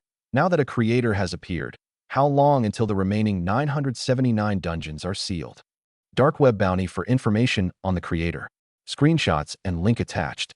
Who became nervous first when the creator appeared? The creator should publish the method for activating Genesis mode for everyone's benefit. Bump if you agree. I flipped through more than a dozen pages, nearly all filled with creator-related topics. The impact is this enormous, so I definitely can't expose myself. They want me to share the method? In their dreams. I muttered inwardly. I left current trends and opened the Dungeon District forum to search for speed-clearing guides. For now, I wanted to claim the 980 Genesis worlds on the first floor as quickly as possible. Once I had more than 1 million subjects, I could earn points while lying down. At that moment, I saw Shanliang approaching. I put away the phone and turned to ask, "You're eating this late too?" Shanliang sat down with his tray. "I was running dungeons. Did you hear that the mines were sealed?" "Yes. We can't rely on them to farm points anymore." Haha. Perfect. I really want to thank the expert who did it. Why are you grateful? Everyone else hates him. Shanliang laughed. Guess what? My party still hasn't cleared the mines, even on our 4th day. Surprised? I am. That's why sealing the mines is actually good for me. He set down his utensils and raised his battered old copy of the complete dungeon guide. Honestly, I stopped wanting to run the mines a long time ago. But my teammates disagreed because they were afraid you mooching would criticize us. Those hopeless bastards are infuriating. Do you think these 3 dungeons are too difficult? I took the book and immediately recognized Thousand Rock Ridge, Coiling Dragon Road, and Hall of 100 Refinements. As Shanliang ate, he pointed seriously at Coiling Dragon Road. I've studied them repeatedly over the past few days and realized all 3 are much easier than the Mines of Sin. I think our teachers did it deliberately. What makes you say that? I asked curiously. Think about it. People can actually die inside Sky Vault dungeons. If they sent these little brats into easy dungeons where they instantly killed everything, wouldn't the students become overconfident? Then they'd eventually suffer a catastrophic failure. The teachers wanted them to suffer first, so everyone would take the Sky Vault seriously before moving on to other dungeons. Doesn't my analysis make sense? Yes, that makes perfect sense. I nodded and returned the book. The mine being sealed is a good thing for me. I've already made an agreement with my teammates. We'll challenge these 3 dungeons this afternoon. If we clear them all, I'll have the 500 points I need to learn a skill. This is where I turn my fate around. What skill is that powerful? I asked curiously. Shanliang had been waiting for me to ask. He cleared his throat. Look at the 5-spirit shaman from another angle, and it's actually extremely powerful.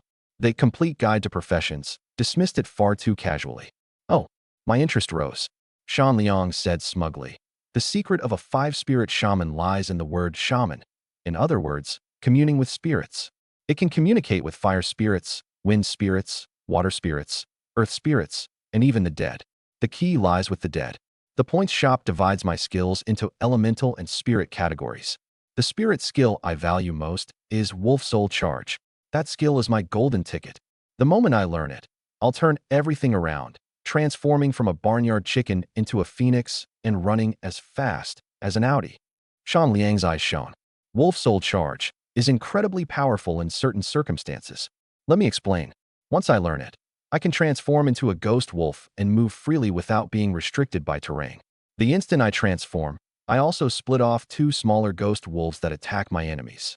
I immediately thought of one of the dungeons he had named. Coiling Dragon Road? Exactly. Shan Liang gave me a thumbs up. Coiling Dragon Road is a route winding around a mountain, and every macaque along the way fights in melee. With Wolf Soul Charge, I can ignore the terrain, climb the mountain, and kill those macaques easily. You're planning to clear it solo? Of course. A transmigrator has to play big. I'm not taking the cautious route. My creed in this life is to drink the strongest liquor and do the wildest things. But soloing is far too dangerous. You need to stay alert at all times. Don't worry. With this skill, I'll be fine. If the situation turns against me, I'll become a wolf, run out, then go back in and keep fighting. The skill has a cooldown, doesn't it? You can't use it constantly. The cooldown is only a few seconds. As long as I maintain my distance, I can wear them down. Do you have enough mana potions? Should I give you some? I have enough. I've saved more than 50 bottles. Keep yours for now. I'll ask if I really run out. Being a priest isn't easy either, so save more for emergencies. Once I'm strong, I'll carry you through Coiling Dragon Road. I'll farm it for 10,000 years, and not even Buddha will stop me. I was happy that Shan Liang had found his path. After some thought, I decided to postpone the Genesis difficulty of Coiling Dragon Road until he had developed to Tier 2. There were 980 dungeons on the first floor. Even at 1 per day, clearing them would take a very long time. Didn't I tell you before? I enjoy the process of going from 0 to 1. It gives me a great sense of accomplishment. I frowned without answering. Shan Liang hurriedly explained, "Don't misunderstand. I mean, I like starting with nothing and fighting until I have everything. I like increasing the difficulty for myself. I didn't mean anything else." The corner of my mouth twitched. Enough. Stop explaining. I understand. If you keep going, it's going to sound weird. Damn it. Your mind really did go there. Change the subject. I'm trying to enjoy my meal. After a moment of silence, Shan Liang said quietly, "Something seems to have happened to Shi Mingjia. Where did you hear that?" "I like sleeping late. When I woke up and brushed my teeth this morning, I heard his mother causing a scene. The principal and police were there. She kept shouting, 'Give me back my son's life.' She nearly strangled the principal to death. Fortunately, his father stayed calm and knocked her unconscious, which finally ended it. Though, in my opinion, his father wasn't emotionally stable either." Shan Liang vividly described the morning's events. With a mother like that, how could the child turn out well? And it seems Shi Mingjia wasn't the only person who died. 2 other pairs of parents were at the scene, but I couldn't tell whose they were. Oh, and don't sleep in the sky vault again tonight. I still prefer sleeping on the floor in the sky vault. Why? No mosquitoes or cockroaches. Incredible. After eating, I decided to return to the sky vault and clear the remaining 978 first-floor dungeons. Standing in the plaza, I remembered Shan Liang's words and secretly congratulated myself for erasing everyone involved. It truly had been the correct choice. Otherwise, Ji Feichen wouldn't have been the only person with a headache. Teleport to the flowing forest in the dungeon district. Destination confirmed. Teleporting. I later learned what happened at 3:20 p.m. inside the conference room at Han City No. 1 High School. Teachers from all 3 years had assembled, and every discussion focused on the newly emerged concept of a creator. Ji Feichen sat in the principal's seat, wearing glasses as he organized his notes. Dean of Instruction Wang Taiyuan checked the time and quietly reminded him, "Principal, all the teachers have arrived. We can begin the meeting." "All right, let's begin." "Very well." Wang Taiyuan switched on the microphone, and piercing static instantly filled the conference room. "We've called everyone here today because a major change in the Sky Vault has severely affected No. 1 High School's teaching. I assume everyone has heard about it." When the teachers nodded, he continued, "This meeting will primarily address our curriculum from this point forward. Principal Ji will now speak." Wang Taiyuan handed the microphone to Ji Feichen. "This matter is urgent, so I'll be direct. We called everyone here to solve the problems caused by the closure of the Mines of Sin. Ms. Mo Chunlan, how many materials do you have on hand? How long can they support the second-year students who just selected production professions?" Mo Chunlan was the homeroom teacher of second-year Class 1 and the head of the second-year production track. She managed all the materials, including the materials we received from Ms. Yu Muqing and Mr. Jiang Yi yesterday. Our current inventory will only support the average second-year production student until Tier 1. Only Tier 1. Ji Feichen thought for a moment, then asked Tang Qi, the third-year production track leader, "How many materials suitable for second-year advancement do you have?" I remember there weren't many third-year students who chose production professions. We gave everything to Ms. Mo before graduation. Ji Feichen fell silent. The worst outcome had arrived.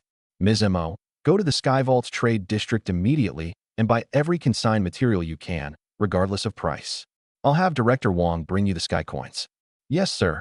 Mo Chunlan pressed her mark and disappeared from her seat.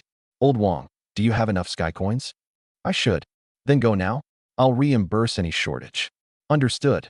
Wang Taiyuan teleported into the Sky Vault. Next, we need to discuss our future teaching objectives. The teachers in the conference room focused intently on the discussion. I think we can learn from the Stars and Stripes Nation's quality-oriented education. We should start with simple dungeons, help students build confidence, and familiarize them with the Sky Vault. Teachers can be responsible for rescue and answering questions. I agree. Low-difficulty dungeons would reduce the pressure on teachers. Rather than spend enormous amounts of points paying for the students' mistakes, we should let them progress steadily. Yes, I agree too. So do I. More than a dozen teachers quickly reached a consensus and presented their recommendation to Ji Feichen. Principal, we recommend choosing 10 simple dungeons and having students focus on accumulating points. This will build confidence and help them adapt to the environment. The rewards may be smaller, but we can compensate with more runs. Ji Feichen listened silently and recorded their opinions in his notes. After the teacher's representative sat down, he said seriously, "Since you mentioned the Stars and Stripes Nation, let me tell you a fact. Do you know which dungeon their students clear most often?" Many teachers shook their heads. It's also the Mines of Sin. The teachers cried out in surprise. You don't believe me? Because of the time difference, you never see their teachers leading parties inside. Let me tell you something else. They are even stricter with their students. Student parties receive no beginner subsidy. What? No subsidy? Isn't that sending children to die? That's too cruel. One teacher rubbed his eyes and said, I can confirm the principal is telling the truth. A relative's child lives in the Stars and Stripes Nation. They practice elite education. Every student admitted to a private academy has an excellent talent. Students in public schools are mostly ordinary. Once they choose a profession, their teachers leave them alone and focus on keeping them happy. Isn't that the same as raising pets? Exactly. That's what they're doing. Top students who emerge from public schools receive specialized training from dedicated teachers at an intensity no lower than private academies. The discussion gradually quieted, and Ji Feichen added, those students also accompany their teachers to train on the second floor of the dungeon district every week. They aren't observers. They participate in combat. They may die 10 or 20 times in a single day. It's only natural that their national team secured the first clear on the fourth floor and now has 5 parties advancing into the 5th. Those children are strong-willed and formidable. Don't be deceived by the Stars and Stripes Nation's propaganda. After the teachers fell silent, Ji Feichen summarized, we can't create a perfect plan in one day. Let me offer several requirements. First, the difficulty must be substantial. Second, the combat mechanics must be varied. We must also prepare for the possibility that dungeons will be sealed and develop multiple alternatives. Conditions in the Sky Vault will only become harsher. Everyone must prepare mentally for every dungeon on the first floor to be sealed. Every dungeon sealed? Isn't that an exaggeration? One teacher questioned. It isn't. The global population exceeds 8 billion. 18% are under 25, about 1.4 billion people. 800 million have selected professions, and combat professions account for 35%, or roughly 300 million people.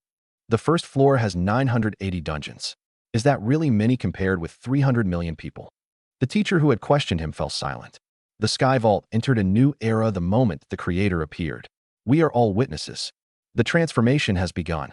I hope everyone adjusts their mindset and prepares for every difficulty and challenge. First and second-year students will return to school tomorrow. We must tell them the truth. Whether the first-year profession selection ceremony will be moved forward depends on notice from the Central Sky Vault administration. We need to select new dungeons as soon as possible. Second-year classes 7 and 8 will serve as the pilot groups and begin testing them tomorrow. Yes, sir. Yu Muqing and Jiang Yi answered immediately. At that moment, Mo Chunlan and Wang Taiyuan returned from the Sky Vault with grim expressions. Principal, we acted too late. Every dungeon material in the consignment zone has been cleared out.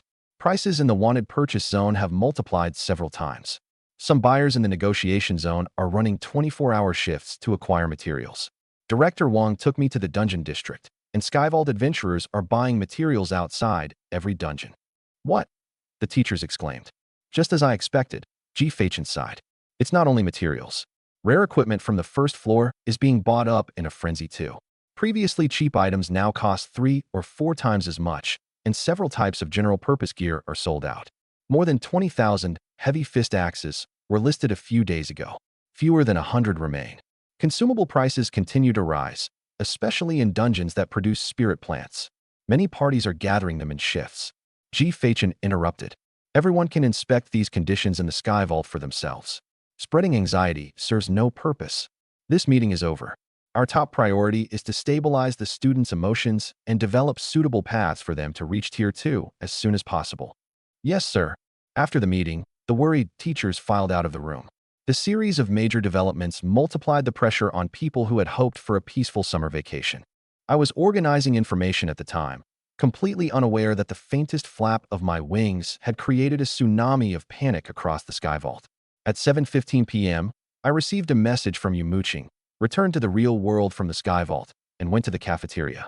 That afternoon, I had completed 67 heroic dungeons. Including rating bonuses, I had earned a considerable number of points. I calculated inwardly. The timing is about right. After dinner, I'll visit the man's continent, gather more subjects, then farm dungeons for another 3 hours. After sitting down, I saw Yumuching and Jiang Yi discussing the curriculum. I ate quietly while remembering the atmosphere in the Sky Vault that afternoon. Ever since I became a creator at noon, the Sky Vault had felt tense and oppressive. First, the number of adventurers entering first-floor dungeons had surged. Many high-tier adventurers in magnificent equipment were clearly searching for clues to the creator's identity. Second, every rare item that had languished in the consignment zone had sold that afternoon. My prices weren't low, yet everything sold, demonstrating the enormous impact of the mine's seal. Mr. Jiang, I remember the 2 dungeons you selected. They contain many monsters, but the materials are too varied to meet the needs of students in classes 1 through 6, Yumuching said. Jiang Yi explained. Our year is in an unusual situation, and resources are scarce. Even if the mines hadn't been sealed, students from 2 classes couldn't have supplied enough materials for 6. These are the most suitable dungeons I can think of. Do you mean the production track students will have to enter dungeons and gather materials too? Yumuching asked. Jiang Yi nodded. They can. They may not have combat skills, but simple dungeons shouldn't be a problem. I leaned over the open, complete dungeon guide, and immediately recognized Jiang Yi's selections as Zan's Forest and Wuda Cavern, 2 dungeons I had cleared that afternoon. They contained many monsters, simple bosses, and abundant materials. Their only flaws were the numerous traps and twisting routes. Even with 22% increased movement speed, I had needed 8 minutes to finish each one. We'll use those 2 dungeons. Tomorrow, we'll see how the students perform. Yumuching closed the book, looking irritated. She turned to me with concern. How many dungeons did you clear this afternoon? 67. Oh, that's very fast. Yes, I'll clear another 40 tonight. No, go to sleep early tonight. You have class tomorrow morning, and you can't be late. Don't worry, Ms. Yu. I won't be late. I set down my utensils. You don't need to buy my meals every day. I have money now. Then promise you'll eat on time. I will. First, let me reimburse you for the past 2 days. I took out my phone and transferred 50 sky coins to her. For the past 2 days, every breakfast, lunch, and dinner Yumuching bought me had included meat and a chicken leg. It obviously hadn't been cheap. No, there's no need. But before she could refuse, the transfer went through. When she saw the extra 50 sky coins in her account, her eyes lit up. Wait, how did I forget about this? Qi Xiao, how many materials from the mines do you have? Jiang Yi became curious too. I thought back. I cleared the mines fewer than 90 times. I have 3,457 units of wool, linen, and copper ore, as well as 2,209 units of tin ore. That's so much. The corner of Jiang Yi's mouth twitched. One person's production equaled what 2 classes could gather in a week. Yumuching asked excitedly. Qi Xiao, would you sell those materials to the school? The school will pay market price. Ms. Yu, do you need materials from the mines? Yes. The school needs them to improve the skills of the students in classes 1 through 6, but every material in the Sky Vault has sold out, Yumuching explained. Take whatever you want. Whether you buy them or not doesn't matter. Just help me clear my storage. No, you earn them through your own ability, so you should be paid. The school can't take them for free. It's fine. The school takes care of me and even gave me equipment. I should repay that. Besides, I have no use for the materials. Yumuching said, the school values you. But purchasing these materials is a separate matter. Selling them to us is already a great help, and the money won't even come directly from the school. I stopped arguing. All the time I had spent collecting loot hadn't been wasted. Jiang Yi asked, Qi Xiao, you must have plenty of equipment from the mines too, right? I do. Does the school need it? No. Those items are expensive right now. Take advantage of the market and sell everything. Prices will fall again in a few days. Understood. Thank you for the advice, sir. The materials I offered made the atmosphere at dinner much lighter. Afterward, Yu Muqing and I entered the Sky Vault, where she took every material, including the items I had obtained from the 67 dungeons. I've recorded everything. The moment the funds are approved, I'll transfer the payment to you. Haha. Thank you for going to so much trouble, Ms. Yu. Sai, you've contributed so much to the school that you deserve recognition, but there's no need. This is what I should do.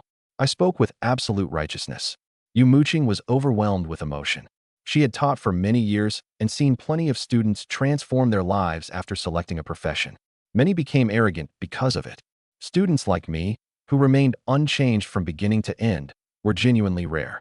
She had to admit I was one of the students she had badly misjudged. Don't farm too late tonight. We have a class meeting tomorrow morning. Don't let your classmates discover your Sky Vault identity or equipment. As Yu Muqing spoke, her gaze remained fixed on my accessory, the fruit of immortality. Understood, Ms. Yu. I'm going to farm now. All right. After watching her leave, I teleported directly to the trade district. It was packed with adventurers buying low-tier gear, buying low-tier rare equipment. Gear from the mines takes priority. Plenty of sky coins. No haggling if you have stock. Buying first-floor weapons. Prices guaranteed to satisfy. Gear from the mines priced separately. I first checked the prices in the wanted purchase zone, then questioned several buyers until I understood the market. After half a day, purchase prices had stabilized. Equipment from other dungeons hadn't increased much, but the now discontinued equipment from the mines had risen to 200 sky coins per item, with weapons reaching 300. I possessed nearly 1,700 pieces of rare equipment, more than 1,200 of which came from the mines. Selling them all at once would definitely draw attention. Consigning everything wasn't realistic either. Each item cost 10 points to list, and I couldn't bear to spend almost 20,000 points. So I spent an hour traveling between the dungeon and trade districts, selling the equipment in batches. When I saw almost 400,000 sky coins in my inventory, I was so delighted I nearly blew a snot bubble. I inhaled deeply, calmed myself, and whispered, "Teleport to the man's continent." Teleportation commencing. I silently appeared inside the captain's cabin. Creak. The door gently opened from inside. "Great Envoy, you're awake?" Hearing the sound, my loyal Colin rose and rubbed his eyes. I smiled faintly. Colin had stood guard for an entire night. Of course he was tired. You worked hard standing watch for so long. It wasn't hard. Serving the Great Envoy is my honor. Let's go outside and take a look. Yes, Great Envoy. Colin followed closely and said respectfully, "Great Envoy, Commander Stormin has already settled everyone in Moonbrook Town." Very good. The two of us walked onto the deck. Inside the cavern, People's Army soldiers holding torches stood guard. When they saw me leave the warship, they all saluted. "Greetings, Great Envoy." Good. There's no need for formalities.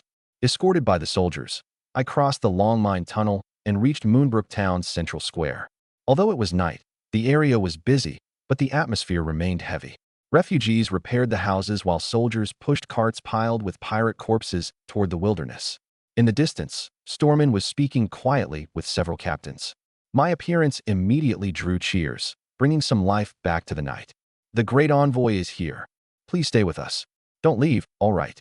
A gaunt female refugee pressed her palms together and begged.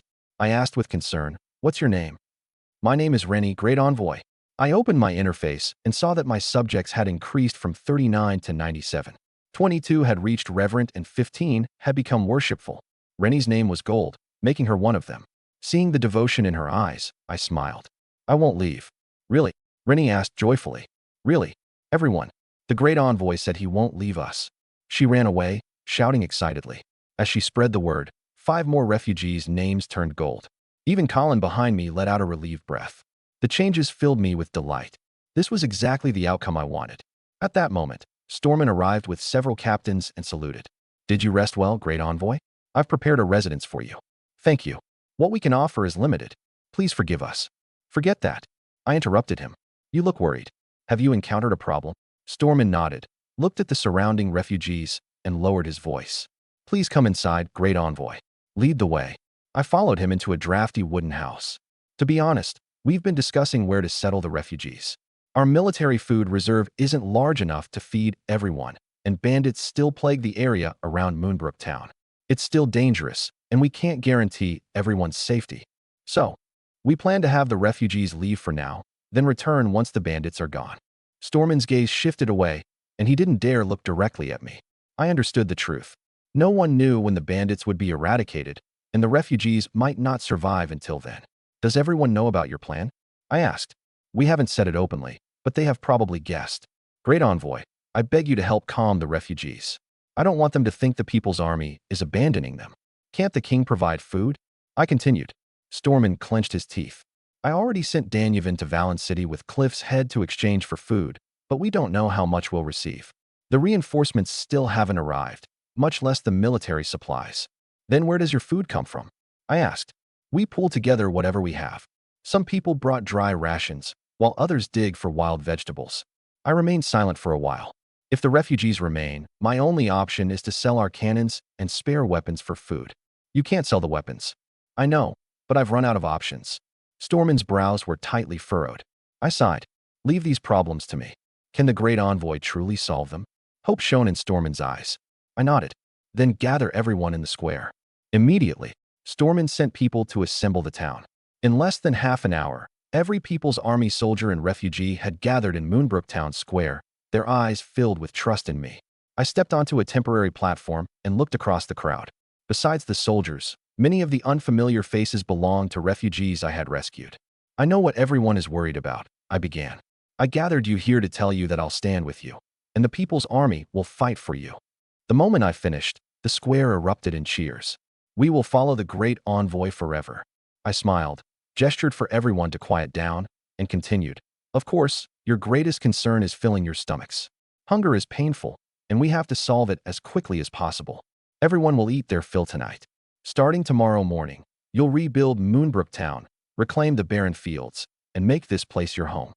At that moment, one refugee gathered the courage to ask, Great Envoy, Commander Stormin said the People's Army has no seeds left. Even if we want a farm, we have nothing to plant. That's right. We don't have money to buy seeds either. I nodded. Commander Stormin told me. Stormin had proposed selling weapons for food, but I refused because I already had the money to buy food and seeds. The Great Envoy has money. The people were astonished again. The Great Envoy saved us and destroyed Cliff. How could we let you spend your own money as well? Someone said. I didn't answer. I swept out one hand. Clatter. Countless silver and copper coins fell from my palm and formed a pile more than a foot high. Heavens! The soldiers and refugees stared, crying out repeatedly. I checked the floating interface beside me. My subjects had abruptly increased from 97 to 219. Stormin, is this money enough? Enough. More than enough. Stormin swallowed hard, never having expected me to be this wealthy. I accumulated this money by completing commissions across the world over many years. You are not to waste it, much less embezzle it, I said sternly. My words moved many people to tears. My benevolence had won their hearts. I swear not to waste a single copper coin. Stormin promised solemnly. Thank you, Great Envoy. Many people wept with emotion. Please rest assured. I'll risk my life for Moonbrook Town and never betray your kindness. The Great Envoy won't let us die for nothing. He can revive us, a soldier shouted. Thunderous cheers erupted across the square. In Moonbrook Town Square, the people cheered and released their long-suppressed emotions. Their nighttime celebration seemed capable of piercing the darkness and spreading across the West Wilds. Even the possibility of attracting bandits couldn't stop them, because I had given them a home. I stood smiling on the platform and watched the numbers changing on my interface. After my speech that night, the affinity of my 219 subjects had clearly increased. 69 were respectful, 113 were reverent, and 37 were worshipful. After midnight, I would receive 662 points. I was very satisfied with the result. Everyone had a different personality. Some were slow to warm up and needed time before their hearts changed.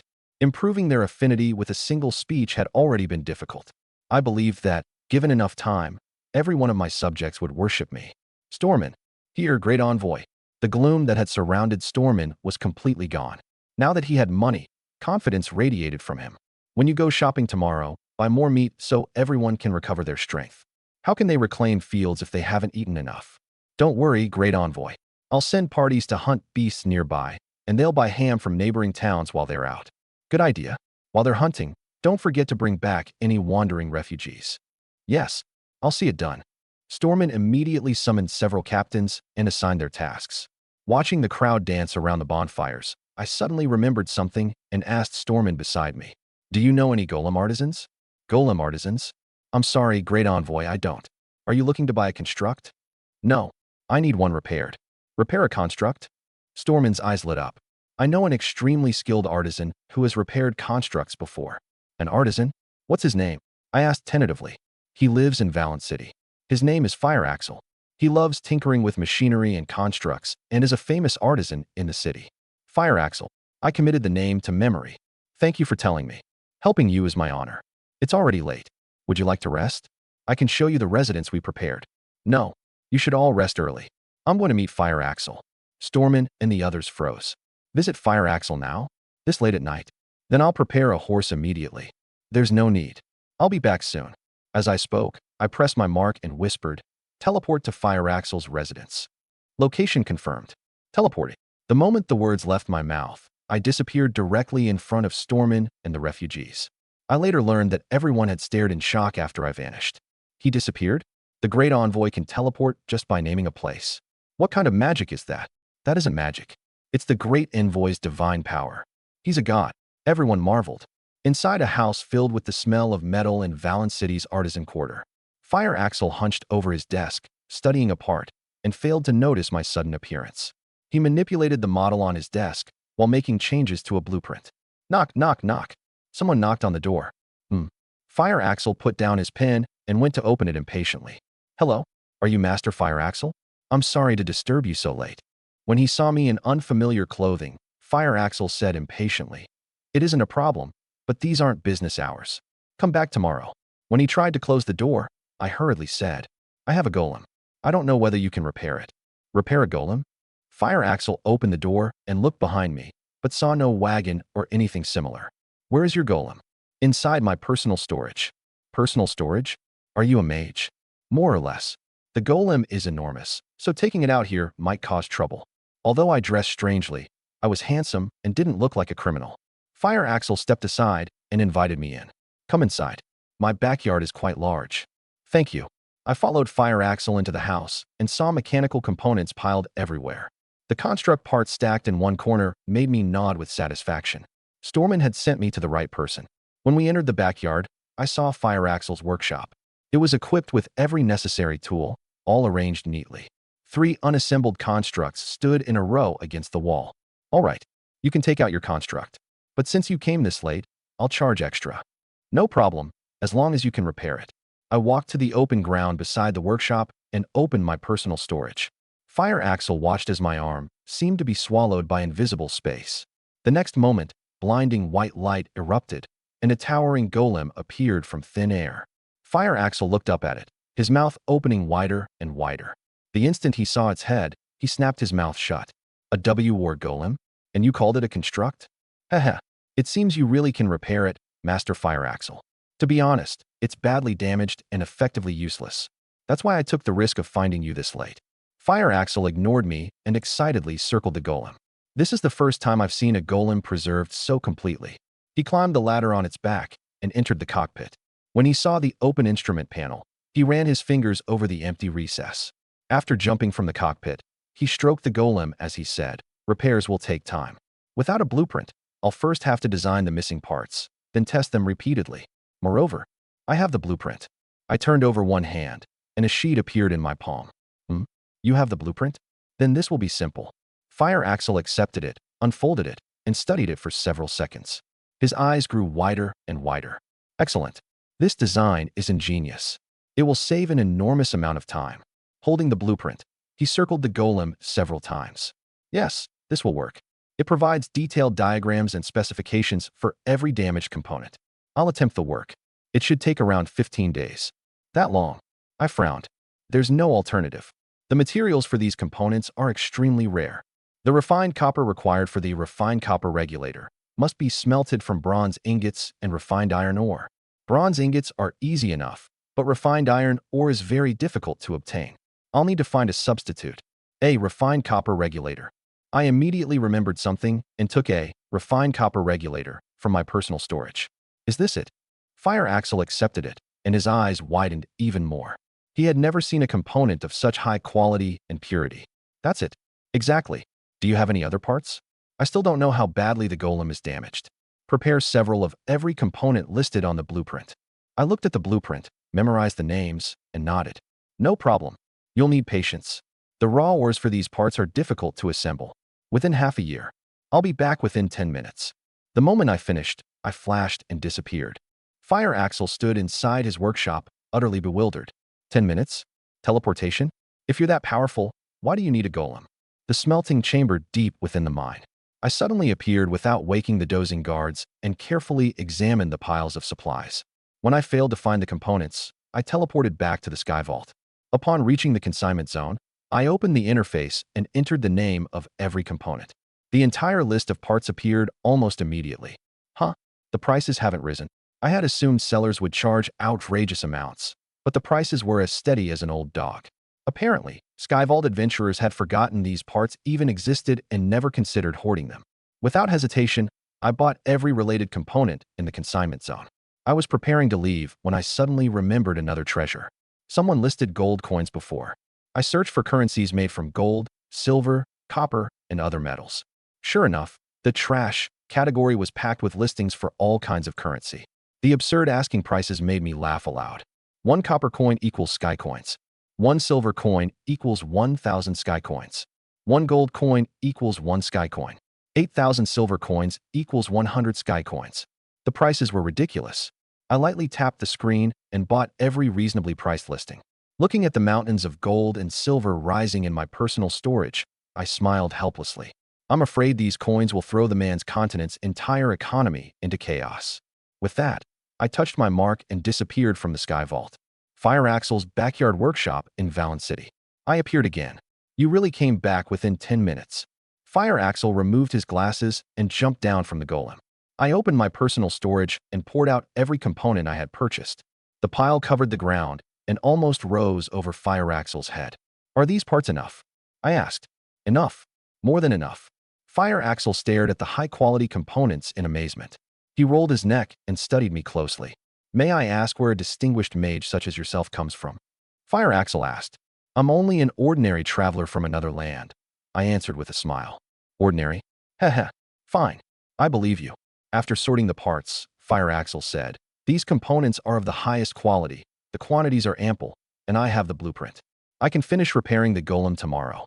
Tomorrow? Excellent. I was very satisfied with his efficiency. My Fruit of Immortality had a 24-hour cooldown, so I couldn't challenge my second Genesis dungeon until noon the next day at the earliest. My battle with Cliff had taught me the true difficulty of Genesis mode. I wouldn't try another without complete preparations. How much will the repairs cost? I asked. Nothing. Fire Axel looked at the golem and shook his head reverently. Being allowed to repair a war golem is an enormous honor. An experience like this cannot be measured in money. Then I'll return tomorrow night to collect it. I nodded in thanks and turned to leave. Please wait. I have a bold request. Fire Axel gathered his courage and called after me. Go ahead. While repairing it, may I incorporate some of my own ideas and make a few modifications? The thought had only just occurred to Fire Axel.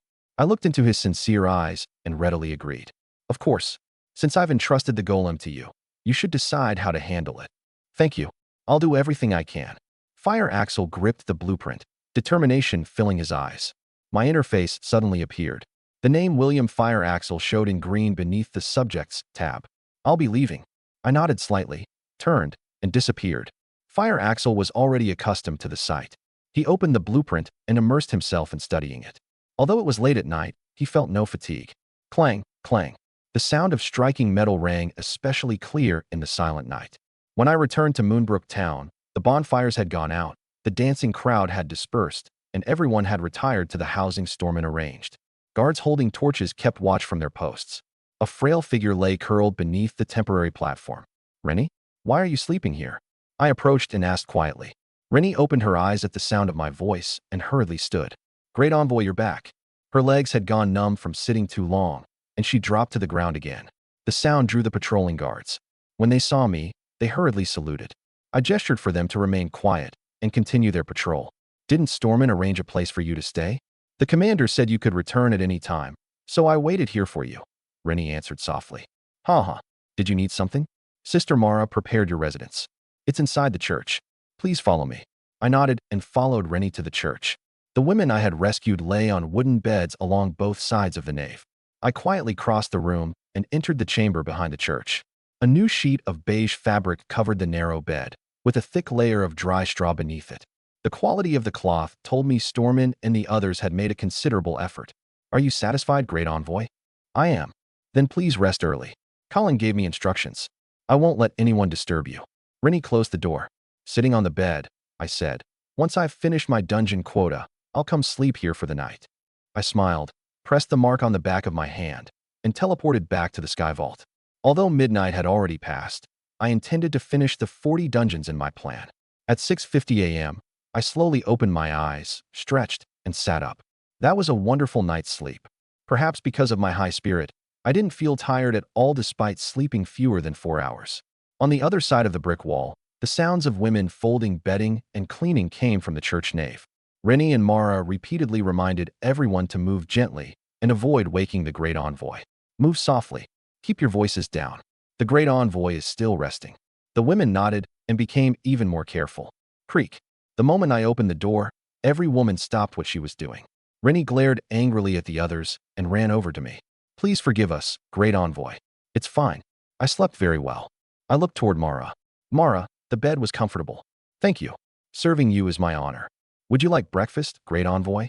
Rennie asked. I have something to do outside. You should eat first. With that, I disappeared in front of everyone. One woman folding bedding said emotionally, the Great Envoy left in such a hurry. He must be going to complete another commission. That's right. Yesterday, he gave us all the money he had earned. Don't be disrespectful. How can you casually speculate about the Great Envoy's thoughts? Rennie scolded. She had already begun regarding herself as my personal attendant. Yes, Great Envoy, please forgive us. The women hurriedly prayed and repented.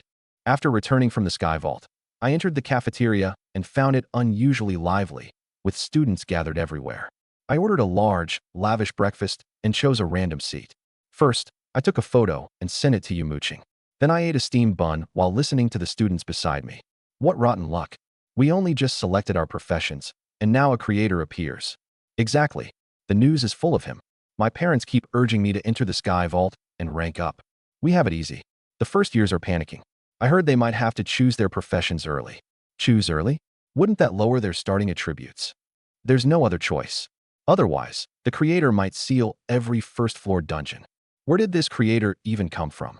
The Sky Vault has existed for so many years, and no one this fierce has ever appeared before. It's all his fault.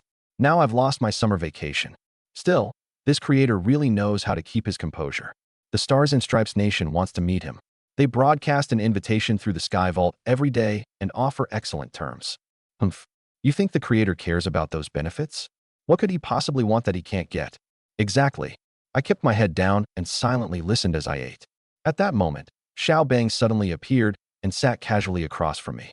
He looked at my breakfast and clicked his tongue in admiration. Reaching out, he stole a piece of crispy fried pork, chewed, and smacked his lips. Such a lavish breakfast?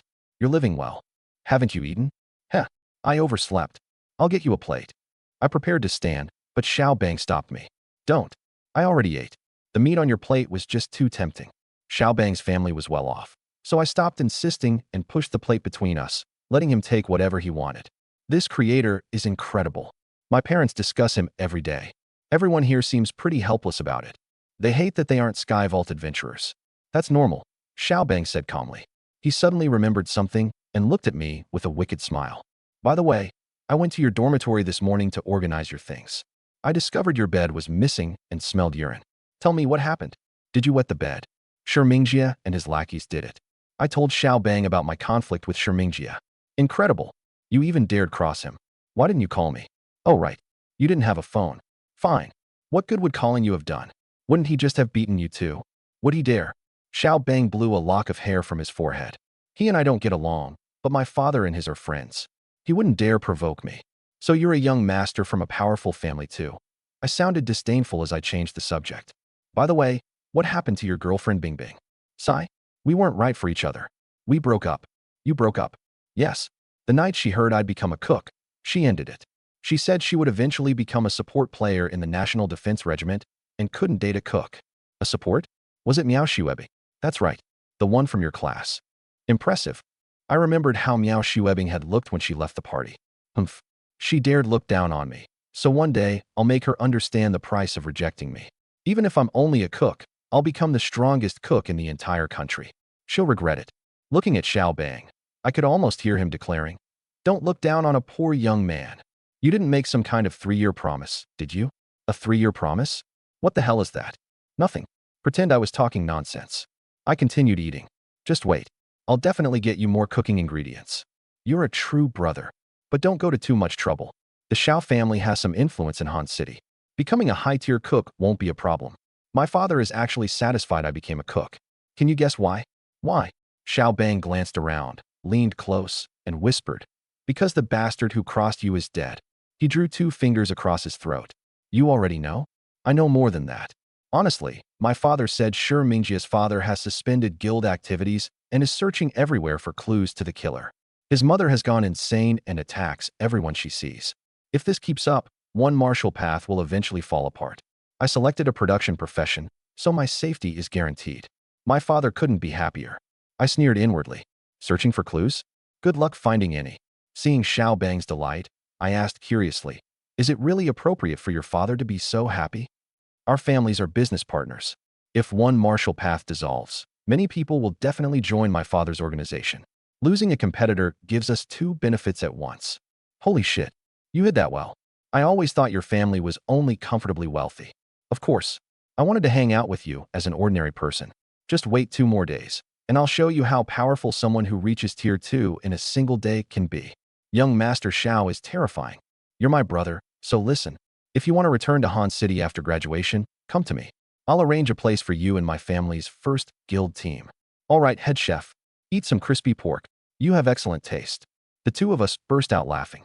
After saying goodbye to Xiao Bang, I returned to class.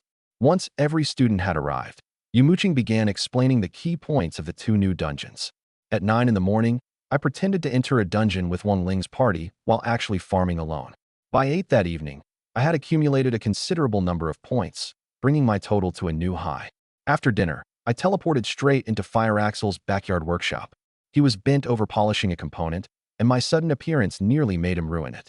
"Master Fire Axel, is the golem repaired?" I asked eagerly, staring at the gleaming construct before me. Of course, the repairs are perfect. Fire Axel proudly displayed his work. Both of the golem's arms were fully restored, and he had modified their joints to ensure more flexible movement. The dark circles beneath Fire Axel's eyes told me he had barely rested. "But there's one thing I need your approval for first," Fire Axel said seriously. "Go ahead. The war golem still can't start because its control console lacks an energy source. The energy compartment is too small for the golden energy core I prepared. Do you have a suitable energy source? If not, I'll have to modify the compartment." I looked at the golden core on the workbench and suddenly remembered the purple sphere I had removed earlier. I took it from my storage and showed Fire Axel. "There's no need to modify it. I have the energy source the golem needs, a Krygold energy core." "What? A Krygold energy core?" Fire Axel's shrill cry pierced my ears. He accepted the core and examined it with wide eyes. "An energy source this precise exists in the world? What kind of mineral is Krygold? I've never heard of it." I shrugged. I didn't know what kind of ore it was either. But judging from Fire Axel's excitement, the Krygold energy core had to be extraordinarily valuable. Fire Axel carefully returned it. "This is the first time I've seen a core containing such immense energy." I climbed into the cockpit and installed the core. The golem activated immediately. Seeing it operate normally, I excitedly jumped out and gazed at the towering machine. Just as I thought, giant robots are every man's dream, and so are golems. I reached out and lightly touched the golem. It suddenly transformed into purple light and flew straight into my personal storage. Fire Axel stared in amazement. I immediately opened my storage to inspect it. War Golem, Level 1. Quality, Epic. Type, Elemental Construct. Health, Physical Damage, 3,600. Physical Defense, 4,000. Spell Defense, Magic Immunity. Use Requirement. Creator. Instructions. Summon the War Golem to fight for you. Note 1. May be upgraded and modified using blueprints. The golem's description filled me with delight. After Fire Axle's modifications raised it to level 1, its attributes had doubled, its health and physical defense reached 4,000, and it possessed magic immunity. Its strength probably surpassed Tier 4. Thank you, Master Fire Axle. I'm extremely satisfied with your modifications. If I have another opportunity, I'll ask for your help again. I couldn't conceal my excitement. Fire Axle smiled. You're always welcome. By the way, I sorted the unused parts and placed them over there. If you don't mind, you can leave them here for now. I nodded repeatedly. Fire Axle was secretly delighted. He had planned to ask whether he could buy several parts from me, only for me to let him keep all of them. I'll leave now, but you can't refuse payment again next time. I turned away. Fire Axle suddenly called after me. Master, wait. Aren't you worried that I'll imitate these golems? I shook my head readily. No, Fire Axle looked confused. Why? After a moment's thought, I answered. Because when you look at the golem, I see joy in your eyes, not greed. Fire Axle froze. I glanced at his name, now glowing pink on my interface, and teleported away. Moonbrook Town was still bustling beneath the setting sun. Many townspeople returning from reclaiming fields chatted in the square. My sudden appearance drew cries of surprise. I waved in greeting and walked directly toward Stormin's command room. The moment he saw me, Stormin rose and saluted. Welcome back, Great Envoy. I asked, did the party leave to purchase supplies? Yes. They departed for the neighboring town this morning and should return the day after tomorrow. Danyevin still hasn't returned. No. The grain negotiations may have delayed him. Is Valen City far from here? Stormin smiled. Since the Great Envoy can teleport, it won't feel far to you. By horse, the round trip takes us 2 days. I see. Then carry on. I have business elsewhere and will be gone for a day. Great Envoy. There's also, before he could finish, I had already disappeared from the man's continent. Back in the Sky Vault, I teleported straight to the points shop. I spent 50,000 points on the universal skill, Divine Refinement, and learned it immediately. Then I spent another 100,000 to raise it to level 2, increasing its mana regeneration from 1% per second to 5%. My battle with Cliff had taught me how important mana regeneration was. Before this next major battle, I chose Divine Refinement, without hesitation. My mana now replenished without pause. Including my base regeneration of 55 mana, I could now restore 609 mana every second. That was equivalent to drinking 3 basic mana potions per second, enough to cast Light's Punishment 30 times, Lesser Heal 20 times, or generate 13 light shields. The improvement was substantial. Level 3 costs 200,000 points. That's too expensive. I looked at my remaining points, feeling the pressure multiply. Even so, I eagerly anticipated the improvement level 3 Divine Refinement would bring. After spending 6,000 sky coins on 100 super mana potions, 200 special mana potions, and 200 greater mana potions, I teleported outside Nightmare Cavern. Tonight, I intended to conquer the Genesis difficulty of Nightmare Cavern. The dungeon district remained busy late into the night. Skyvault adventurers hurried in and out of every dungeon. Dozens stood beside each swirling portal, buying dungeon materials and equipment. Fair prices, better rates for bulk sales. Some adventurers stopped after finishing their runs and haggled with them. Outside Nightmare Cavern, I set the dungeon to heroic difficulty and disappeared into the vortex. Unbeknownst to me, nearby Skyvault adventurers had already begun watching me. One material buyer waved to a yellow-haired adventurer among a distant group. The yellow-haired man ran over. Tier 1 Skyvault adventurer, Li Feiyu Priest. The 9,546th person to enter Nightmare Cavern today. No teammates currently visible. Record his entry time. Understood. The yellow-haired adventurer disappeared. 2 minutes later, he returned to the material buyer. Registration complete. Good. Go rest.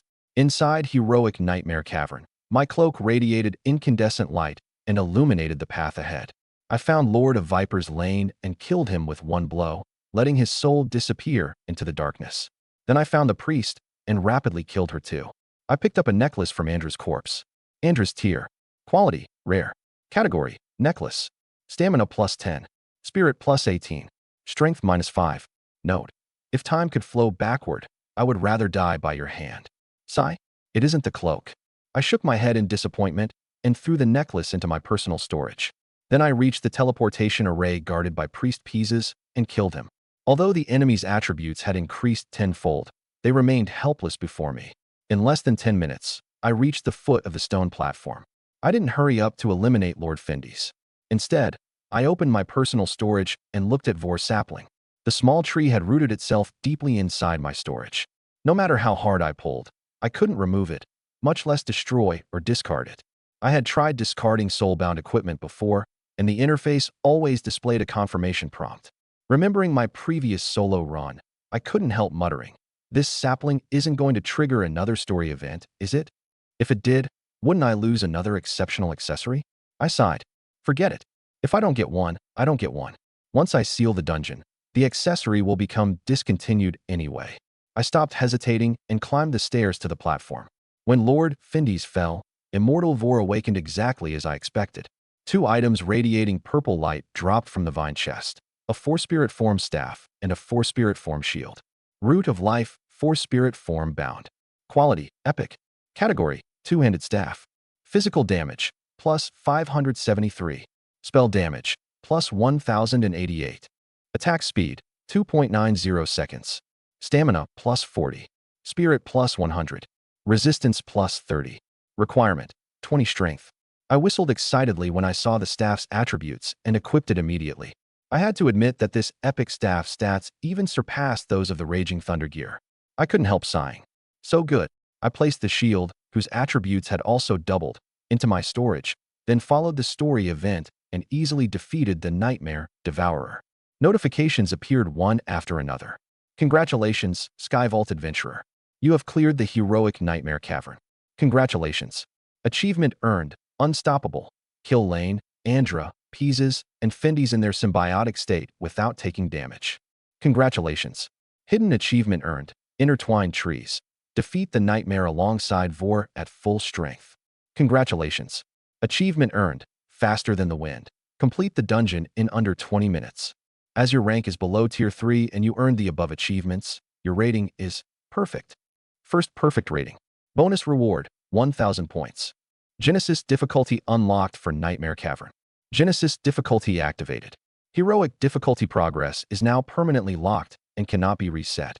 Teleportation commencing. This time, I picked up the Devourer's 2 items early. With my hands calmly clasped behind my back, I watched a wormhole rise from its body. The opening revealed a lush rainforest. I transformed into a sphere of light and flew inside. I slowly opened my eyes beneath a brilliant shaft of sunlight filtering through the leaves. This time, I hadn't fallen from the sky. My feet rested firmly on solid ground. A sweet, fresh fragrance filled the air and lifted my spirits. Towering ancient trees formed a dense forest before me. Looking at the dirt road stretching into the distance, I had no idea which direction to take. I turned toward an ancient tree beside me and secured my staff across my back. With 185 strength, my fingers were like iron hooks, and I easily climbed the trunk.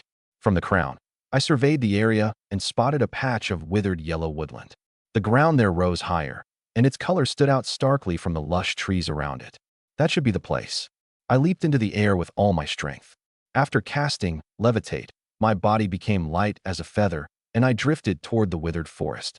About 5 minutes later, as I approached the woodland, an argument came from among the trees. "Andra, you need to calm down. A priest cannot act impulsively," someone urged anxiously. "Impulsively? Didn't you see the changes in the Garden of Immortality? You're a priest too. Aren't you worried about Vor, the tree god?" Andra demanded. "Of course I am. But I'm even more worried about the tribe's children. You should remain and protect the tribe while we handle this." "No, I can't stand by and do nothing. I'm going with you." "Lord Findes, hurry and persuade Andra. The territory cannot be left without a priest's protection." After a moment, Findes spoke in a gentle, magnetic voice. "Andra, you should." "Shut up." Andra interrupted. Branches suddenly scraped together in the forest. "Who's there?" Andra called alertly. The 3 priests beside her drew their weapons together. "Don't be nervous. I'm a traveler who came to resolve this crisis." I stepped from the trees and smiled at the 4 of them. "Resolve the crisis?" "That's right. How do you know there's a crisis here?" "I came to investigate precisely because I don't know the details." I stopped 5 paces from the group and studied them carefully. 4 priests overflowing with life, with a pitch-black cavern behind them. I immediately understood. They must have come to investigate the dying trees, only for the Devourer to control them. Then they would remain trapped in the cavern forever, killed again and again by Skyvault adventurers. My eyes filled with sympathy as I looked at them. "Are you a priest too?" "Technically, I'm a priest." "Which tribe do you come from?" "The Skyvault tribe." "The Skyvault tribe? I've never heard of it. That's why I said I'm a traveler." Andra warily sniffed the faint fragrance in the air, then quickly inhaled several more times. Hmm? Is that the tree god's scent? That's right. It's the tree god's presence. Pisa smelled it too. Their reaction immediately reminded me of the sapling inside my personal storage. Gathering her courage, Andra approached and sniffed me carefully. Why? Why do you carry the tree god's presence? She stepped back and pointed her staff at me. Explain yourself. The tree god no longer answers us. Was that your doing? Pieces drew his knife and demanded, don't waste time talking. Bind him and bring him back to the territory for questioning. Two green serpents emerged from Lane's sleeves and stared coldly at me. Wait. Finnies raised a hand to stop them and looked calmly at me. Traveler, you had better give us a reasonable explanation for the tree god's presence on your body. A reasonable explanation? I thought for a moment. Would you believe me if I said Vor summoned me? The tree god sent you? Show us proof. Lane said coldly. I took out the accessory, fruit of immortality, and showed it to them. A fruit of immortality. Pease's eyes widened. Heavens, is that truly a fruit of immortality? Andra covered her mouth in shock. How? How is that possible? Why would the tree god give a fruit of immortality to a traveler? Lane recalled his green serpents and leaned toward my palm. Findy stared at the crystal-clear, plump fruit overflowing with vitality. His expression abruptly changed. He dropped to one knee and said respectfully, Findy's greets the high priest. Findy's, he's the high priest? Pieces was baffled. Impossible. The tree god has never left the garden of immortality. Why would it give him the fruit? Something must be wrong. Andra still wanted to argue, but Findy's roared. Do not be disrespectful. Kneel. Thump. Pieces dropped to his knees with textbook precision. Lane and Andra were reluctant, but knelt as well. I glanced at the fruit of immortality in my hand with some surprise, put it back on, and said, Stand. Don't keep kneeling. I dislike useless ceremonies like this. Yes, High Priest. Thank you for forgiving us. Findy's gestured for the others to rise. Are you truly the High Priest? Andra still found the question disrespectful, but asked anyway. I smiled at Findy's. Findy's, explain it to her. Yes, High Priest. Findy's turned to Andra and the others. The High Priest's fruit of immortality is bright and vivid, proving that the tree god has recognized his soul. A stolen fruit rots instantly and could never possess such a luster. I saw one fruit before, and it looked exactly like this. Reminiscence entered Findy's eyes as he looked toward the cavern behind him. Unease stirred within me. How would the four priests react if they learned I had obtained the fruit after destroying Vor's tree? But after another thought, I realized Findy's was right. The devourer had contaminated Vor's tree. I had freed it, so receiving the fruit was perfectly reasonable. I understand. The wariness vanished from Andra's face. She said respectfully, High Priest, please forgive my offense. Lane and Pieces hurriedly echoed her. Please forgive us, High Priest. I smiled. As long as the misunderstanding is resolved. I walked past all four and stopped before the cavern with a grave expression. Fortunately, I arrived before you went inside. If I'd been any later, you would certainly have died in there. The four stared in shock. High Priest, what happened to the tree god? A monster may have attacked it. A monster? An evil spirit? Impossible. There were no warning signs at all. I raised an eyebrow and pointed at the withered trees. Didn't all of you notice the anomaly? That's the warning. The High Priest is right. Findy's had no answer. Now that you understand, return to the territory. I'll handle this matter. I knew they would die if they entered and might even drag me down, so I ordered them to retreat. What? Findy's hadn't expected me to face it alone. Just as he prepared to obey, Lane said solemnly, No. As a priest sworn to protect the tree god, how can I let the High Priest face this alone? He dropped to one knee. Lane swears to follow the High Priest to the death. That isn't necessary. I can handle this by my... That's right. Failing to protect the tree god was my dereliction of duty. Andra also swears to follow the High Priest to the death. Andra knelt as well. Get up. You need to listen. Pieces is also willing to follow the High Priest. Please take me with you. Pieces dropped to one knee. Helpless, I could only gesture for Findy's to persuade the other three. Findy's understood at once and hurriedly said, Andra, Pieces, Lane, we should obey. Kneel. Andra glared and barked. Oh. Findy's immediately dropped to one knee too. High Priest, there are magic arrays in the Garden of Immortality that we drew to awaken the tree god. You can't break the seal alone. Will you allow us to accompany you? The four crucial priests continued to insist, and I knew refusing would be useless. They might secretly follow the moment I entered. Rather than clean up their mess later, it would be easier to keep them beside me. Fine. Since you're determined, we'll go together. But once we're inside, you obey every order I give. Yes, High Priest. Check your equipment first and see whether you need additional supplies. Joy appeared on the four priests' faces as they hurriedly inspected their belongings and equipment. Their earlier hesitation had come from fear that the risk was too great. They wanted one of them to stay and care for the tribe. But the appearance of a high priest carrying a fruit of immortality had greatly increased their confidence. I stared into the dark cavern, knowing a fierce battle awaited us. I seized the opportunity to open my personal storage and equip the two epic items dropped by the Devourer in heroic mode. Devourer's Eye. Quality, Epic, Ring. Stamina plus 15, Spirit plus 25. Special effect, restores 5 mana per second. Requirement, 15 Spirit. Nightmare Devouring Scale Hide. Quality, Epic, Cloak. Defense, 60, Stamina plus 45, Spirit plus 60, Agility plus 5. Special effect, in a lightless environment, movement speed increases by 10% and dodge by 2%. Requirement, 20 Spirit. I equipped both immediately. Although my previous cloak could illuminate the darkness, it couldn't compare with an epic item. Besides, I discovered that the light created by 10 layers of my light shield was every bit as bright as the cloak. With Divine Refinement, regenerating my mana, I could maintain a full bar while continuously casting 10 layers of light shield for illumination. Once all 5 of us finished our preparations, I led the party into the cavern. The moment we entered, Andra began chanting an incantation. Her cloak emitted soft white light and pushed back the surrounding darkness. But I ignored the darkness and walked at the front. My familiarity with the route astonished the 4 priests. How could a high priest visiting for the first time know the path this well? As we entered deeper into the cavern, all 5 of us heard a low growl from the darkness ahead. "Feral, is that you?" Andra called toward the sound. Only a more furious, hostile growl answered. "It's Feral. He's furious." Andra approached me and said respectfully, "High Priest, Feral is a forest guardian beast I raised. He's normally gentle and would never fail to recognize me. We can investigate him. He may provide a clue." Although I suspected the Devourer was responsible, it wasn't convenient to reveal the truth yet. "Fine. Let's see whether we can find a useful clue." Andra moved to the front and chanted, strengthening her cloak's light to its limit. White radiance instantly banished the darkness. We hadn't gone far when a dark shape lunged from ahead and snapped at Andra. The white light revealed a leopard with white fur and black markings. Andra hurriedly dodged. "Feral, sit." But Feral ignored the command and continued attacking.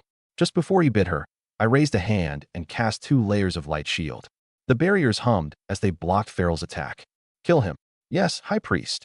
Fendy's prepared to attack, but Lane acted first, releasing 2 green pythons that wrapped around Feral. Crack! The sound of breaking bones came from within Feral. The green pythons immediately vanished. I turned toward Lane. Lane hurriedly saluted. I nodded without speaking. I walked over to Andra. "Would you like me to revive him?" "No." Andra stroked Feral's fur and shook her head. "We should resolve this incident first. Reviving him now will only prolong his suffering. Then let's move quickly." I strode deeper into the cavern. Andra and the others followed closely. We first reached the magic array guarded by Lane. Pieces immediately noticed something wrong. "Lane, your spirit array has been contaminated." "Yes, I can see that." Lane crouched angrily and wiped the blood from the array. "Perform the awakening ritual now. Once it's complete, we'll move to the next array," I urged. My gaze shifted toward Lane. "High Priest." The 4 of us arranged 4 spirit arrays throughout the garden. Each priest is responsible for one, and we activate them in sequence, Andrew explained. "That's right. War can only awaken when all 4 spirit arrays are active at the same time." Lane nodded solemnly. "I see." Understanding dawned on me. Lane continued. "Therefore, we should first. Lane, stay here and guard this place. I'll take the other 3 and find the remaining arrays." I interrupted him, turned, and started toward the next array. "What?" Lane froze. "This location is relatively well hidden. Running back and forth to activate the arrays would be too much trouble. It makes the most sense for you to remain and wait for the signal." Findy's, Andra, and Pisa's all nodded in agreement. Lane wanted to argue, but my cold gaze stopped him before he could speak. "What? Do you doubt my decision?" "I wouldn't dare." Lane lowered his head, then gathered the courage to explain. "But Feral went berserk just now. I think we should remain together. You would have had to remain here alone eventually. Are you going to become berserk simply because you stay a little longer?" I asked. No. I'll guard the spirit array." Lane lowered his head, but his eyes darkened. "Let's go. Don't waste time." "Yes, High Priest." Findies and the other two followed me away. After we disappeared, dozens of green pythons suddenly emerged behind Lane and silently vanished into the darkness. Walking at the head of the group, I asked Findies, "Is Lane always this nervous?" "He becomes anxious under stress." Findies hurriedly added, "But don't worry, High Priest. He won't delay activating the spirit array." Peases added, "He discovered the garden's anomaly during his patrol. Without him, the situation would have become even worse." I understand. My suspicions only deepened. The pythons Lane controlled looked remarkably similar to the Nightmare. I hadn't studied them closely during my previous runs through Nightmare Cavern and only noticed it now. The order in which the 4 spirit arrays were activated was connected to the boss kill order in normal mode, but Lane didn't necessarily need to travel with the group. Since Lane had also been the first to discover the anomaly, I couldn't avoid suspecting a secret connection between him and the Nightmare. But I couldn't reveal my suspicions yet. I needed more evidence. When we reached the 2nd spirit array, Andrew stopped. "High Priest, this is the array under my care. I'm the first priest in the activation sequence. Once I clean it, I'll begin the ritual and keep it active." "Good. Be careful." "Thank you for your concern, High Priest." "I'll be careful." Findies walked over. "Tell me immediately if you notice anything unusual." "I will. You should go." Andra spoke with rare gentleness. She watched Findies leave, then crouched to clean the filth from the spirit array. In the darkness behind her, 2 green pythons stared and flicked their tongues. I led the remaining 2 for another 5 minutes and reached the spirit array under Peases' care. "High Priest, this is my spirit array." "Good." After leaving Peases, Findies and I walked another 10 minutes and climbed onto the stone platform. "We slept there." "High Priest, once I activate the spirit array, the tree god will awaken, and you can communicate with it directly." "Good." I raised a hand and cast 10 layers of Heart of Light on Findies. He felt tranquility fill his body and looked confused. "This magic calms the mind and will help you concentrate on maintaining the array." "Thank you for your concern, High Priest." Findies took 4 gems of different colors from his bag. 2 already glowed green and red. He handed them to me. "Once all 4 gems light up, the tree god will awaken." "Good. Focus on maintaining the array." I held the 4 gems. Findies entered the spirit array beneath 4 and began reciting an incantation. Blue light gradually bloomed from the array, and the 3rd gem in my hand began glowing blue. 10 seconds later, the 4th erupted with orange light. Leaves rustled. I looked up at Vor, removed the staff from my back, and walked toward Findies. Suddenly, purple light erupted from the spirit array and swallowed him. Findies' eyes instantly turned blood red. Just as he prepared to roar, golden light burst from his chest, and Heart of Light dispelled the crimson glow. I grabbed the back of his collar and yanked him from the array. Without anyone maintaining it, the purple light rapidly faded. Vor had only just opened its eyes when it fell into a deep sleep again. "High Priest, what happened to me?" I opened my hand and showed him 3 gems now blazing with purple light. Something happened to the others. "What?" While Findies stared in confusion, 4 enormous green pythons suddenly emerged behind him. Hiss! They opened their mouths, spewed green gas, and lunged at Findies and me. For castings of light's punishment struck instantly, killing the pythons with whip-like blows. When I saw the green gas drifting toward us, I immediately cast Heart of Light on myself and Findies. The moment the gas touched us, the skill dispelled it. "Lane, was this your doing?" Findies looked at the dead pythons and immediately guessed the reason. He turned to thank me, but I stopped him. "Move. We're going to save them." "Yes." Findies followed closely as I hurried down the stairs. After only a few steps, more than a dozen lightning orbs suddenly flew from the darkness. "Lightning bolts." "High Priest, dodge." Findies shouted. I sneered and immediately cast Light Shield. The barriers hummed as they stopped the lightning orbs. 2 figures gradually became visible in the shield's light. Andra and Peases, both with blood-red eyes. "Andra, Peases, what happened to you? They're obviously being controlled. Hurry and help wake them." "What?" "All right." Findies drew the bow, viper, and fired arrows into their shoulders. The arrows pierced them, but failed to wake either one. They ignored the attacks and continued casting lightning bolts. In the darkness, green pythons attacked me in coordination with them. "Heh, boring." I sneered, applied 10 shields each to Findies and myself, and cast Light's punishment at Andra and Peases. 2 thick golden rods smashed down on their heads. Both groaned and collapsed. "No." Findies cried in anguish, his fury impossible to contain. "Lane, why did you betray us? Show yourself. Traitor, I'll kill you." His roar echoed through the cavern and gradually faded. I waited several seconds for divine refinement to restore my mana to 80%, then cast Revive on Andra. When Andra's eyelids twitched, I rapidly applied shields and cast Lesser Heal 5 times. Andra rubbed her eyes and sat up, finding Findes and me in front of her. High Priest. What happened? Wasn't I just? Andra, get over here.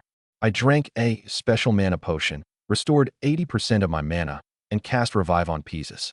Pieces sat up in terror and gasped as if awakening from a nightmare. As his blurred vision cleared, the first thing he saw was me. Beside me, Findes was repeatedly kissing Andra's cheek. Huh? High Priest? Findes? Andra? Didn't we split up? While Pieces remained confused, the 3 priests were once again enveloped by light shields. Pieces, get over here. All right. The moment Pieces stood, a green python lunged from the darkness with its jaws open. Its fangs couldn't penetrate the light shield. Smack! Light's punishment abruptly appeared and killed the python instantly. A green python? Lane. Pieces immediately became alert, ran to my side, and watched the darkness closely. I glanced at the vanished azure python and called out, Lane, I've seen through your plan. Come out. Lane did not answer. I smiled and continued. It looks like I should call you Nightmare instead. Nightmare. Findes and the other 2 stared at me in surprise. Sure enough, a hoarse voice came from the darkness. Damn you, High Priest. If you hadn't appeared, my plan would already have succeeded. Your plan? You wanted to absorb Vor's power of immortality. I asked. Nightmare's furious roar echoed through the darkness. Since you figured it out, you can stay here forever. Hissing rose around us, and countless blood-red eyes lit up in the dark, surrounding all 4 of us in a dense ring. Findes was shocked.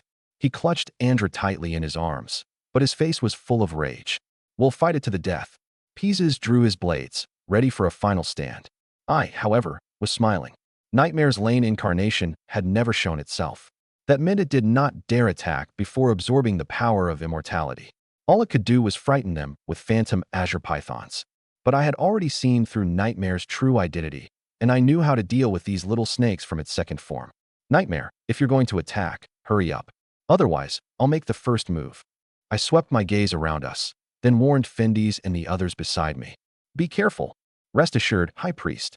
We will not disgrace the priesthood. Good. Then stay as far away from me as you can. The farther, the better. Huh. Before Findes could react, I charged straight into the darkness without activating a shield. The mass of blood-eyed snakes in the dark hissed and chased after me. A moment later, Findes and the other 2 saw light shields surround me as a waterfall of starlight appeared overhead. Countless little white snakes died beneath the falling starlight. How can Lane control this many snakes? He's not Lane anymore. He's Nightmare. The High Priest is incredible. Devout fervor blazed in Pieces' eyes. But before the 3 of them could relax, pair after pair of blood-red eyes rapidly closed in through the darkness. Damn it. Why are there still snakes over here? Kill them. Findes and Andra's eyes turned blood-red as they fired lightning bolts one after another.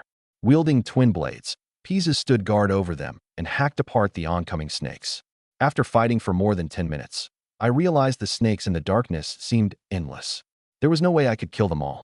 Nightmare had yet to obtain Vor's power of immortality, so it could not transform into the true devourer. But I also had no way to deal with it while it hid in the shadows. This stalemate could not continue forever. The key to destroying the devourer still lay with Vor. I retreated beneath the sacred tree and found Findes and the other 2 covered in wounds, fighting desperately. It appeared Nightmare did not actually want to kill them. All of you, get over here. The 3 priests I had healed hurried over with countless green pythons in pursuit. I gave each of them 10 layers of light shield to stop the pythons' attacks, then asked, is there any way to awaken Vor besides activating the spirit array? No. The spirit array must be activated to awaken him. Findes shook his head firmly. I see. Then I'll have to do this the hard way. I looked at Vor and said with finality, Nightmare, you want Vor's power of immortality? Fine. I'll give it to you. I immediately emptied my mana and released 663 casts of Light's punishment. The dazzling golden light instantly drove away the darkness. Findes and the other 2 stared in shock as I blasted Vor apart with a single strike. Whoosh. Immortal sap hidden inside the trunk gushed out, spreading across the rocky platform and pouring into the stream bed. Ha ha. Findes, do you see it now? Who is the real evil spirit here? Nightmare's delighted laughter rang out from the darkness. It had never expected the situation to turn in its favor like this. Then it opened its enormous mouth, leaped into the stream bed, and began gulping down the immortal sap. Findies and the other two stood there blankly as the sap washed over their feet. They did not understand what I was doing. I ignored them and jumped straight into the stream bed. Splash! I sank into the pool of sap, opened my personal space, grabbed the sapling, and yanked hard. Stop growing for a minute. I need you to work. Just as I had expected, the vor sapling rooted in my personal space came free with ease. I tossed it into the water. Whoosh! The sapling grew at a breathtaking rate, thick roots forcing their way into cracks in the stone. Grinning, I grabbed hold of a new branch and rode the wildly growing tree out of the stream bed. This was the hidden story event I had accidentally triggered when I first entered Nightmare Cavern and instantly killed Vor. At the bottom of the pool, the devourer was gulping down the immortal sap, its body swelling rapidly. But it soon discovered that the sap was disappearing just as fast. It opened its eyes and saw a dense mass of thick roots above the pool, trapping it at the bottom like the bars of a cage. Why is the tree god growing here? It struggled through the roots. The instant its head broke the surface, before it could even see what was happening, it heard me laugh. Finally had your fill, Nightmare? All Nightmare saw was a golden cudgel wider than its entire body smashing down on it. After taking more than 600 strikes from Light's punishment, Nightmare felt the world spin around it. It curled up in agony and vomited out all the immortal sap in its stomach that it had yet to absorb. The sap it expelled was rapidly absorbed by the sapling's roots. I gave Nightmare no chance to catch its breath. 37 more casts of Light's punishment slammed into its head one after another. Nightmare writhed in agony. Relying on the power of immortality to cling to life, it fled into the darkness in a sorry state. I would not let it escape this time. I knew that completely destroying Nightmare required Vor's power. But Vor had not grown large enough yet and did not possess sufficient strength. I chased Nightmare, firing Light's punishment without pause. But Nightmare was incredibly fast, and it disappeared without a trace before long. When its movements faded into the distance, I knew it would not show itself again anytime soon. I returned to the sapling beside the stream bed and found Findies and the other two standing there. High Priest, are you planning to use the tree god's power of immortality to defeat Lane? Yes. But Lane drained the tree god's power. Without enough energy, the sapling won't be able to grow. I did not explain. I merely told Findies, stay alert. Call me the instant you spot Nightmare. I took a deep breath, pulled out a premium mana potion, and began drinking as I cast Lesser Heal on the sapling. Based on everything I knew about this dungeon story, I believed this would work. Sure enough, a faint golden glow appeared on every leaf, and the trunk silently began to thicken. It really is a pain not having a health bar for reference. I tossed aside the empty bottle, pulled out a super mana potion, and increased my healing speed. Before the three priests' astonished eyes, the sapling grew at a rapid pace. The High Priest can actually accelerate the tree god's growth. So this is the power of a High Priest. Ignoring their praise, I discarded the 7th empty bottle and reminded them, don't get distracted. Keep watch for Nightmare. The three answered in unison, then stood in front of the stream bed and vigilantly scanned our surroundings. Before long, a wave of green mist billowed out of the darkness. The hearts of light on the three priests began neutralizing its effects. It's here. The moment I saw the dense mist, I shouted, all of you fall back. After refreshing their hearts of light, I knew Nightmare was about to attack. I took the war golem out of my personal space. With a thunderous boom, the 10-foot-tall golem landed in front of the three priests. The beams shooting from its eyes instantly dispelled the darkness ahead. Startled by the light, Nightmare hurriedly hid in the shadows. The golem stood guard at the entrance, slowly turning as it swept the darkness with its searchlights. The High Priest even has a puppet? Pieces cried out, while Findies and Andra had already gone numb with shock. They stared blankly at the golem with only one thought in their minds.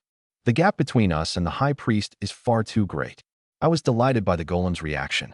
I had not expected it to be capable of acting without manual control. I had only intended to use the golem to block the entrance to the stream bed and keep Nightmare out. But now, it could execute my commands autonomously. Is this one of my privileges as a creator? I pondered the question while continuing to heal the sapling. As the first creator in Skyvault, I could only explore my abilities on my own.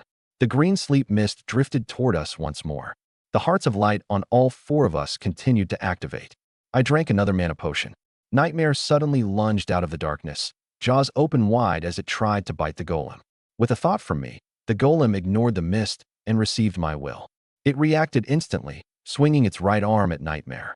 Bang! Its metal arm struck Nightmare's head, while its left clamped tightly around the creature's neck. Black oil sprayed from its left hand and flames from its right. Boom!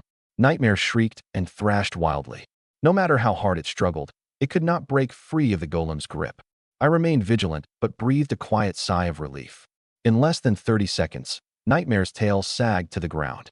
It stopped struggling and hung there like a burning, oil-soaked rope. Meanwhile, I continued healing the sapling. It gradually matured, and Vor's face appeared on its trunk. The three priests cried out in surprise as Vor opened his golden eyes and looked at me. A gentle beam of light connected us. Resonance. The high priest has resonated with the tree god. Andra motioned for Findes and Pieces to pray to the tree god with her.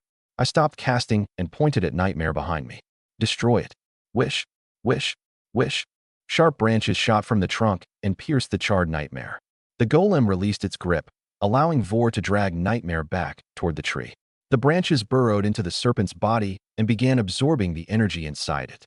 Before the four of us, Nightmare gradually shrank until it finally returned to Lane's form. Lane now looked ancient. His hair and beard were pure white, his body was emaciated, and his empty eyes had lost all light. Lane, why did you betray the tree god? Why did you betray us? I demanded furiously. Dangling from the branches, Lane gave a weak smile. Betrayal? I simply failed. He turned his head toward me with great difficulty. High Priest, how many gardens of immortality can you save? Once you witness the evil god's power, you'll understand just how insignificant you are. With that, Lane's head sagged and the last breath left his body. The branches withdrew from him one by one, and he fell like a dead leaf, crashing into the dry bottom of the pool.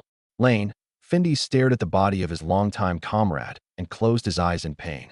Beside him, Pieces gritted his teeth and turned away, unwilling to look any longer. Congratulations, Skyvault Adventurer.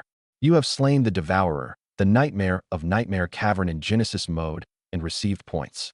Congratulations. You have received the title Creator of Calm Continent and become Calm Continent's creator. Advancement progress, +1. Congratulations. You have advanced to Tier 2 Creator. Advancement progress, 2/10. New buff acquired.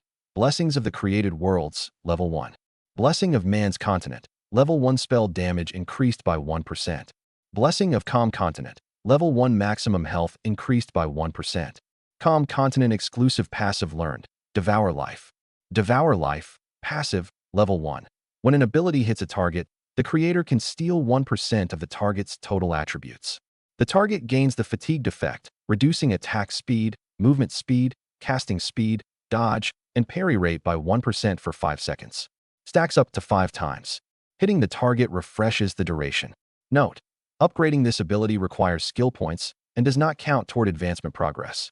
Nightmare Cavern has been sealed. Condition for removing the seal: the creator is erased by Skyvault. Warning: you have reached the limit of created worlds under your rule, February 2nd. Increase your tier to raise the limit, synchronizing the flow of time between both worlds. The darkness dispersed, and insects chirped in the Garden of Immortality at night.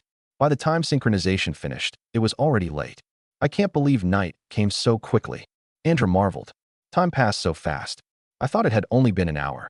Pieces scratched his head. Findes was about to thank me, but when he saw my grave expression, he quickly closed his mouth. I had not even noticed him approaching.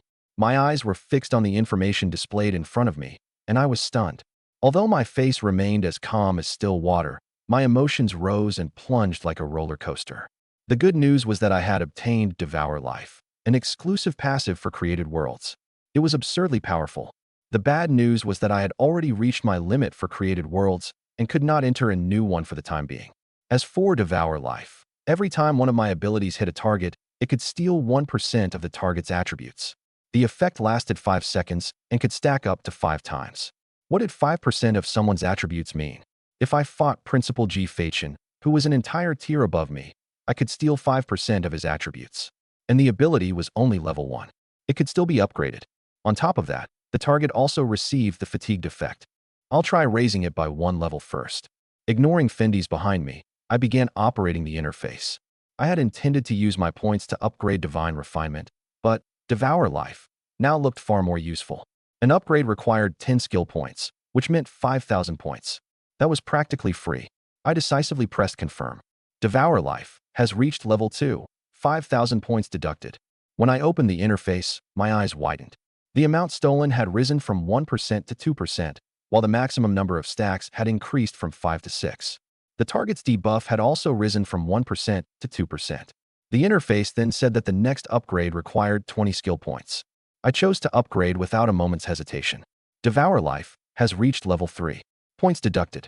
I continued upgrading it to levels 4 and 5, paying the corresponding cost each time. Including the 50,000 points I had just received, I spent everything I had on Devour Life, without hesitation. If I had possessed more points, I would have kept going. I took a deep breath and read the ability description.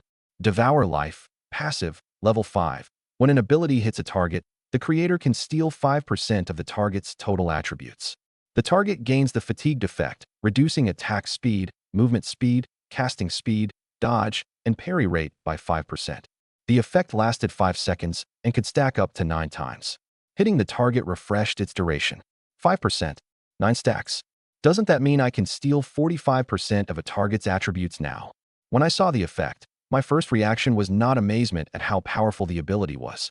The strength of Devour Life already spoke for itself. What thrilled me most was how cheap it had been to upgrade. Is this another privilege of being a creator? Compared with the points that Divine Refinement required in the public recreation district, the exclusive creator ability was practically free. My thoughts had already flown to the second floor of the dungeon district, where I wanted to test this ability on a boss. With instant cast spells, I could build all 9 stacks in a heartbeat. No matter how strong the boss was, as long as my spells connected, I would steal 45% of its attributes. This ability is insane. I clutched my chest and took a deep breath. This was the first time I had been so excited since arriving in this world. I decided that no matter the cost, upgrading this ability would be my top priority. Once my emotions settled, I turned to the second piece of bad news. As a Tier 2 creator, I had reached the limit for worlds under my rule. If I wanted to rule more worlds, I would have to increase my tier.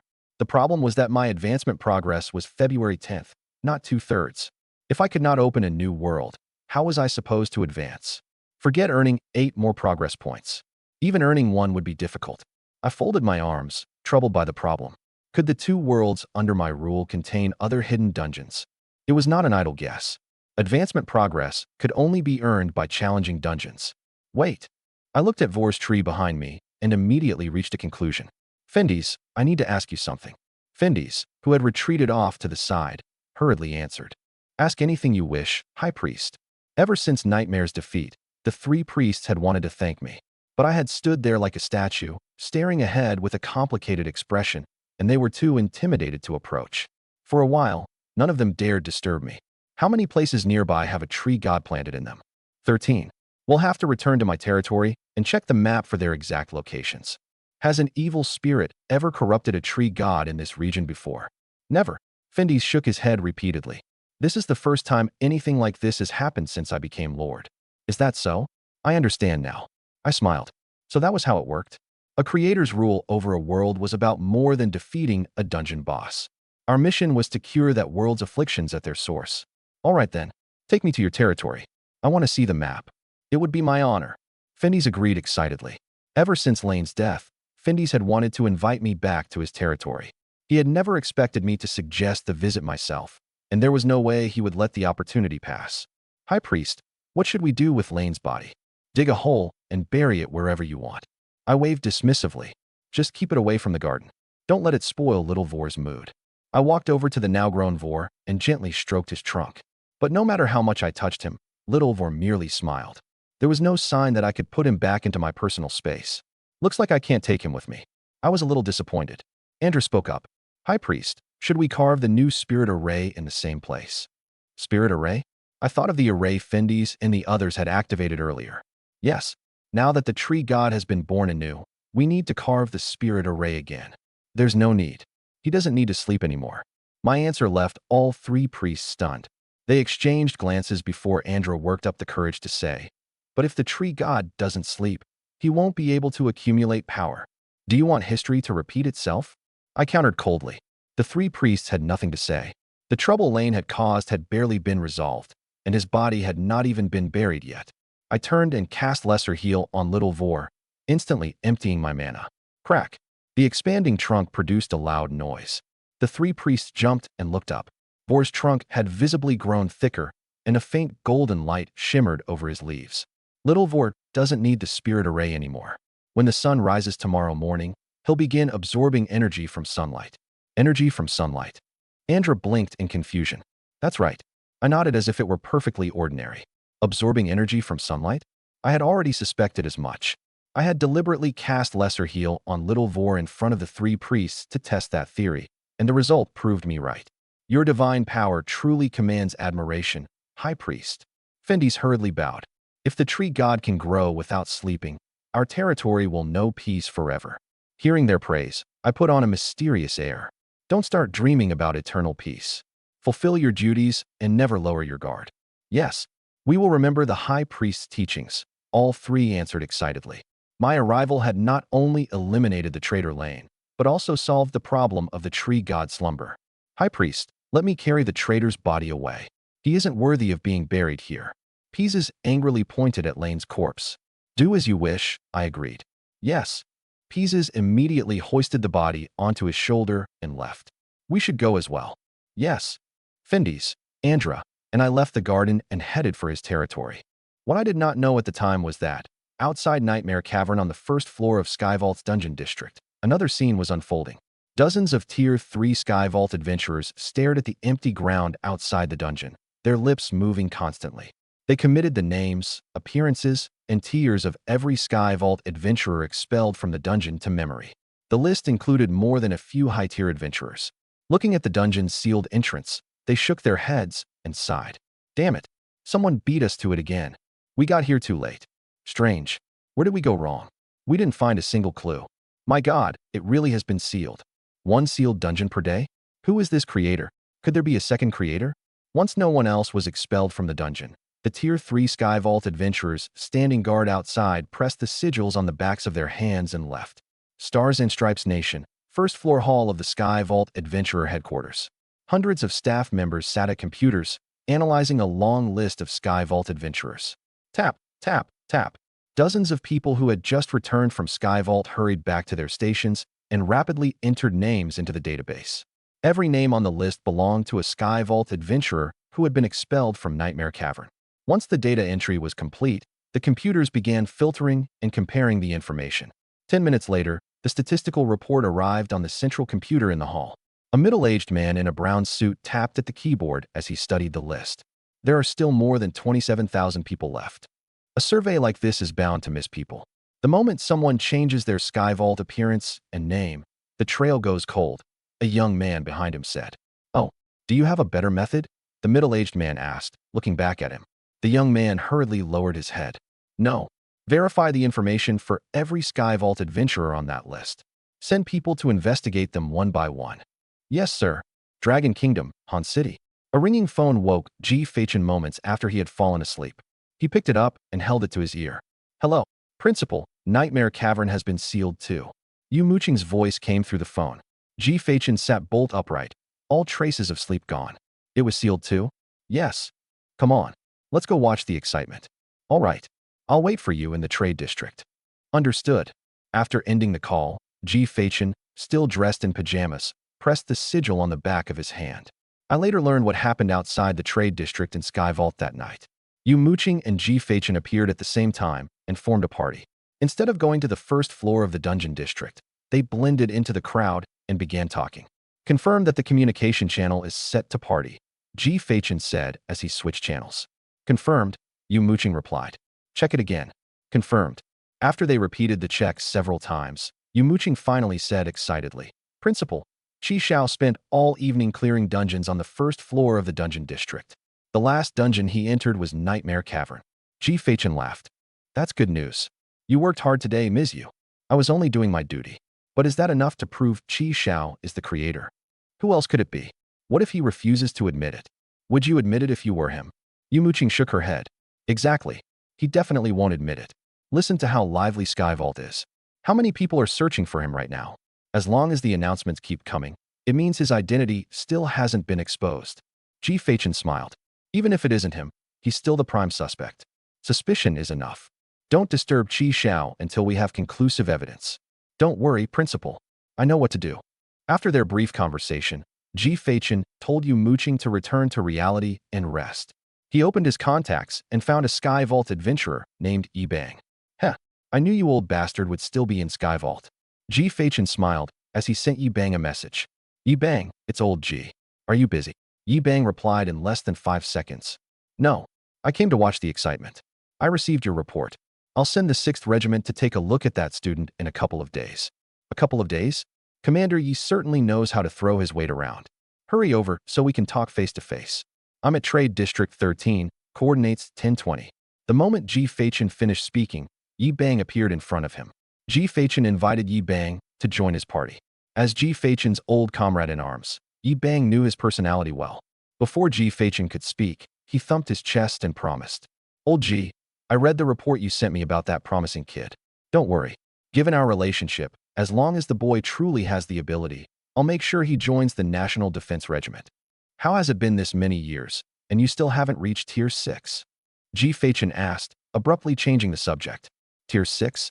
Do you think saving 100,000 points is easy? You haven't even reached Tier 5. Yi Bang rolled his eyes at him. Can you come to Han City tomorrow? Tomorrow? What are you plotting, old bastard? I'll tell you once you get here. Enough with the mystery. Just spit it out. The 1st Regiment is planning to continue pioneering the 5th floor raid tomorrow. Find someone to command in your place. Whatever happens, I'll be waiting for you tomorrow afternoon. We'll discuss the details then. On your way, stop by headquarters and bring me a few non-disclosure agreements. Remember to sign your name on them. Non-disclosure agreements? Old Ji, what are you? Before he could finish, Ji Feichen had already left Sky Vault. Fine. I'll see what kind of surprise you have for me tomorrow. Yi Bang could hardly refuse a request from a friend of so many years. He shook his head helplessly and left Sky Vault as well. Meanwhile, deep in the jungles of Calm Continent, the 4 of us walked side by side along a narrow trail. Through casual conversation, I gained a general understanding of Fendi's territory. The territory under Fendi's management was called Longji, and its people were responsible for guarding the tree god Vor. Aside from the 4 priests, 703 residents lived in the territory, and the population was still growing. That was good news for me. With the title of High Priest behind me, I might be able to turn every resident into one of my subjects tonight. If everything went well, I would gain more than 1,000 points when midnight arrived. If I wanted to advance, I would undoubtedly have to deal with new threats like evil spirits in the future. I intended to extract every bit of value I could from them. I would destroy the evil spirits at the most opportune moment, turning the residents of each territory into my followers, just as I had with Fendi's and the other 2. In less than an hour, Fendi's led me to his territory, Longji, southwest of the garden. None of its residents had gone to sleep. Adults and children alike waited anxiously outside the gate, holding lanterns that glowed with azure light. They knew something had to have gone wrong inside the Garden of Immortality for all 4 priests to go there together. Only when a sentinel shouted that Fendi's had returned did the residents finally breathe a sigh of relief. The territory's gates slowly opened, and the residents saw me walking under the protection of Fendi's and the other 2 priests. Residents of Longji, hurry and welcome our High Priest. High Priest. Surprise and doubt showed on the people's faces, but since the order had come from Fendi's, they bowed to me one after another. My interface appeared. The list of my subjects on Calm Continent instantly grew by more than 500 names. Their names were only green, meaning their attitude toward me was merely friendly, but I was already quite satisfied. Moonbrook Town had only 220 residents. Lord Fendi's. Why hasn't Lord Lane returned? One of the residents had recognized Fendi's. He belonged to Lane's clan. Lane betrayed the tree god. He betrayed all of us. What? Our lord betrayed the tree god? That's impossible. We don't believe you. Our lord would never do such a thing. We demand the truth. More than 100 people behind the resident began protesting angrily as well. I narrowed my eyes at them. They were not particularly close to Fendi's, but I was delighted. The greater the chaos, the better the opportunity for me to reveal divine power. Everyone, please calm down. Andra walked to Fendi's side and motioned for the clanspeople to settle down. I understand how you feel. I witnessed Lane's betrayal with my own eyes, and I didn't want to believe it either. But please trust us. Fendi's has no reason to deceive you. You're lying. Lane was the most devout priest of all. That's right. You're Fendi's wife. Of course you'd take his side. Peases hurriedly stepped forward to placate Lane's clanspeople. I can prove that Lane truly betrayed the tree god. Everyone knows how close you are to Fendi's. You're all working together. The words of Lane's clanspeople enraged the more than 500 members of Fendi's clan. Shut your mouths. What right do you have to question our Lord? You know perfectly well how well he treats all of you. You're breaking our Lord's heart. Facing the accusations of 500 people, Lane's clanspeople fell silent, but the anger in their eyes had yet to fade. When the crowd refused to disperse, Findes apologized to me. Please forgive us, High Priest. It's all right. Let me say a few words. I patted Findes on the shoulder and walked up to Lane's clanspeople. If you don't believe Findes, go to the Garden of Immortality and see whether the withered tree has been reborn. The tree god will give you your answer. Lane's clanspeople did not dare argue with that and could only remain silent. After all, the high priest status was as exalted as the tree gods. They did not dare question me. I understand how you feel about Lord Lane, but have you forgotten that Findes is a lord too? How has he treated you all these years? I looked at Findes. Leave the territory's gates open. Let them go and find the truth for themselves. Yes, High Priest. Findes' respectful attitude caused the anger among Lane's clanspeople to subside considerably. I laughed inwardly. This performance had only just begun.